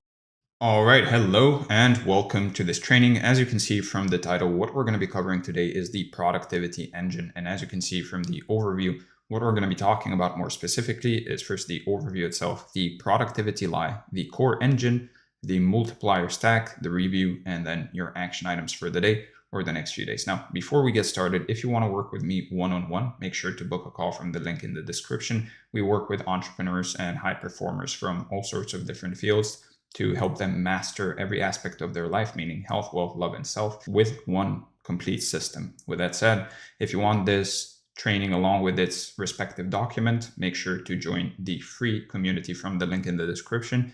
And if you want weekly newsletters on how to improve in every aspect of your life, then make sure to join the free newsletter from the link in the description. With that said, let's get started and talk about the productivity lie. So there are thousands of books, courses, videos, and articles on productivity, and you probably know a lot of them. And I've personally also gone through more of them than I'd like to admit. The tools, the apps, the morning routines, the time blocking systems, the Pomodoro technique, the Eisenhower matrix, the 80-20 principle applied to 47 different areas of life. And after consuming all of that, what I can tell you with total confidence is that most of it is really noise. The actual principles that drive real output are surprisingly few, surprisingly simple, and almost entirely ignored in favor of things that are more exciting to talk about. So the productivity industry has a massive incentive to make things seem more complicated than they are. Because really, complexity sells solutions to that complexity, and simplicity doesn't, which means the market is really flooded with overcomplicated systems that create the feeling of productivity without actually producing much of anything. And there's a deeply ironic loop where people spend hours consuming productivity content instead of doing productive work. And the consumption itself feels productive because you're learning and optimizing, but the learning and optimizing are just a sophisticated form of procrastination if it never translates into actual output, right? So reading about productivity has become a substitute for being productive, where the information gives you a sense of progress and control without requiring you to do the uncomfortable thing that would actually move your life forward and your business and so on. And the returns on productivity content consumption diminish rapidly after you learn the basics, where the first 5% of what you learn accounts for probably 90% of the value. And everything after that is increasingly marginal optimization that produces almost no additional output. Now, there's a concept called second order procrastination that explains exactly why this loop is really hard to break. And it starts with a simple observation. First order procrastination is obvious. You avoid the task and do something clearly unrelated, like scrolling or watching TV, and you know you're avoiding it. But second order procrastination is when you avoid the task by doing something that looks like progress towards the task, and your brain genuinely can't tell the difference. So reading a book about writing feels like you're working on your writing, and studying a course on sales feels like you're improving your sales. And consuming productivity content feels like you're becoming more productive, and none of those things are actually the task itself. They can help, sure, sometimes. However, they're not the task itself, but they can make you feel as if you're doing the task itself. The mechanism works because your brain rewards the feeling of forward motion, not actual forward motion, right? So the feeling of forward motion. And anything that triggers that feeling gets filed as productive, even when the output is basically zero. So the deeper layer is that second order procrastination is actually harder to fix than first order procrastination, because the person stuck in the loop has evidence that they're working on it, quote unquote, and genuinely believes they're making progress, which removes the guilt signal that would normally force a correction. And closely related to that is really the idea of meta work, which is any work about work rather than the work itself. At the most basic level, there's the task, right? The thing that produces output. Writing the article, making the call, building the product. Then there's everything around the task, organizing your tools, planning your schedule, setting up your system, researching the best approach. That surrounding layer is called meta work. And meta work feels identical to real work because it does involve work. It does involve effort and thinking and decision making, and your brain processes all of that as productive activity. But the critical distinction is that meta work has no output of its own. It only has value if it leads to faster or better execution of the actual task. And most of the times it doesn't, because people get stuck in the meta layer indefinitely. Real work is finite. It produces something and then it's done. Meta work is infinite, right? There's always another system to build, another tool to test, another method to learn. And that infinity is exactly what makes it so dangerous, because you can spend your entire life optimizing the approach without ever making the approach produce anything. And the complexity itself becomes a barrier where people get paralyzed trying to implement a system with 17 moving parts when a system with 2 or 3 moving parts would produce better results simply because they'd actually follow through on it consistently. So the most productive people I've ever observed or studied tend to operate on extremely simple systems. And their advantage isn't in the sophistication of their approach, it's in the consistency and intensity of their execution on a small number of high leverage activities. Or they might build a bit of a more complex system at first, but then they don't change it unless something really breaks, right? There's people that actually constantly are optimizing their system, constantly optimize their to-do lists and so on, and their digital kind of project management, when in reality, you could just start doing the work, regardless if the system is perfect or not. It's better to just keep it simple and do the work, right? And complexity-induced paralysis is one of the biggest productivity killers there is, where you spend so much time setting up and maintaining and tweaking the system that you never actually do the work the system was supposed to support. And another big lie in the productivity space is the misdirection of attention towards the wrong variables. Most productivity content focuses on time management, tool selection, and habit formation. And while none of these are irrelevant, they're not the bottleneck for most people. The real bottleneck is almost always energy management or decision clarity or your relationship with discomfort. Your output is far more dependent on your energy level than how well you manage your time. And a single hour of high energy focused work will produce a lot more than 4 hours of low energy work, which means the first thing you should be optimizing for is when and how you generate peak energy states rather than how you organize your calendar. Your body runs on roughly 90-minute energy cycles called ultradian rhythms, and working with those cycles is one of the simplest and most impactful changes you can actually make, where you work intensely during the peak and rest deliberately during the dip instead of trying to maintain a flat medium effort state all day, which for most people is not even possible. And your energy inputs matter enormously as well, meaning sleep quality, nutrition, movement, stress management. All of these are the actual foundation on which all productivity is really built. And ignoring them while obsessing over time management is really missing the forest for the trees. So protecting your energy is just as important as generating it, which means learning to say no to energy drains, to dopamine drains as well, whether that's unnecessary meetings, toxic conversations, decision fatigue from low stakes choices, or environments that subtly deplete you without you even noticing, right? And the other variable that most people never talk about, and it almost never gets talked about in productivity content, is your relationship with discomfort, because the productive action is almost always the uncomfortable action. And if you haven't trained yourself to move towards discomfort rather than away from it, no system in the world will really save you.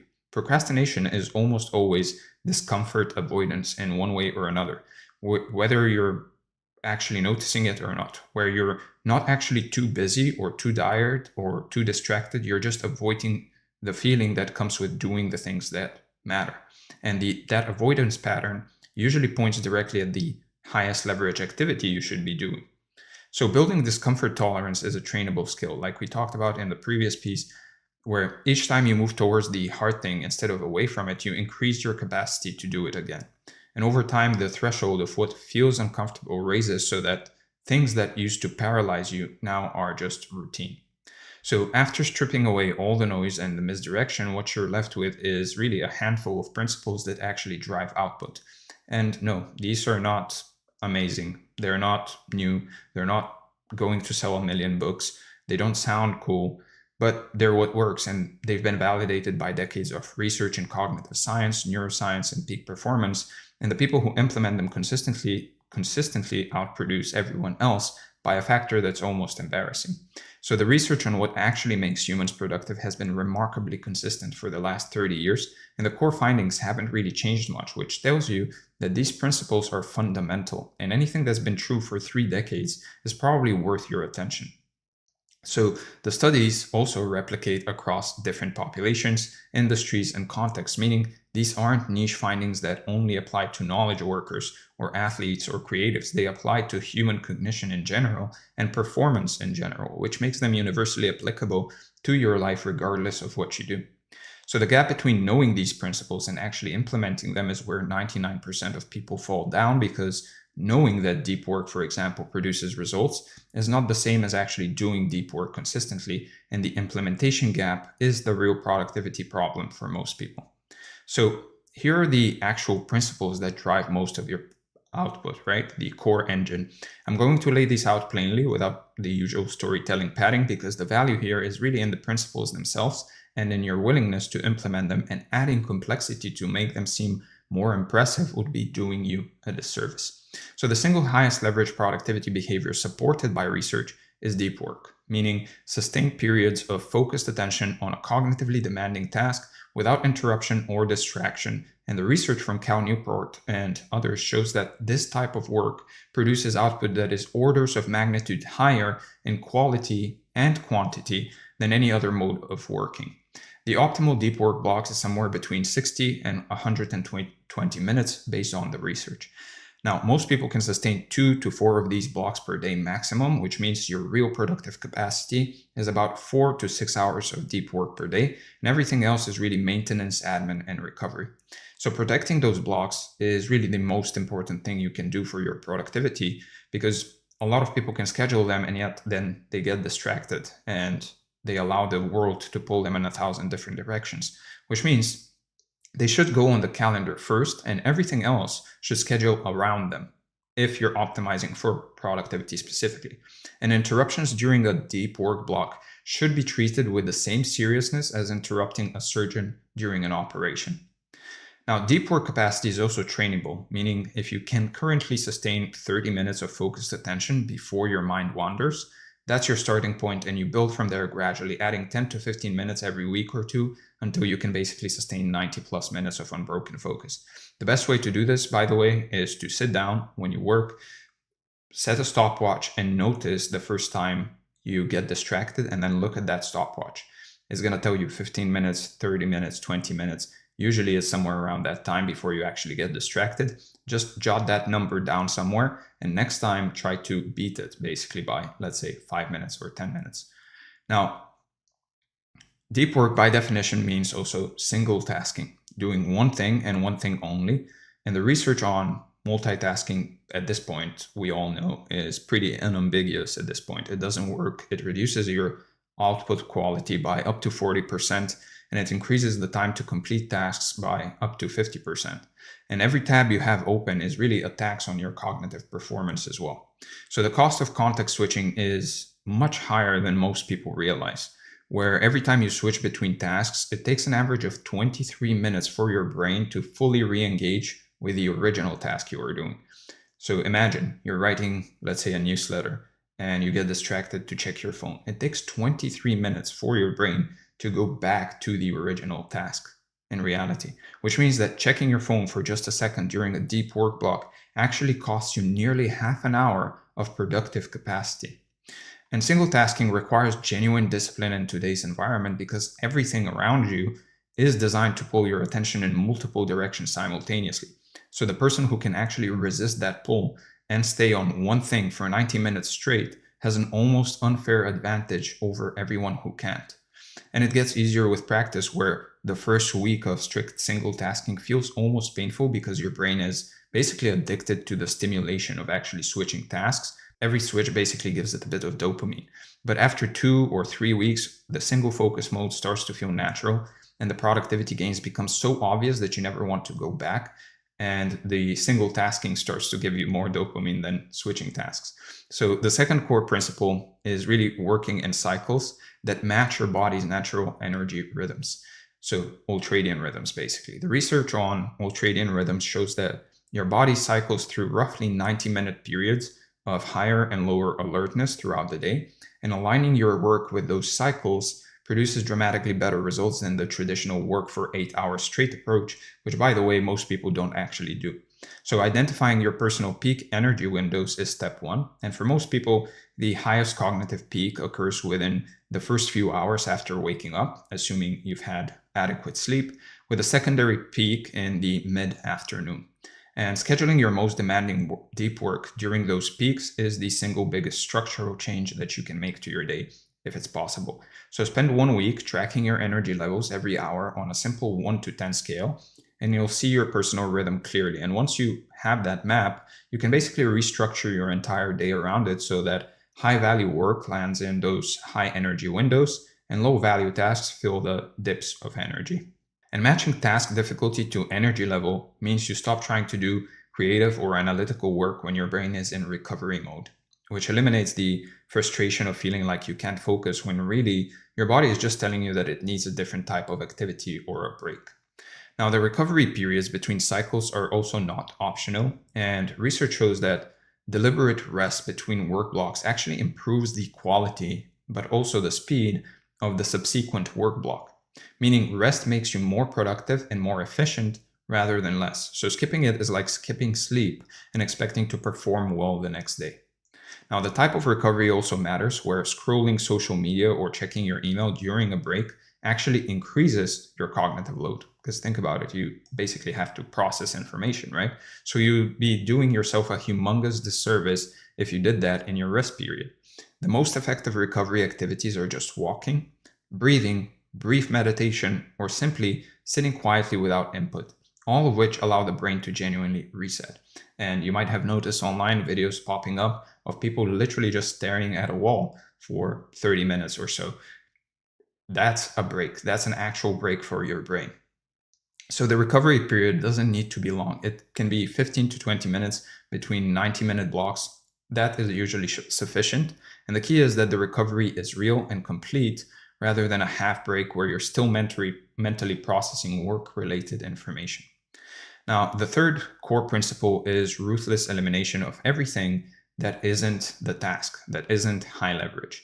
Research consistently shows that most people's output comes from a very small percentage of their activities, and the rest is really filler that creates the feeling of productivity without producing actual results. So obviously, as with almost everything, the Pareto principle or the 80-20 rule applies to productivity as well, where roughly 20% of your activities produce roughly 80% of your results. And the implication is that you could eliminate the majority of what you do and your actual output would barely change or probably even improve or increase because you'd have more energy and attention for the things that actually matter. So the first step is really identifying your high leverage 20%, which requires honest assessment of what actually produces results versus what feels productive. And those two categories overlap far less than most people would like to admit. So cutting the low leverage 80% requires real courage sometimes as well, because it often includes things that maybe feel urgent, things that maybe other people expect of you, or things that you've always done, and letting go of that in favor of a radically simplified workload feels risky, even though the math clearly supports it and you end up more productive and more efficient. However, if something is important yet not the main thing, you can try to delegate it, right? So for example, cleaning your house. It's not the main thing, yet it's important and we all have to do it. If it's possible for you, try to delegate it. Hire a cleaner, for example. And you can do that with a lot more tasks than you think. Now, for the administrative tasks that can't be eliminated, batching them into dedicated time blocks compared to spreading them throughout the day will prevent them from fragmenting your deep work and protects your peak energy for the activities that actually move the needle. So schedule all your admin, email, communication, and low leverage tasks into specific blocks, usually in your low energy periods, and refuse to engage with them outside of those blocks. And that single structural change will probably add 1 to 2 hours of productive deep work to your day immediately, right? So maintaining the boundaries between deep work and batched admin requires enforcing them strictly, especially in the beginning when the habit of actually checking your email, for example, every 15 minutes is still strong. And the discomfort of not checking will pass within a few days as the new pattern establishes itself. Now, with that said, let's cover the multiplier stack. So you have the core engine running, meaning deep work blocks, energy matched scheduling, ruthless elimination. The question becomes, how do you multiply the output even further? So the answer is what I call the multiplier stack, which is a set of identity level and environmental upgrades that amplify the effect of the core engine and turn good productivity into extraordinary productivity. Now, the first multiplier is your physical environment. The research on this is very clear. Your environment has a measurable impact on your cognitive performance, your focus duration, and your creative output. And optimizing it for deep work is one of the highest return investments you can actually make. So your workspace should be designed for one thing and one thing only, and you should be only doing that one thing on that workspace, right? Which is the execution of deep work. And that means removing everything that doesn't serve that purpose, including visual clutter, accessible distractions, and any environmental cue that triggers non-work behavior. Now, the research shows that visual clutter competes for cognitive processing power, meaning every object in your visual field that isn't related to the task at hand is slightly degrading your focus. And a clean, minimal workspace, as much as you can at least, isn't an aesthetic preference, it's a performance optimization. And if possible, having separate spaces for deep work and for everything else creates a powerful contextual cue that your brain learns to associate with focused concentration, so that simply entering the deep workspace begins to shift your cognitive state towards focus before you've even started working. Now, the digital environment matters just as much as the physical one, meaning your phone, your computer, your browser, and your notification settings are all either supporting your deep work or actively sabotaging it. And most people's digital environments are configured for maximum distraction by default. So turn off every single notification that isn't genuinely urgent, meaning nearly all of them.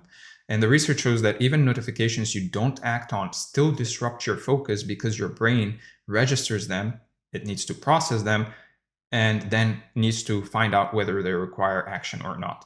So use digital tools deliberately where you have specific apps and sites that are allowed during deep work blocks, and everything else is just blocked or removed. Now, this isn't about willpower, it's about really designing a digital environment that makes distraction harder than focus.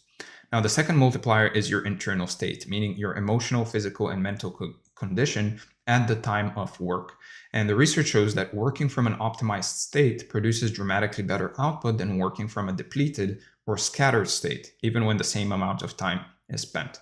So starting each deep work block with a brief state priming ritual, even just 2 to 3 minutes of, for example, focus breathing or intention setting, measurably improves the quality and the duration of the subsequent focus session. And the investment of 3 minutes to gain an additional 30 to 45 minutes of peak performance is maybe the best time trade that exists, right? So specific breathing patterns like box breathing, 4 seconds in, 4 seconds hold, 4 seconds out, 4 seconds hold, have been shown to activate the parasympathetic nervous system and shift the brain into a state that's optimal for sustained attention. And this is a free tool that's available to you at any moment without any equipment or training. You just breathe in for 4 seconds, hold for 4 seconds, breathe out for 4 seconds, hold for 4 seconds, and repeat. Now, setting a clear intention for the block, for the work block, meaning a specific outcome that you want to produce in the next 90 minutes, gives your brain a target to lock onto, and also dramatically reduces the wandering and unfocused start that most people experience in the first 15 to 20 minutes of a work session. Usually that happens because people don't know exactly what they want to complete or what they want to achieve in that work block. So maintaining the state throughout the day also requires attention to the basics that most productivity content ignores, meaning adequate sleep, 7 to 9 hours for most adults, proper hydration, most people are chronically dehydrated, regular movement, even 10-minute walks between blocks, and stable blood sugar, avoiding the crash and spike cycle of processed food. Sleep is the single most impactful performance variable that really exists, and 1 hour of lost sleep degrades your cognitive performance more than most people realize, with research showing that going from 8 hours to 6 hours of sleep produces cognitive impairment equivalent to being legally drunk. Now, no amount of productivity optimization can really compensate for that if you're working as if you're drunk, if you're working with the brain of someone that's basically drunk, right? So the consistency of these maintenance behaviors matters more than any occasional heroic efforts, where maintaining 80% quality sleep, nutrition, and movement every day for a year will produce vastly better performance than alternating between perfect weeks and terrible weeks. Just aim for 80%. And the third multiplier, which ties everything together, is really the identity level shift from someone who tries to be productive to someone who simply is productive, right? When productivity is part of your identity, high output becomes your default state, and the daily execution of deep work and energy management stops being a battle and starts simply being how you operate on a day-to-day basis. And the automaticity of identity level productivity means you spend far less mental energy on the meta work of deciding what to do and when to do it and whether to do it. And all of that energy gets redirected into the actual work itself, which further amplifies your output. Now, the identity evolves as your capacity grows, where what starts as I'm the kind of person who does 2 hours of deep work a day naturally escalates to 3 and then 4 as the evidence stacks and the identity solidifies, and the whole system becomes self-upgrading over time. And when productivity is integrated into your identity, it just becomes resilient to disruption. When you see yourself as someone who just does the work every single day, you can't be disrupted, meaning you can travel, you can change jobs, you can face crisis and deal with life chaos without really losing the core of what makes you productive, because the identity persists even when the specific routines temporarily break down. And when routines do break, which they always will, the productive identity automatically begins rebuilding them. The same way a disciplined identity automatically reinstalls discipline after a disruption. And that automatic rebuilding is what separates the people who have permanently high output from the people who cycle between productive phases and unproductive ones. Now, over the long term, the identity multiplier is one that produces the largest compounding effect because it ensures that all the other principles, the deep work, the energy management, the elimination, the environment design, are all being executed consistently year after year. And that consistency is really what turns ordinary principles into extraordinary results. With that said, let's cover the review. We went over the overview, the productivity line, the core engine, the multiplier stack, the review, and your action items for the day or the next few days. First, schedule your first 90-minute work block for tomorrow morning during your peak energy window with phone off, notifications disabled, and one single task to complete. Then list every recurring activity in your week, identify the 20% that produces 80% of the results, and then cut or batch everything else into a single daily admin block. Finally, spend 30 minutes today redesigning your physical workspace for deep work by removing every object, device, and visual element that doesn't directly serve focus concentration.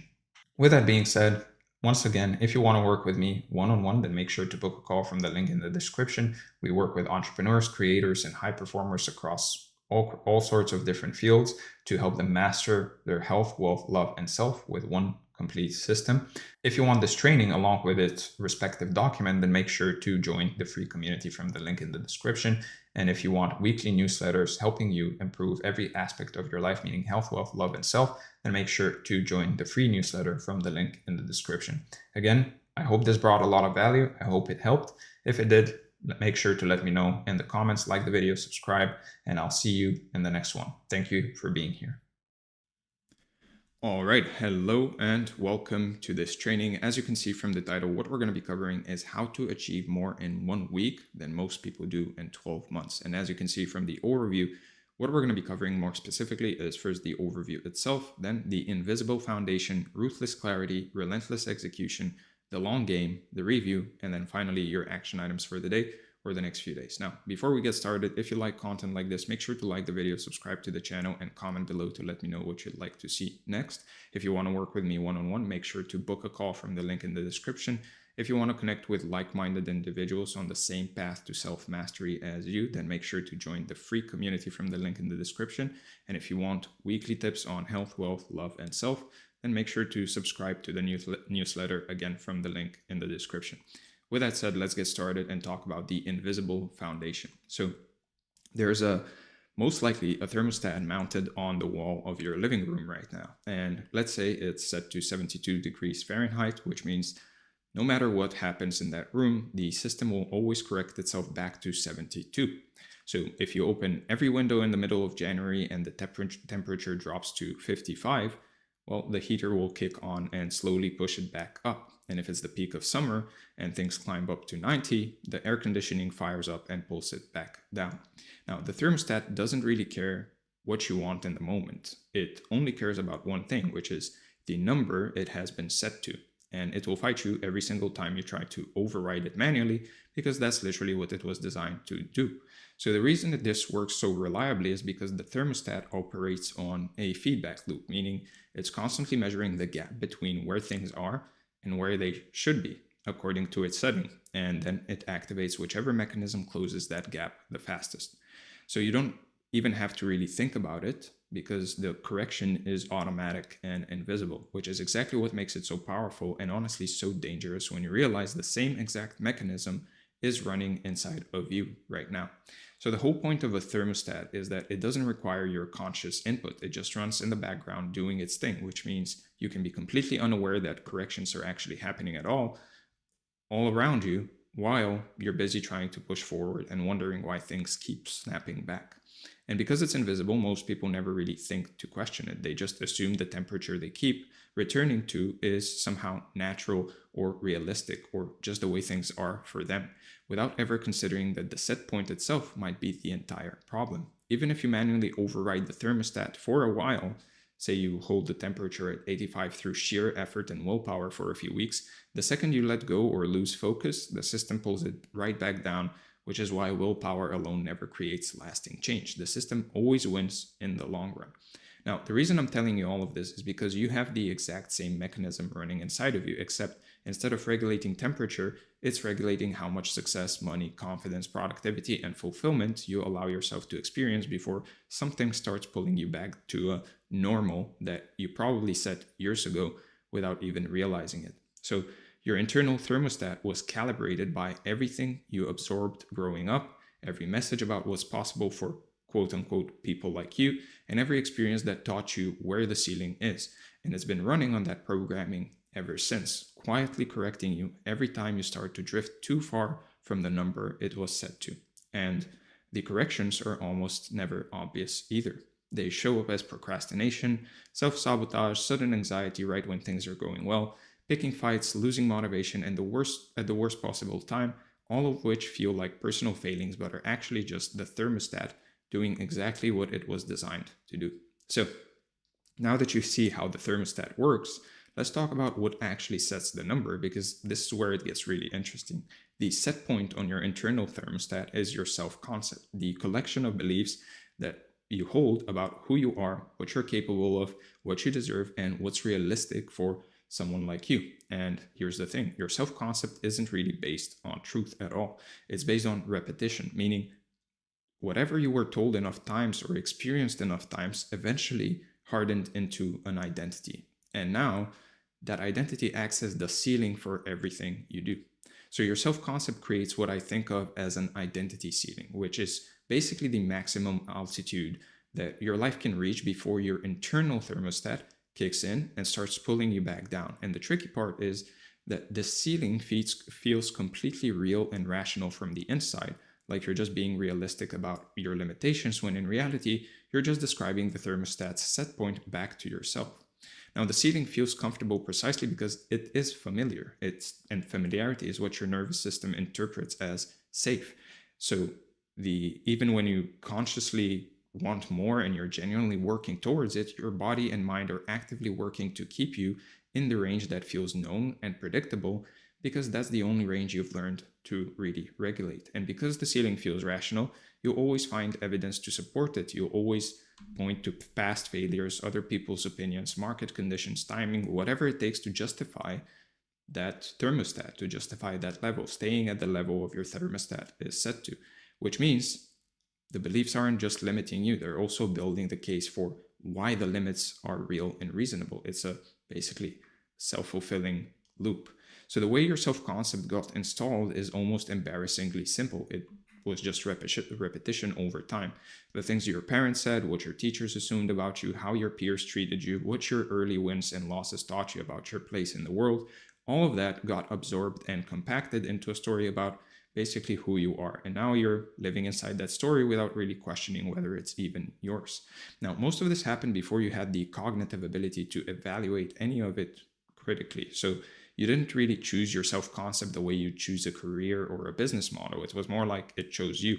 And by the time you were old enough to question it, it had already become the water you were swimming in and the lens through which you interpreted everything.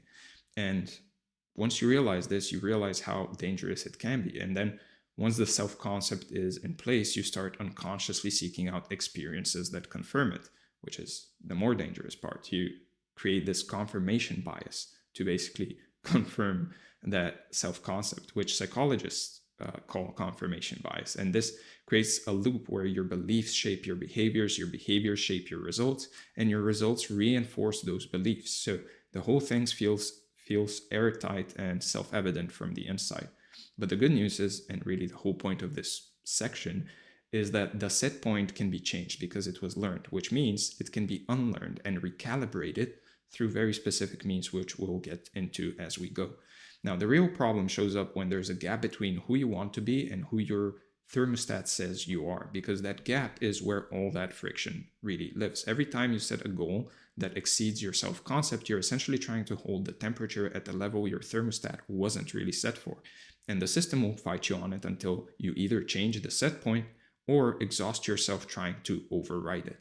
So this friction is what most people interpret as not having what it takes or not being disciplined enough, when really is just the predictable mechanical response of a system that's working exactly as designed, which should actually be pretty relieving to hear, because it means the problem was never you as a person. It was always the setting of that thermostat. And if you've ever had a stretch where you were crushing it for a few weeks and then suddenly you crashed and lost all motivation or fell back into old patterns seemingly out of nowhere, what you experienced wasn't a discipline problem necessarily. It was a thermostat correction. You ran out of the willpower needed to manually override the system, and the system snapped you right back to its set point. Now, Gay Hendricks wrote something in The Big Leap that I think captures this whole dynamic perfectly, and I'm paraphrasing here, but he says basically that each of us has an inner thermostat setting that determines how much love, success, and creativity we allow ourselves to enjoy. And when we exceed that setting, we'll do something to sabotage ourselves so we can return to the old familiar zone where we feel in control. And he calls this the upper limit problem. And it's one of the most useful concepts I've ever come across for understanding why people sabotage themselves right at the edge of a breakthrough. And the idea is that every person has that internal limit for how much success, happiness, abundance they'll allow themselves to feel before their thermostat kicks in and creates some kind of a problem to bring them back down to normal, or what they perceive as normal. And so the forms it takes are almost comically predictable once you know what to look for. You might start a fight with your partner right after landing a huge client. You might get sick the week of your biggest launch. You might get sick the week you've been, exceeding your typical streak in a specific habit you've been doing. You forget to follow up on the opportunity that could change everything. You suddenly decide that actually maybe you need to rethink your whole strategy right when the current one is finally working. So the upper limit shows up in patterns, and once you start tracking it, you'll notice that the sabotage almost always arrives at the same threshold. Like there's an invisible line in the sand, and every time you approach it, something conveniently goes wrong. And I say conveniently because the subconscious mind is incredibly creative at actually manufacturing disruptions that feel legitimate, so you never suspect it's self-generated. In fact, the point is to not suspect that it's self-generated. The point is to point at something external. So pay attention to the timing of your setbacks, because upper limit problems almost always show up right after a win, right before a big opportunity, or right at the moment when sustained effort is about to compound into visible results. And that timing is the fingerprint that tells you this isn't really bad luck or random circumstance, but rather internal regulation doing its job. It's your upper limit, essentially. So they also tend to disguise themselves as external circumstances. So you'll genuinely believe that the fight with your partner happened because of the dishes, or that you got sick because of the weather, or that you pulled back from the project because the timing wasn't right. And that's honestly what makes it so tricky. The sabotage feels completely real and justified in the moment every single time. And the further you push past your upper limit without addressing the root cause, the bigger and more dramatic the correction tends to be, which is why some people experience catastrophic blow-ups, like health crises, financial implosion, relationship collapses, right at the peak of their success. The thermostat's correction is proportional to how far you've drifted from the set point. Underneath the upper limit problem, if you dig deep enough, you'll almost always find some version of fear. And usually it's a fear of success more than anything else. A fear that if you do actually become the person who has that level of income or that level of impact, that level of success, that level of freedom, something terrible will happen, or you'll lose the people you actually love, or you'll be exposed as a fraud, or you'll become someone you don't recognize anymore. One of the deepest fears hiding underneath the upper limit is the fear of outgrowing your people. Because on some level, you've internalized the idea that success means separation, that if you do rise too far above your current circle, you'll end up alone. And so your thermostat keeps you at a level where belonging feels safe, even though it costs you everything you actually want for yourself. And there's also the fear of being fully seen, because real success makes you visible.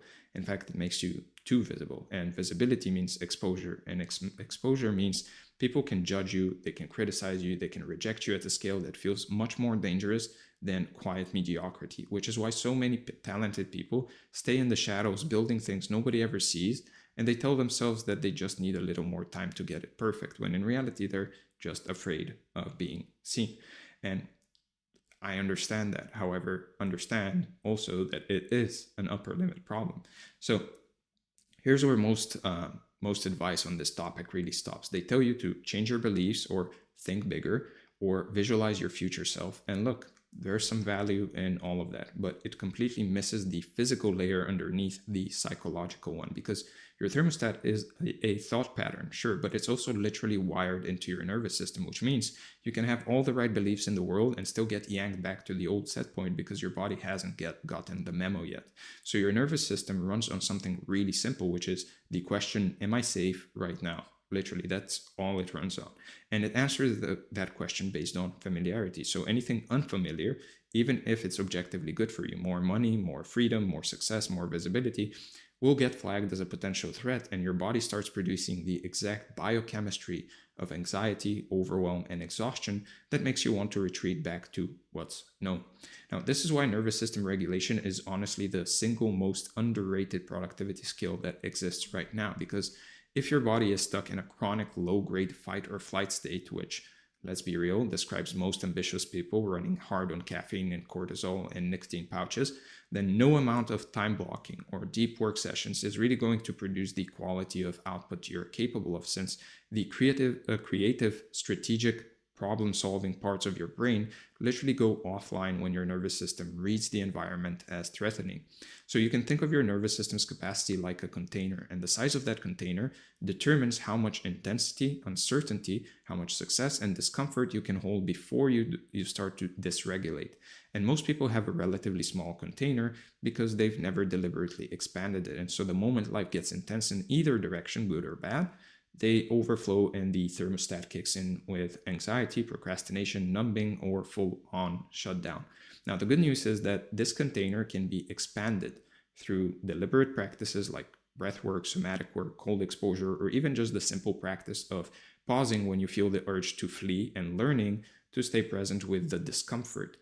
You can also create more discomfort in general in your life so that you can feel better in discomfort, such as one of the best examples, and I know I give this a lot of the times here on this channel, is just going to the gym.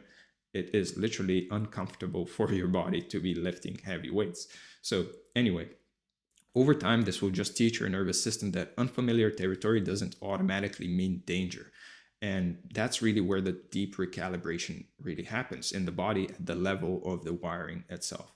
And then layered on top of the nervous system piece, there's what I think of as your emotional backlog, which is basically all the unprocessed emotional unfinished grief or unresolved conflicts or unexpressed truths that you've been stuffing down and carrying around for months or years. And every single one of those takes up cognitive bandwidth, whether you're aware of it or not, almost like having 47 browser tabs open in the background that are silently draining your battery while you wonder why everything is running so slow. So the bandwidth cost of unprocessed emotion is genuinely staggering once you actually start to see it. And it's that lingering resentment towards like an old friend or an old business partner, or the guilt about something you said 3 years ago, or the guilt about something you didn't say 3 years ago, or the sadness you never let yourself feel after a loss, or all of it is just running in the background, consuming the exact mental and emotional resources you really need for deep, focused, creative work. And so you sit down to write or build or plan and wonder why everything feels so heavy and slow when technically nothing is really wrong. So the act of actually processing this stuff, whether through journaling, honest conversation, or using some kind of a tool, or even just sitting quietly and letting yourself feel that what you've been avoiding, really frees up an almost shocking amount of energy and clarity. And people who do this kind of emotional house cleaning often report that their productivity increases dramatically without changing a single external system, which basically tells you exactly where the real bottleneck was all along. And the longer you avoid it, the more it compounds, because unprocessed emotion doesn't just sit there quietly. Unfortunately, it actively distorts your perception, your decision making, your relationships, and your ability to be present. And you might see this in real life. A simple example of this is you might have had a bad relationship that then influenced how you see your future relationships from there, meaning a romantic relationship. It's one of the most basic examples of this. So it means that the backlog isn't just costing your energy, it's also degrading the quality of everything you produce. Even when you do manage to show up and do the work, everything new will be kind of skewed from that perception and from that lens. And so then finally, once you understand the thermostat, the upper limit, the nervous system piece, and the emotional backlog, there's one more layer that honestly might be the most important of all. And it's this. There's one thing you're working towards. Is the one thing you're actually working towards something you want, or is it something you think you should want? Because one of the sneakiest ways that the thermostat disguises itself is by basically letting you pour enormous energy into goals that were never really yours to begin with. Goals you most likely inherited from a parent, or absorbed from social media, or adopted because your peer group values them, or you chose because they seem like what a successful person would pursue. And if you're chasing a should goal instead of a genuine desire, then no amount of inner work or system optimization is going to really make the execution feel right, because your entire being knows that on some level you're building in the wrong direction, right? And this is why I think everyone needs to do what I call a motivation source audit, which is basically sitting down with every major goal or project you're currently pursuing and honestly asking yourself where this came from. Did this goal originate from a genuine internal pull, something that actually excites you and lights you up even when it's hard? Or did it arrive from the outside and get dressed up as desire when really it's just obligation, expectation, or comparison? And this has to be brutally honest, because should goals are masters of disguise. They'll wrap themselves in language that sounds like passion, like I really want to hit 7 figures, for example, when the actual feeling underneath is more like pressure or fear or of being left behind. And the only way to really tell the difference is to strip away all the external validation and just ask yourself whether you still want this if absolutely nobody would ever know you achieved it. And if you do, then why? Why do you want it in that case? Because pursuing a should goal with real effort is one of the most expensive mistakes you can make. It's literally opportunity cost at the highest level, because you burn through time, you burn through money, and you burn through motivation chasing something that will feel empty and hollow even if you did get it.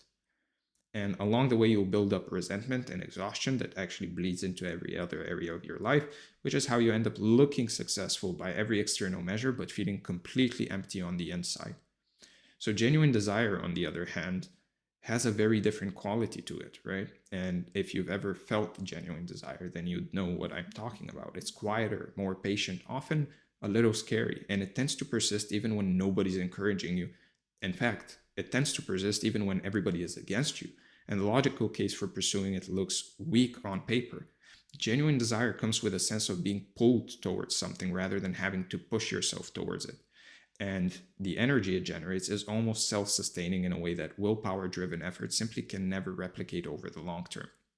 So when you're working from genuine desire, the energy renews itself, meaning you finish a long day of work and you feel tired but full, rather than tired but drained, right? And that distinction alone tells you everything you need to know about whether your thermostat is set to something authentic or something borrowed from someone else's definition of success.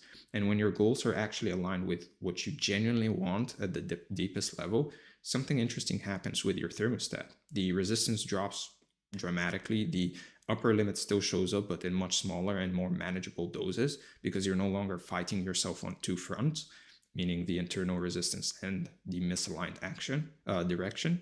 And then suddenly the same amount of effort produces wildly different results because every part of you is finally moving in the same direction for once, right? So with that said, let's talk about ruthless clarity. So in physics, there's something called the second law of thermodynamics. And while the formal definition involves concepts like thermodynamic equilibrium, closed systems, and the statistical mechanics of molecular microstage, which sounds like a lot, the actual idea underneath all of that is one of the most intuitive things you'll ever hear. And it basically says that in any system, disorder will always increase over time unless energy is deliberately applied to counteract it. That's it. Left to its own devices, everything in the universe moves towards mess, decay, and disorganization. Your bedroom tends to get dirtier or messier over time, not cleaner, right? Your desk gets cluttered, your inbox fills up, your muscles atrophy if you stop training, relationships drift apart if you stop investing, and your mind accumulates more and more unfinished threads and competing priorities until it's basically a junk drawer of half-formed intentions. So the key insight, and the one that makes this relevant to everything we're about to cover in this section, is that order doesn't happen by accident. Order requires energy. Clarity requires deliberate work, right? Because left to its own devices, the universe goes towards entropy, right? And if you're not actively investing energy into organizing your priorities, closing your open loops, and cutting what doesn't matter, then the natural direction of your life is towards increasing disorder. And that's not because you're doing anything wrong. In fact, it's because you're not doing anything. Or it's not because you lack discipline. It's because that's literally how the universe works at the most fundamental level. Now, the reason this matters for you is that your life, your work, your decision-making, all of it is subject to this same law. Because at any given moment, you have a finite amount of energy and attention available, and that energy is either being spent deliberately, meaning maintaining order, creating clarity, building towards one thing, or it's being consumed by the disorder that naturally accumulates when you stop paying attention. And the unfinished tasks, the unmade decisions, the projects you started and never closed, the commitments you made and forgot about, all of which are entropy in action. And most people walking around right now are living in a state of extremely high entropy, meaning their mental and emotional landscape is cluttered, chaotic, and disorganized, and they feel confused, scattered, overwhelmed, stuck, all of which aren't character flaws or motivation problems. They're just the predictable systems of a system where disorder has been allowed to accumulate unchecked for too long. And the tricky part, the part that really connects back to what we covered in the last section about the thermostat and the identity ceiling, is that most of this disorder feels normal or at least manageable, and it feels like just the way things are, or the cost of being busy, or whatever other excuse you want to make up, which is exactly why it's so effective at burying the clarity that's sitting underneath it all, because you never really think to fight it since it's crept in so gradually you didn't even notice.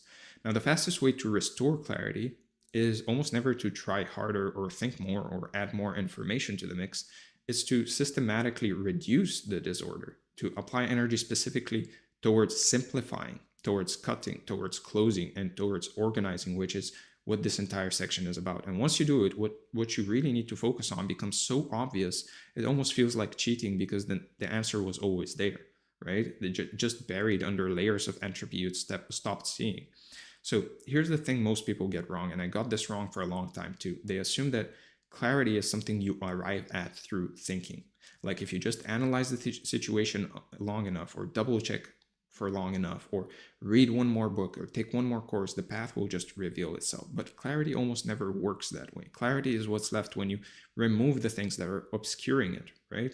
The same way productivity shows up when you remove all distractions, clarity shows up when you remove everything that is obscuring it, that makes it everything that makes you disorganized. So, which means it's a subtraction game. And that flips the whole approach on its head, because instead of asking, what should I focus on? What should I do? The better question is, what's currently preventing me from seeing what's already obvious?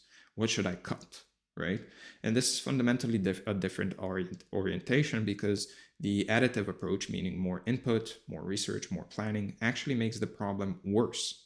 by introducing even more disorder into a system that's already disorganized and overloaded, which is why some of the most chronically quote unquote productive people are also the most chronically confused and directionless. They keep piling things on when really the real issue is all the accumulated clutter they refuse to deal with. And once you actually start stripping the disorder away, what tends to happen is that the answer was sitting there the whole time. You just couldn't see through it and through all the entropy, which honestly can feel a little frustrating at first because you realize you knew all of this all along, but it's actually incredibly liberating because it means you don't need more information. You just need less interference. So let's talk about the biggest source of entropy in most people's life. And it's something you've probably never thought about in these terms. But every unmade decision, every half-finished project, every conversation you've been avoiding, every commitment you said yes to but haven't followed through on, all of those are open loops. And every single one of them is generating disorder in your system constantly, 24 hours a day, 365, whether you're actively thinking about them or not. And there's actually a well-documented psychological phenomenon behind this called the Zeigarnik effect, named after the Soviet psychologist named Bluma Zeigarnik, who discovered it in the 1920s, that incomplete tasks occupy more mental space and create more intrusive thoughts than completed ones, which sounds obvious now, but back then it was crazy. Which means your brain literally treats every open loop as an active thread that it has to keep running in the background, consuming processing power and attention that you desperately need for the work that actually matters.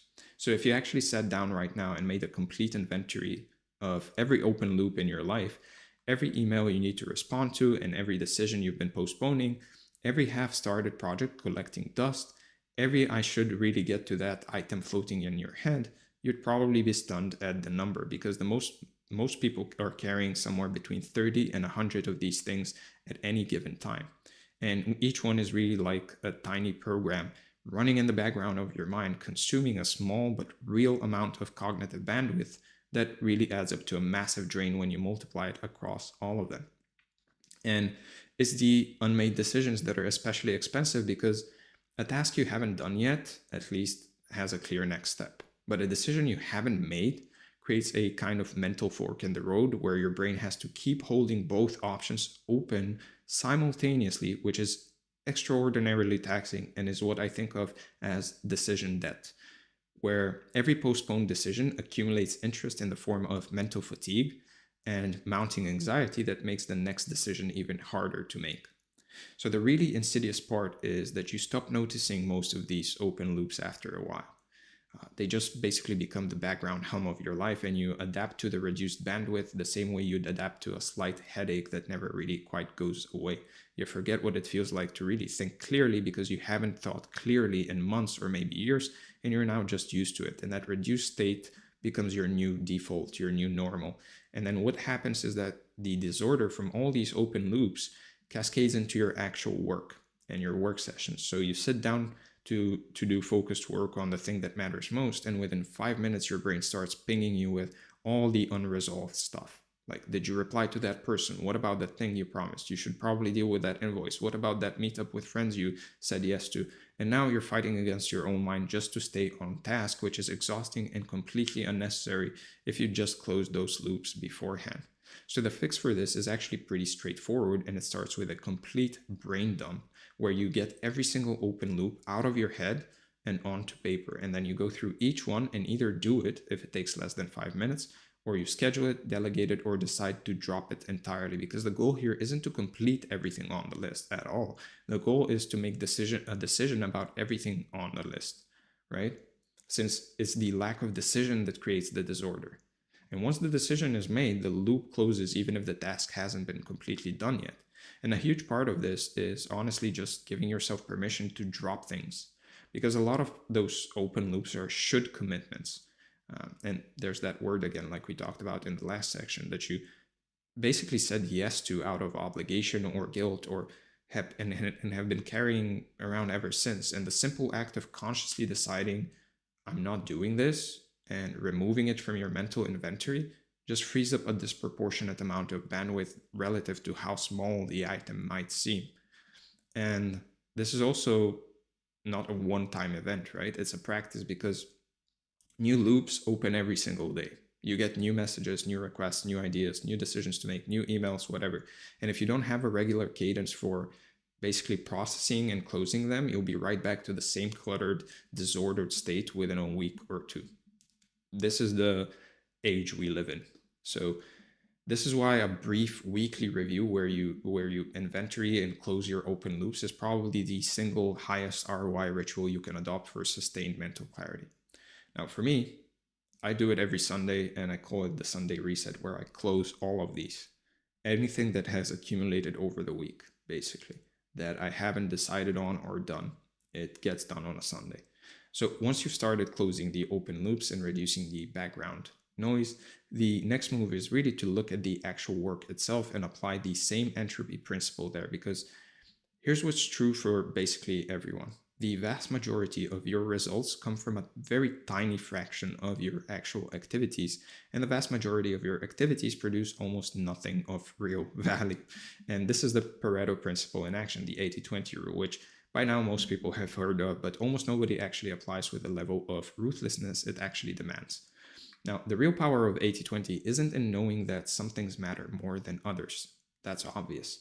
It's in being willing to cut the 80% that isn't producing, even when those things feel productive and important and comfortable, which is where most people flinch and end up keeping everything. So what's the one thing you can do such that by doing it, everything else becomes easier or unnecessary? And that question, if you take it seriously and actually answer it honestly, has a way of making the disorder painfully obvious. Because the moment you identify your one thing, you suddenly realize how much of your day is spent on stuff that isn't it, and now you basically have a decision to make about whether you're going to protect that focus or keep letting the entropy eat it alive. Now, this requires a kind of ruthlessness that most people genuinely struggle with, because the stuff you need to cut usually isn't bad or unproductive in isolation a lot of the times. It's just less important than the one thing.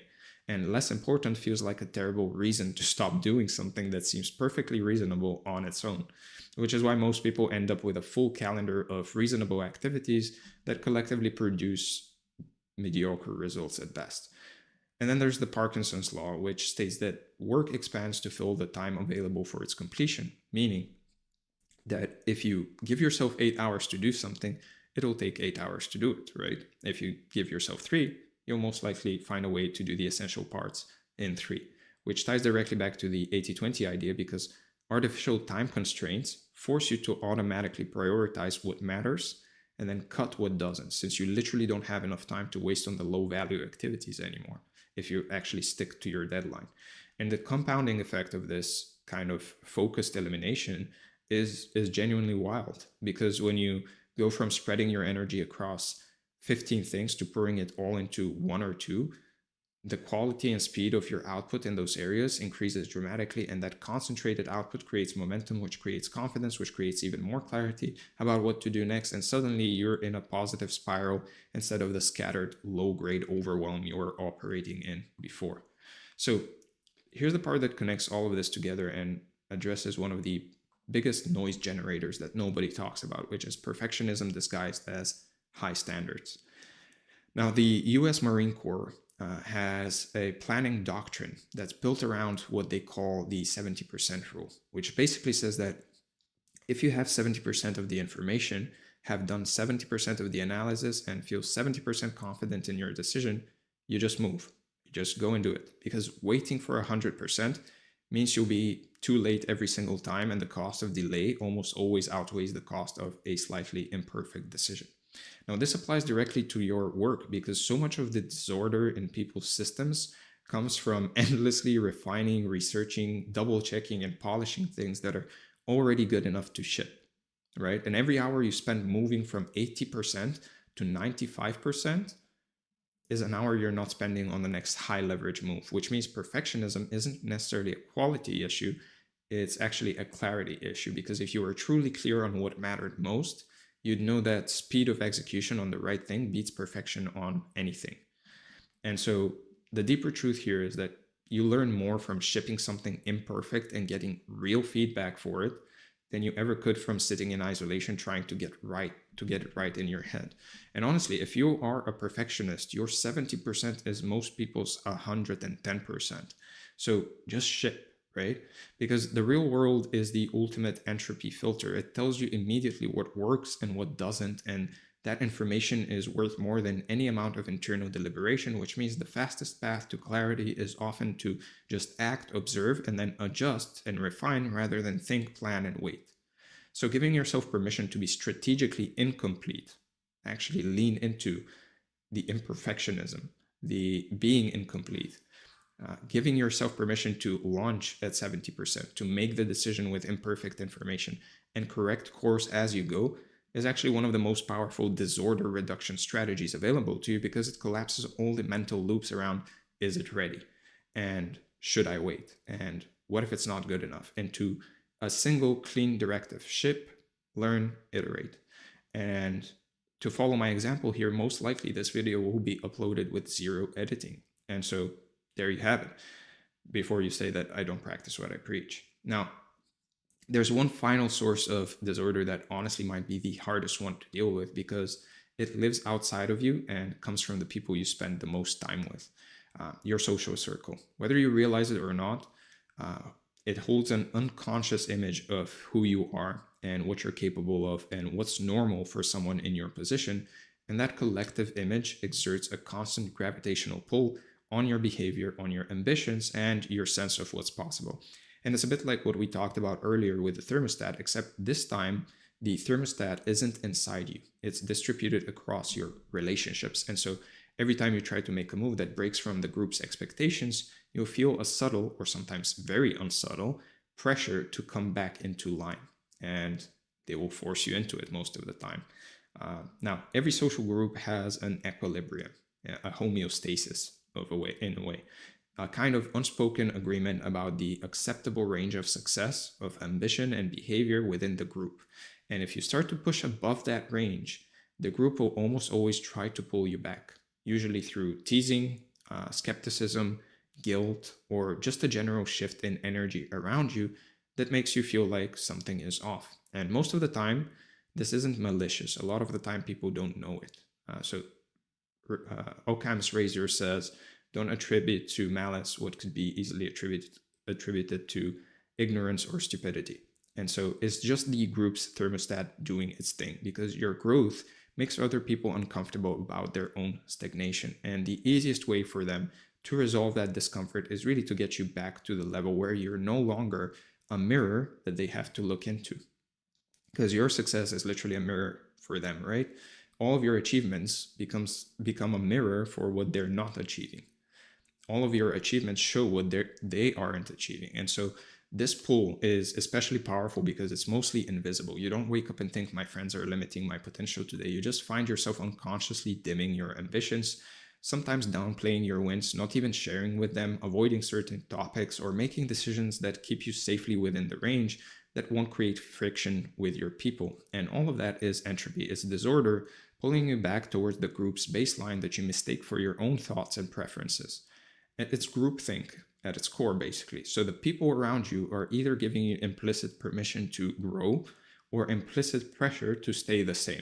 And that background influence is shaping your behavior far more than you think, which is why the question, who am I spending the most time with and what is the collective thermostat of that group set to, is one of the most important clarity questions you can ask yourself, even though it's also one of the most uncomfortable. Now, the thing is, the people you spend your time with do affect you, and that has been proven by science. It's not just like a self-development, self-improvement, self-help kind of saying. It has been proven by science that the 5 people you surround yourself with will influence you and you become like them. So the move here isn't necessarily to cut people out of your life completely, although sometimes that's exactly what's needed. It's to become conscious and deliberate about the social entropy you're absorbing and to actively curate proximity to people who are operating at or above the level you're trying to reach. Because proximity to a higher standard recalibrates your thermostat automatically, without willpower, without discipline, just through repeated exposure to a different normal. It's basically osmosis, right? And this is honestly one of the most underappreciated leverage points available to you, because changing who you spend time with changes what feels normal. And what feels normal changes what your thermostat is set to, which, like we covered earlier, changes everything downstream. So in a very real sense, curating your social environment is inner work disguised as external work, essentially. And this doesn't have to be dramatic or sudden. It can be as simple as joining a community. So again, if you want to join the community, link is in the description. It could also be joining a mastermind where the baseline level of ambition and output is higher than your current circle. Why do you think entrepreneurs join masterminds? It's for this specific reason. It's not only to learn new strategies to grow their businesses, but also to be surrounded by people who maybe have higher ambitions than them, to see what else is possible out there. So spending more time consuming content from people who are where you want to be is also another way. Or even just having one or two relationships where you feel genuinely challenged and expanded rather than comfortable and validated, because even a small shift in the composition of your social input can produce outsized effects on your clarity and your thermostat over time. And I have this saying that 33% of your time should be spent with people that are not on your level in a specific area of life, whether that's finances, etc., so that you can teach them stuff, right? 33% of the time you should spend with people that are currently on your level so that you can grow together and share ideas and strategies. And 33% of your time should be spent with people above your level, because you get to learn from them. So 33% to learn, to teach, 33% to be at the same level with, so you can grow together and actually achieve goals together, companionship basically, and brotherhood and sisterhood. And then 33% above your level, so you can actually learn from. And so again, if you wanna join the community, link is in the description. Join, and you'll be able to talk with, we have currently 15,000 members, people that are on the same path of self-improvement as you. So with that said, let's talk about relentless execution. So in chemistry, every reaction requires a minimum amount of energy to get started. And this minimum is called the activation energy. So you take something as basic as lighting a match. The chemicals on the match head, are perfectly capable of combusting. Now the potential is all sitting right there, but nothing happens until you strike it against the rough surface and generate enough friction to push the reaction past its energy threshold, at which point it ignites and the whole thing becomes self-sustaining, right? Now, in formal terms, activation energy is defined as the minimum quantity of energy that the reacting species must possess in order to undergo a specified reaction. And it's typically measured in kilojoules per mole and visualized as a peak on a reaction coordinate diagram that the reactants have to climb over before they can convert into products. But here's where it gets actually interesting, right? Chemists discovered a long time ago that certain substances called catalysts can dramatically lower the activation energy required for a reaction to occur without being consumed in the process themselves. The catalyst doesn't add energy to the system, it just makes the existing energy sufficient by creating a more efficient pathway, which means reactions that would have required enormous amounts of heat or pressure can now happen easily, quickly, almost effortlessly, simply because the barrier to initiation has been lowered. Now, the reason I'm walking you through this is because your execution works on the exact same principle. Every task, every creative session, every deep work block has an activation energy, which is the amount of willpower, motivation, mental effort, or anything else of that sort that you need to actually start. And for most people, that barrier is absurdly high because they haven't built any catalysts into their system. So they rely entirely on raw willpower or discipline to get over the hump every single time, which, like we talked about in the first section, is an exhaustible resource that runs out fast and leaves you snapping back to the thermostat's set point.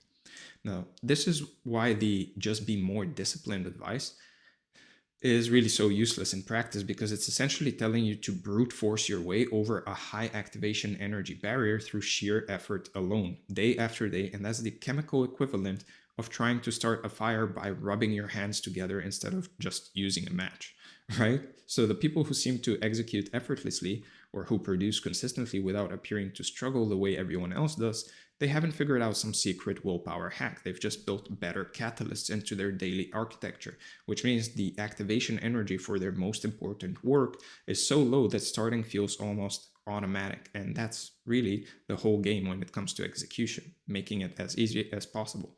So the question for this entire section becomes, what are the catalysts that you can build into your environment, your schedule, your body, and your daily structure that will lower the activation energy for your most important work to the point where starting becomes the path of least resistance rather than not doing anything? Because once you get that right, the need for motivation and discipline drops dramatically. You don't need it as much because it's easy to start. And execution starts to feel like something that flows from your setup rather than something you have to force through gritted teeth. And this is really what separates amateurs from professionals in any field. The professional has built an architecture around the work so that showing up and doing it is the default state, the thing that happens basically when they don't have to make a decision, while the amateur is still relying on feeling ready or motivated or inspired every single time, which means their output is at the mercy of their mood rather than their structure. So the best part is that catalysts stack, meaning each one you add lowers the barrier a little more. So the combination of a designed environment plus a locked-in schedule plus a body that's properly fueled plus a clear daily target creates a situation where the total activation energy is so low that you almost can't help but execute, and that's when everything changes, right?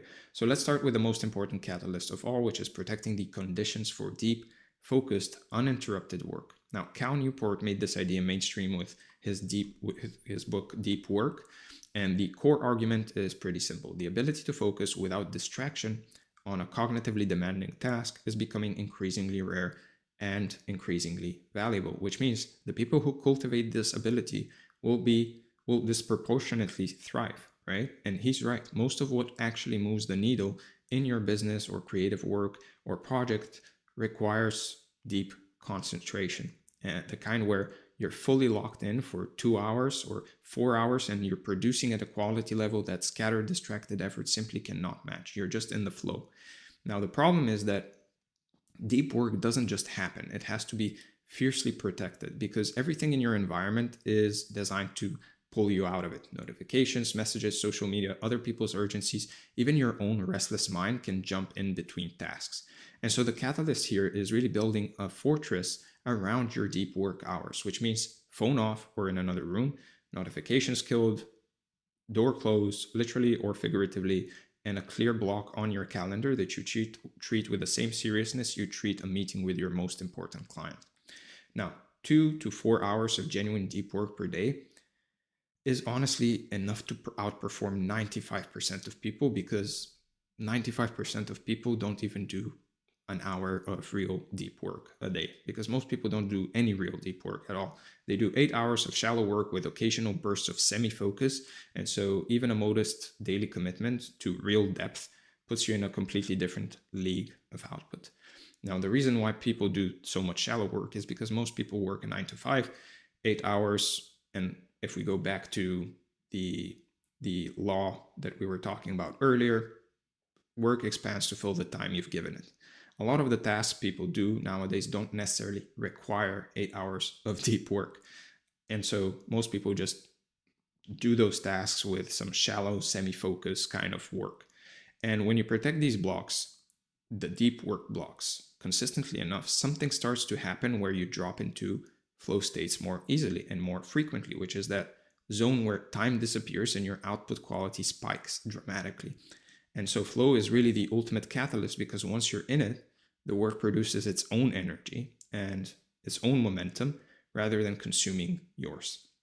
And so for the really high stakes creative sprints, the seasons where you really need to produce something significant in a compressed time frame, there's what people call monk mode, which is basically going dark for a period, dramatically reducing your inputs, meaning social media, news, casual socializing, entertainment, almost everything that could distract you from the work, and then channeling all of that reclaimed energy into a single creative output.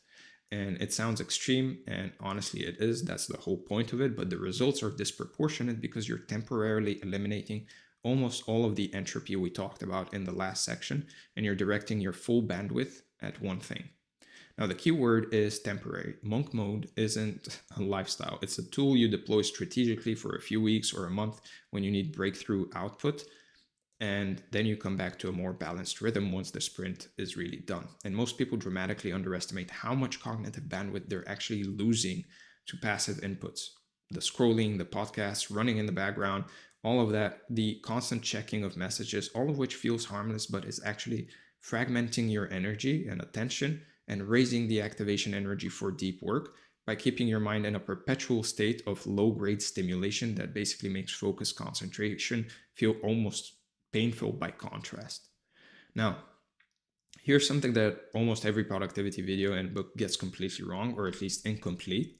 They talk endlessly about time management and how to structure your calendar, how to batch your tasks, how to time block, while almost entirely ignoring the thing that actually determines the quality of what you produce during that time, which is your energy.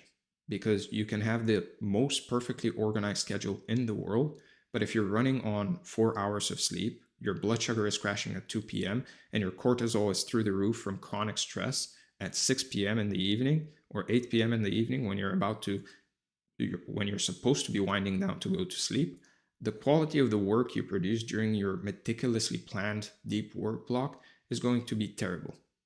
Your body is the operating system that all of your execution runs on, and if the operating system is degraded, every application running on it will be degraded too, right? So your body has a natural performance architecture that is built into it, basically called the ultradian rhythm, which basically means your energy, focus, and cognitive capacity fluctuate in roughly 90-minute cycles throughout the day, which with peaks and troughs that are predictable once you start paying attention to them.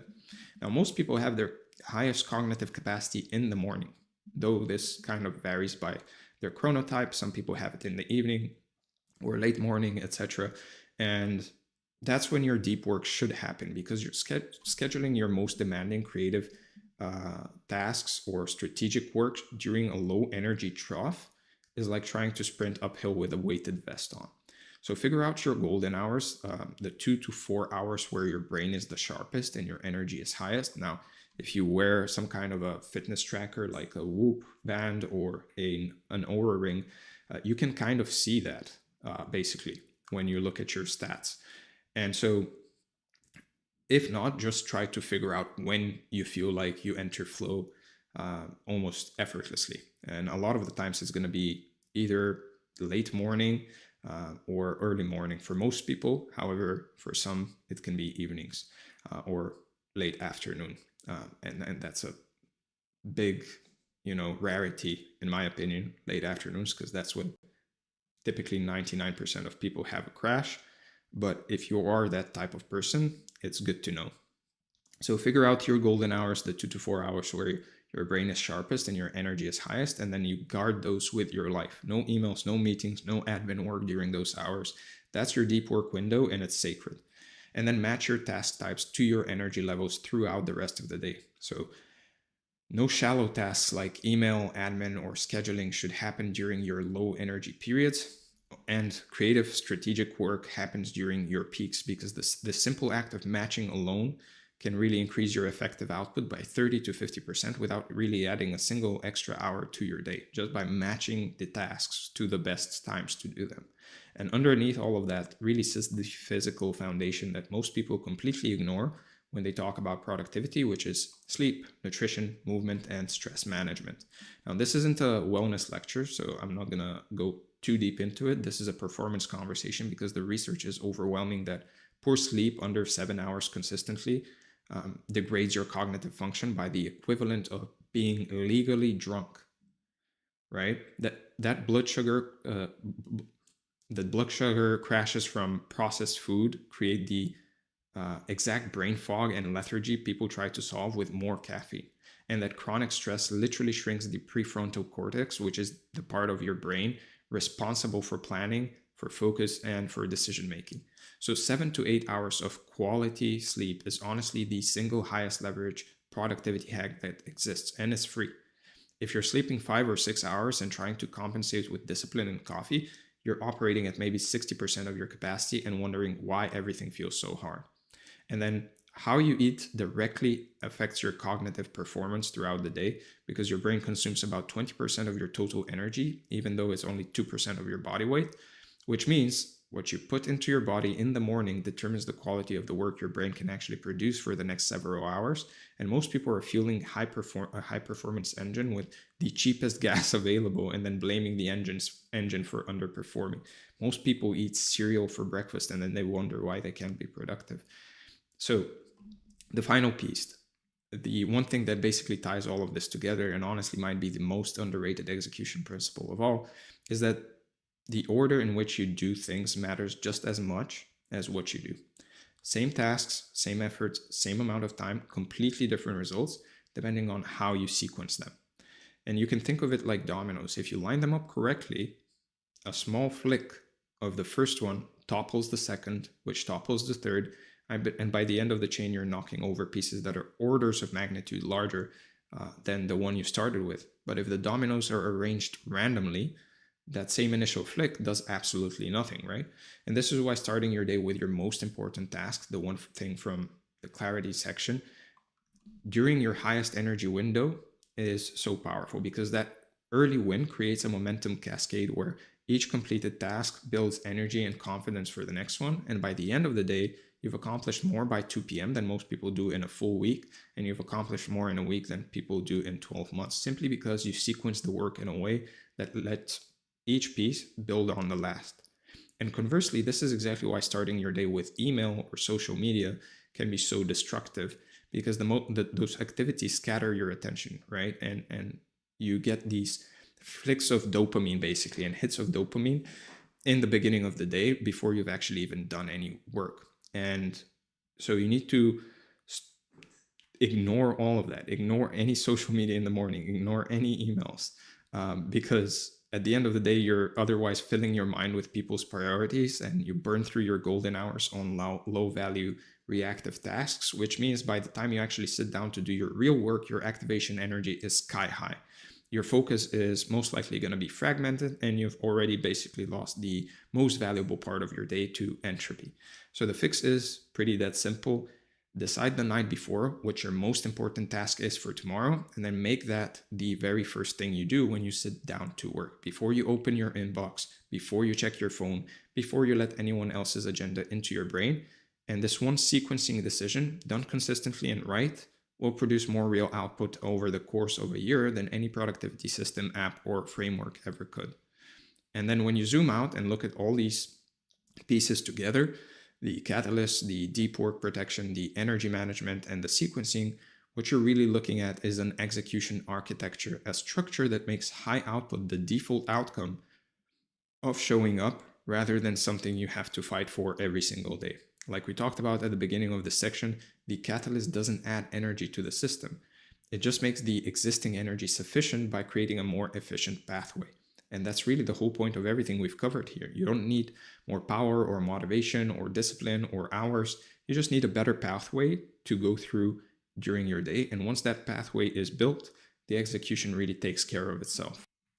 And the compounding effect of running this architecture day after day, week after week, is genuinely staggering, because each day's output builds on the last. The activation energy keeps dropping as the routines deepen, flow states become more accessible, and the gap between you and everyone else who's still trying to brute force their way through caffeine, nicotine pouches, and willpower grows exponentially. And none of this is complicated, right? Protect 2 to 4 hours of deep work, match your hardest tasks to your highest energy, take care of the body that runs everything, sequence your work so your momentum builds naturally, and that's basically it. The architecture of relentless execution is really built from embarrassingly simple components, and the magic is in the consistency and the compounding and the willingness to treat these things as non-negotiable rather than optional nice-to-haves, right? Now, with that said, let's talk about the long game. So, in physics, there's a phenomenon called a phase transition, and it's one of those concepts that sounds abstract until you see it, and then you can never unsee it. So take water as the simplest example. You put a pot on the stove, turn on the heat, and you just watch. At first, the water gets warmer. You can measure the temperature climbing, 60 degrees, 70, 80, 90, and eventually it hits 100 degrees Celsius, let's say. But Here's where it gets interesting, because once it reaches 100, the temperature stops rising, right? You're still pumping heat into the system. The flame is just as hot as it was before, but the thermometer doesn't move. For minutes, nothing visible changes. The water just sits there at 100 degrees, absorbing energy with no apparent result. And if you didn't know what was actually happening at the molecular level, you'd think the whole thing was broken or that you were wasting your time. What's actually happening, though, is that all of that energy is going into breaking the bonds between the water molecules, reorganizing the entire internal structure of the substance, and then suddenly, without any gradual transition, the water becomes steam. And it doesn't slowly turn into gas, it shifts states. In formal terms, the energy absorbed during this plateau is called the latent heat of transformation, defined as the energy required to change the phase of a substance without changing its temperature. And this latent period is where the real structural work is happening, even though there's zero visible evidence of progress on the surface. So the reason phase transitions work this way is because the system has to completely reorganize its internal structure before it can express a new state. And that reorganization requires enormous amounts of energy that gets hidden in the structural change itself, rather than showing up as a measurable temperature increase, which is why from the outside it looks like nothing is really happening, when in reality everything is happening, just at a level you can't really see yet. And every phase transition has a critical threshold, a precise point where the accumulated energy finally becomes sufficient to push the system into its new state. And what makes this so fascinating is that the shift itself is instantaneous, even though the buildup took a long time, which means that the relationship between input and visible output is deeply fundamentally nonlinear. And this isn't just a quirk of water either, right? It's a universal principle that shows up everywhere in nature. Metals undergo phase transitions as well. Magnetic materials flip their alignment at critical temperatures. Even populations and ecosystems exhibit sudden phase shift behavior, where gradual pressure produces no visible change until there is a tipping point, and when it's reached, everything reorganizes at once. Now, the reason I'm walking you through all of this again is because your progress, your growth, your results in whatever you're building right now, they follow the exact same pattern. You put in the work day after day, week after week, and for long stretches, nothing really seems to change. Your numbers don't move, your skills don't feel sharper, the breakthrough you're working towards feels just as far away as it did a month ago. And if you don't understand what's actually happening at the structural level, this is exactly where you'll quit, right? It's the dip, right in the middle of the latent heat phase, where right when all the energy you've been investing is doing its most important work beneath the surface. Now, most of the real progress in any meaningful endeavor is invisible for long stretches. And that's not a flaw in the process or a sign that something's wrong. This is the literal physics of how complex systems transform, which means the absence of visible results is often the strongest signal that deep structural change is actually happening. And this is where almost everyone stops. They look at the thermometer and they see that it hasn't moved despite all the heat they've been applying, and they conclude that what they're doing just isn't working, when in truth is that it's working exactly as it should. They just haven't hit the critical threshold yet, the tipping point. And if they could hold on a little longer, the entire system would shift into a completely different state. So the first and maybe most important skill of the long game is really learning to trust the accumulation during the plateau, to keep applying heat even when the thermometer isn't moving, because every hour of effort during that latent period is doing structural work that will eventually express itself all at once in ways that look, at least from the outside, like overnight success, right? So now that you understand why progress is nonlinear, let's actually talk about how you actually sustain the effort across those long plateaus without burning out, without feeling like it's all for nothing, because this is where most of the conventional advice completely falls apart. The default model most people are running is that what I'd call linear grinding, which is basically work as hard as you can for as long as you can and rest only when you absolutely have to, right? And just go on YouTube and you'll see everybody talks about this.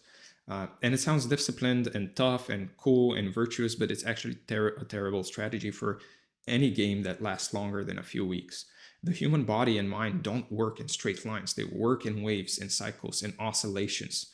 And if you try to override that rhythm with brute force consistency, like we talked about in the first section with willpower and the thermostat, the system will eventually force a correction, except now, instead of a gentle pullback, it's a full crash, right? Burnout, illness, creative death, the kind of collapse that takes months to recover from rather than days.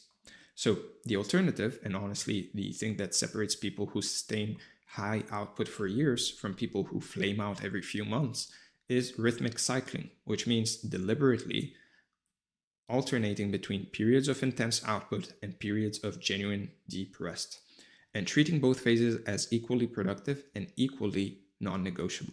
Now, the sprint phase is where the visible work happens, the shipping, the creating, the executing, all the stuff that we covered in the last section about activation, energy, and deep work. But the rest phase is where the invisible work happens, the integration, the consolidation, the subconscious processing that actually turns raw effort into refined skill and insight.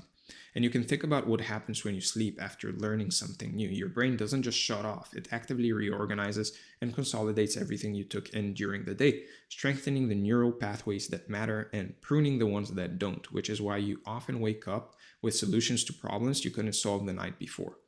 Now, recovery works the same way at a larger scale. The weeks where you pull back and deload, essentially, simplify or slow down, those aren't the gaps in your progress or in your path. They are the periods where your nervous system is integrating everything from the last sprint and preparing you for the next one. And rest here doesn't necessarily mean scrolling your phone on the couch for 6 hours. That's just stimulation disguises rest, which is basically the same as the entropy we talked about earlier. It means actual downtime. It means walks, boredom, sleep, time in nature, conversations, reading books, paper books, actual books, conversations that have nothing to do with work, the kind of emptiness that your brain needs in order to defragment and reorganize, which brings us to something most people have completely lost touch with. One of the most counterintuitive things I've learned is that boredom is genuinely generative, meaning the state of having nothing to do and nowhere to direct your attention is actually where some of the best thinking happens. Because when the conscious mind goes quiet, the subconscious gets room to surface ideas, to surface connections and solutions that were always there, but they couldn't get through the noise. And in a world that's engineered to eliminate boredom at every turn, your phone is literally designed to make sure you never experience a single unstimulated moment, the ability to simply sit with nothing is becoming a legitimate competitive advantage, as strange as that sounds. So creative breakthroughs almost never really happen during the grind, if you think about it. They happen in the shower, on a walk, in the middle of the night, in the moments when you finally stop trying so hard that your mind can actually do what it does best when left alone, which is make connections between seemingly unrelated ideas that your conscious, effortful thinking would never have found. So the deeply counterintuitive move here is that sometimes the most productive thing you can do for your work is to really stop working entirely. And I mean really stop. Not rest while secretly thinking about your project, but genuinely disengage and let the system idle. Trusting that the phase transition is happening beneath the surface, even when, and especially when, you can see or feel it. Now, here's the piece that basically connects the nonlinear progress and the rhythmic cycling into something that's actually can compound over time. And is this: the long game isn't a straight line from where you are to where you want to be. It's more so a spiral. You move forward, you observe what happened, you adjust, and then you move forward again from a slightly higher position. And each cycle of that loop gets you incrementally closer to the threshold where the phase transition happens. And this is what a feedback loop actually is in practice. And it connects directly to the 70% rule we covered in the clarity section, because the faster you complete each cycle of act, observe, and adjust, the faster the compound learning accumulates, which means speed of iteration matters far more than perfection of any single attempt. Now, every feedback loop has the same basic structure. You take an action, reality gives you a signal about how that action landed, so feedback, and you extract the lesson from which you get to adjust or iterate, and you fold it into the next action. and the cycle continues, right? The people who grow fastest aren't the ones that taking the biggest or boldest actions. They're the ones completing the most loops per unit of time. Because each loop adds a layer of calibration and lessons that makes the next action slightly more accurate, slightly more efficient, and slightly more powerful than the last. So the quality of your feedback loop depends entirely on your willingness to actually look at the signal reality is sending you, the feedback reality is sending you, which sounds obvious, but is something most people actively avoid because the signal often says things they don't want to hear, like that didn't work, or you're wrong about this, or that assumption needs to go. And so they either ignore the feedback, or they try to explain it away, or they stop putting themselves in positions where feedback can reach them at all, which is basically choosing to stay on the plateau forever. And this is really why shipping at 70% and iterating, like we talked about earlier, is so much more effective than waiting for 100%, because each time you ship, you complete a feedback loop. This is what people don't get. This is what people completely miss. Each time you ship, even if it's not complete, even if it's not at 100%, you have completed a feedback loop. You still are learning. You're still taking lessons from this, which can inform your next action. And each completed loops makes you better, which means 10 imperfect attempts done faster, because typically imperfection is done faster, with real feedback will take you further than one perfect attempt that never gets pressure tested by reality, or gets pressure tested by reality, but it's 1 versus 10, right? So the beautiful thing about feedback loops is that they compound. The first few cycles can feel slow and clumsy and the adjustments seem tiny, but each one builds on the last. And over time, the accumulated calibration and the lessons starts to produce results that feel almost disproportionate to the effort, which is really just the compounding expressing itself the same way interest compounds in a savings account. It's slowly at first, and then it's all at once, right? And this connects right back to the phase transition idea, because the compounding is the latent heat. It's the invisible structural work that eventually pushes you past the critical threshold into a completely new state of capability. Now, most people dramatically overestimate what they can do in a month and dramatically underestimate what they can do in a year.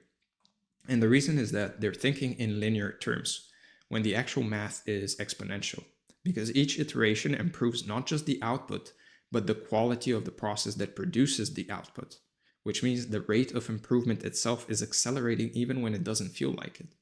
And when you combine the feedback loops with the rhythmic cycling, like sprinting, resting, integrating, sprinting again from a higher baseline, what you get is a system that naturally accelerates over time without requiring any more effort, because the rest periods are where the lessons from the last cycle consolidate, and then the next sprint starts from a higher baseline than the last one, and that's really the engine of the long game in its simplest form.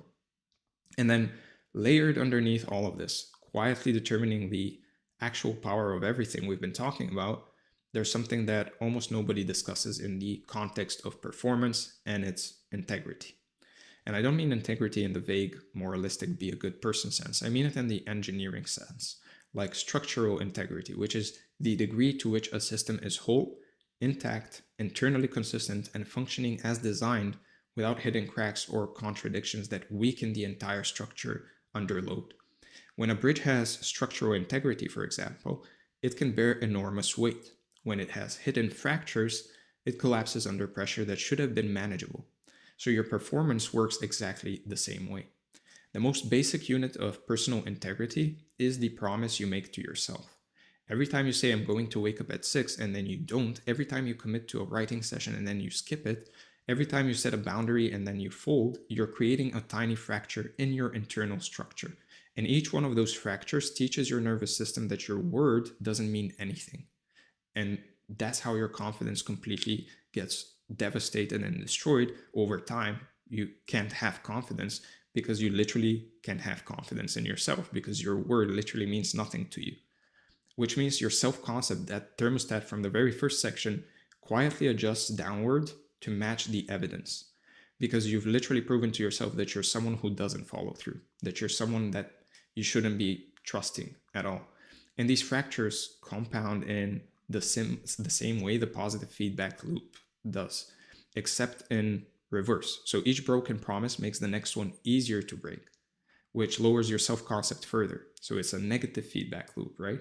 Which raises the resistance to doing hard things, which makes it more likely you'll break the next promise. And now you're in a downward spiral where your thermostat is actively recalibrating to a lower set point based on accumulating evidence that you can't trust yourself. And so when your integrity is high, on the other hand, meaning when there's no gap between what you say and what you do, between who you claim to be and how you actually behave, something really interesting happens to your execution. The activation energy we talked about in the last section drops to almost nothing because you're no longer fighting internal friction from the part of you that doesn't believe you'll follow through. Your word becomes a kind of law in your own nervous system. And when you say, I'm doing 2 hours of deep work right now, your body and mind comply because they've learned through repeated experience that when you say something, it just happens. And look, the scale of the promise doesn't really matter at all because your subconscious doesn't distinguish between I'll launch the business this month and I'll go for a walk after lunch. It just tracks whether you did what you said you'd do, which is why starting with small, almost trivially easy commitments and keeping them perfectly is often more powerful for rebuilding that integrity than making humongous declarations to yourself. So think of it as building self-trust, and self-trust is really the foundation that the entire thermostat really sits on, because a person who trusts themselves deeply has a fundamentally different set point than a person who knows on some level that their commitments to themselves are negotiable, right? And this is also where integrity connects to the desire audit from the first section, or motivation audit, because if you're living out of alignment with what you actually want, if your external behavior contradicts your internal truth, that misalignment is a form of broken integrity too, and it drains your energy and confidence in the same invisible way that broken promises do. Which is why the people who seem to operate with the most effortless power are almost always the ones who brought their inner and outer worlds into the closest alignment. And the thing about integrity is that it's quiet. Nobody really sees it. Nobody applauds it. There's no dopamine hit from keeping a promise to yourself at 6 a.m. when no one is really watching. This is why a lot of people need to post it on Instagram. But over time, the accumulated effect is the single most powerful performance multiplier available to you, because it recalibrates the thermostat from the inside out based on evidence rather than affirmation, which is the only kind of recalibration that actually really sticks. And finally, underneath all of this, shaping how you experience every single thing we've covered in this entire training is your relationship with time itself. Because here's what I've noticed, both in myself and basically in everyone I've ever worked with, most of the suffering around goals, progress, and achievement in general doesn't actually come from the work itself, but rather it comes from the story that you're telling yourself about how long it's taking. Time anxiety, or that feeling that you're behind, that you should be further along, that the clock is running out, is probably the single most corrosive force acting on your ability to play the long game well, because it pulls you out of the latent heat phase where the real work is actually happening and into a panic state where you start making desperate short-term moves that actually delay the phase transition rather than accelerate it. The feeling of being behind is almost always a comparison artifact, meaning it only exists relative to some imagined timeline that you either absorbed from social media, inherited from cultural expectations, or invented based on someone else's highlight reel. And when you actually examine that timeline honestly, you'll usually find that it has almost nothing to do with reality and everything to do with the story you've been telling yourself about where you should be by now, about the story you've been telling yourself about reality. Most of the deadlines we torture ourselves with are completely arbitrary. And I mean literally. They're not based on any real constraint or consequence. They're just numbers we picked because they felt ambitious or because someone else hit them, and then we use those made-up numbers to judge ourselves as failures when the actual work is progressing exactly as it should, given the complexity of what we're building. And I think a lot of people underestimate sometimes the complexity of what they're working towards, and that it can take time. They see other people have done it on social media or whatever, and then they think they should be there already, when in reality they haven't seen how much time that other person has put into it. It just seems sudden, right? Because we open our phone, we open social media, and we see them. And it seems like they just achieved it in a day, when in reality they might have put more years, than us, right? They might have put 10 times and had 10 times more sacrifices than us to get there. We never see that. And we underestimate the complexity a lot of the times of what we want to achieve and how many mistakes we're going to make along the way and how much time it's going to take us.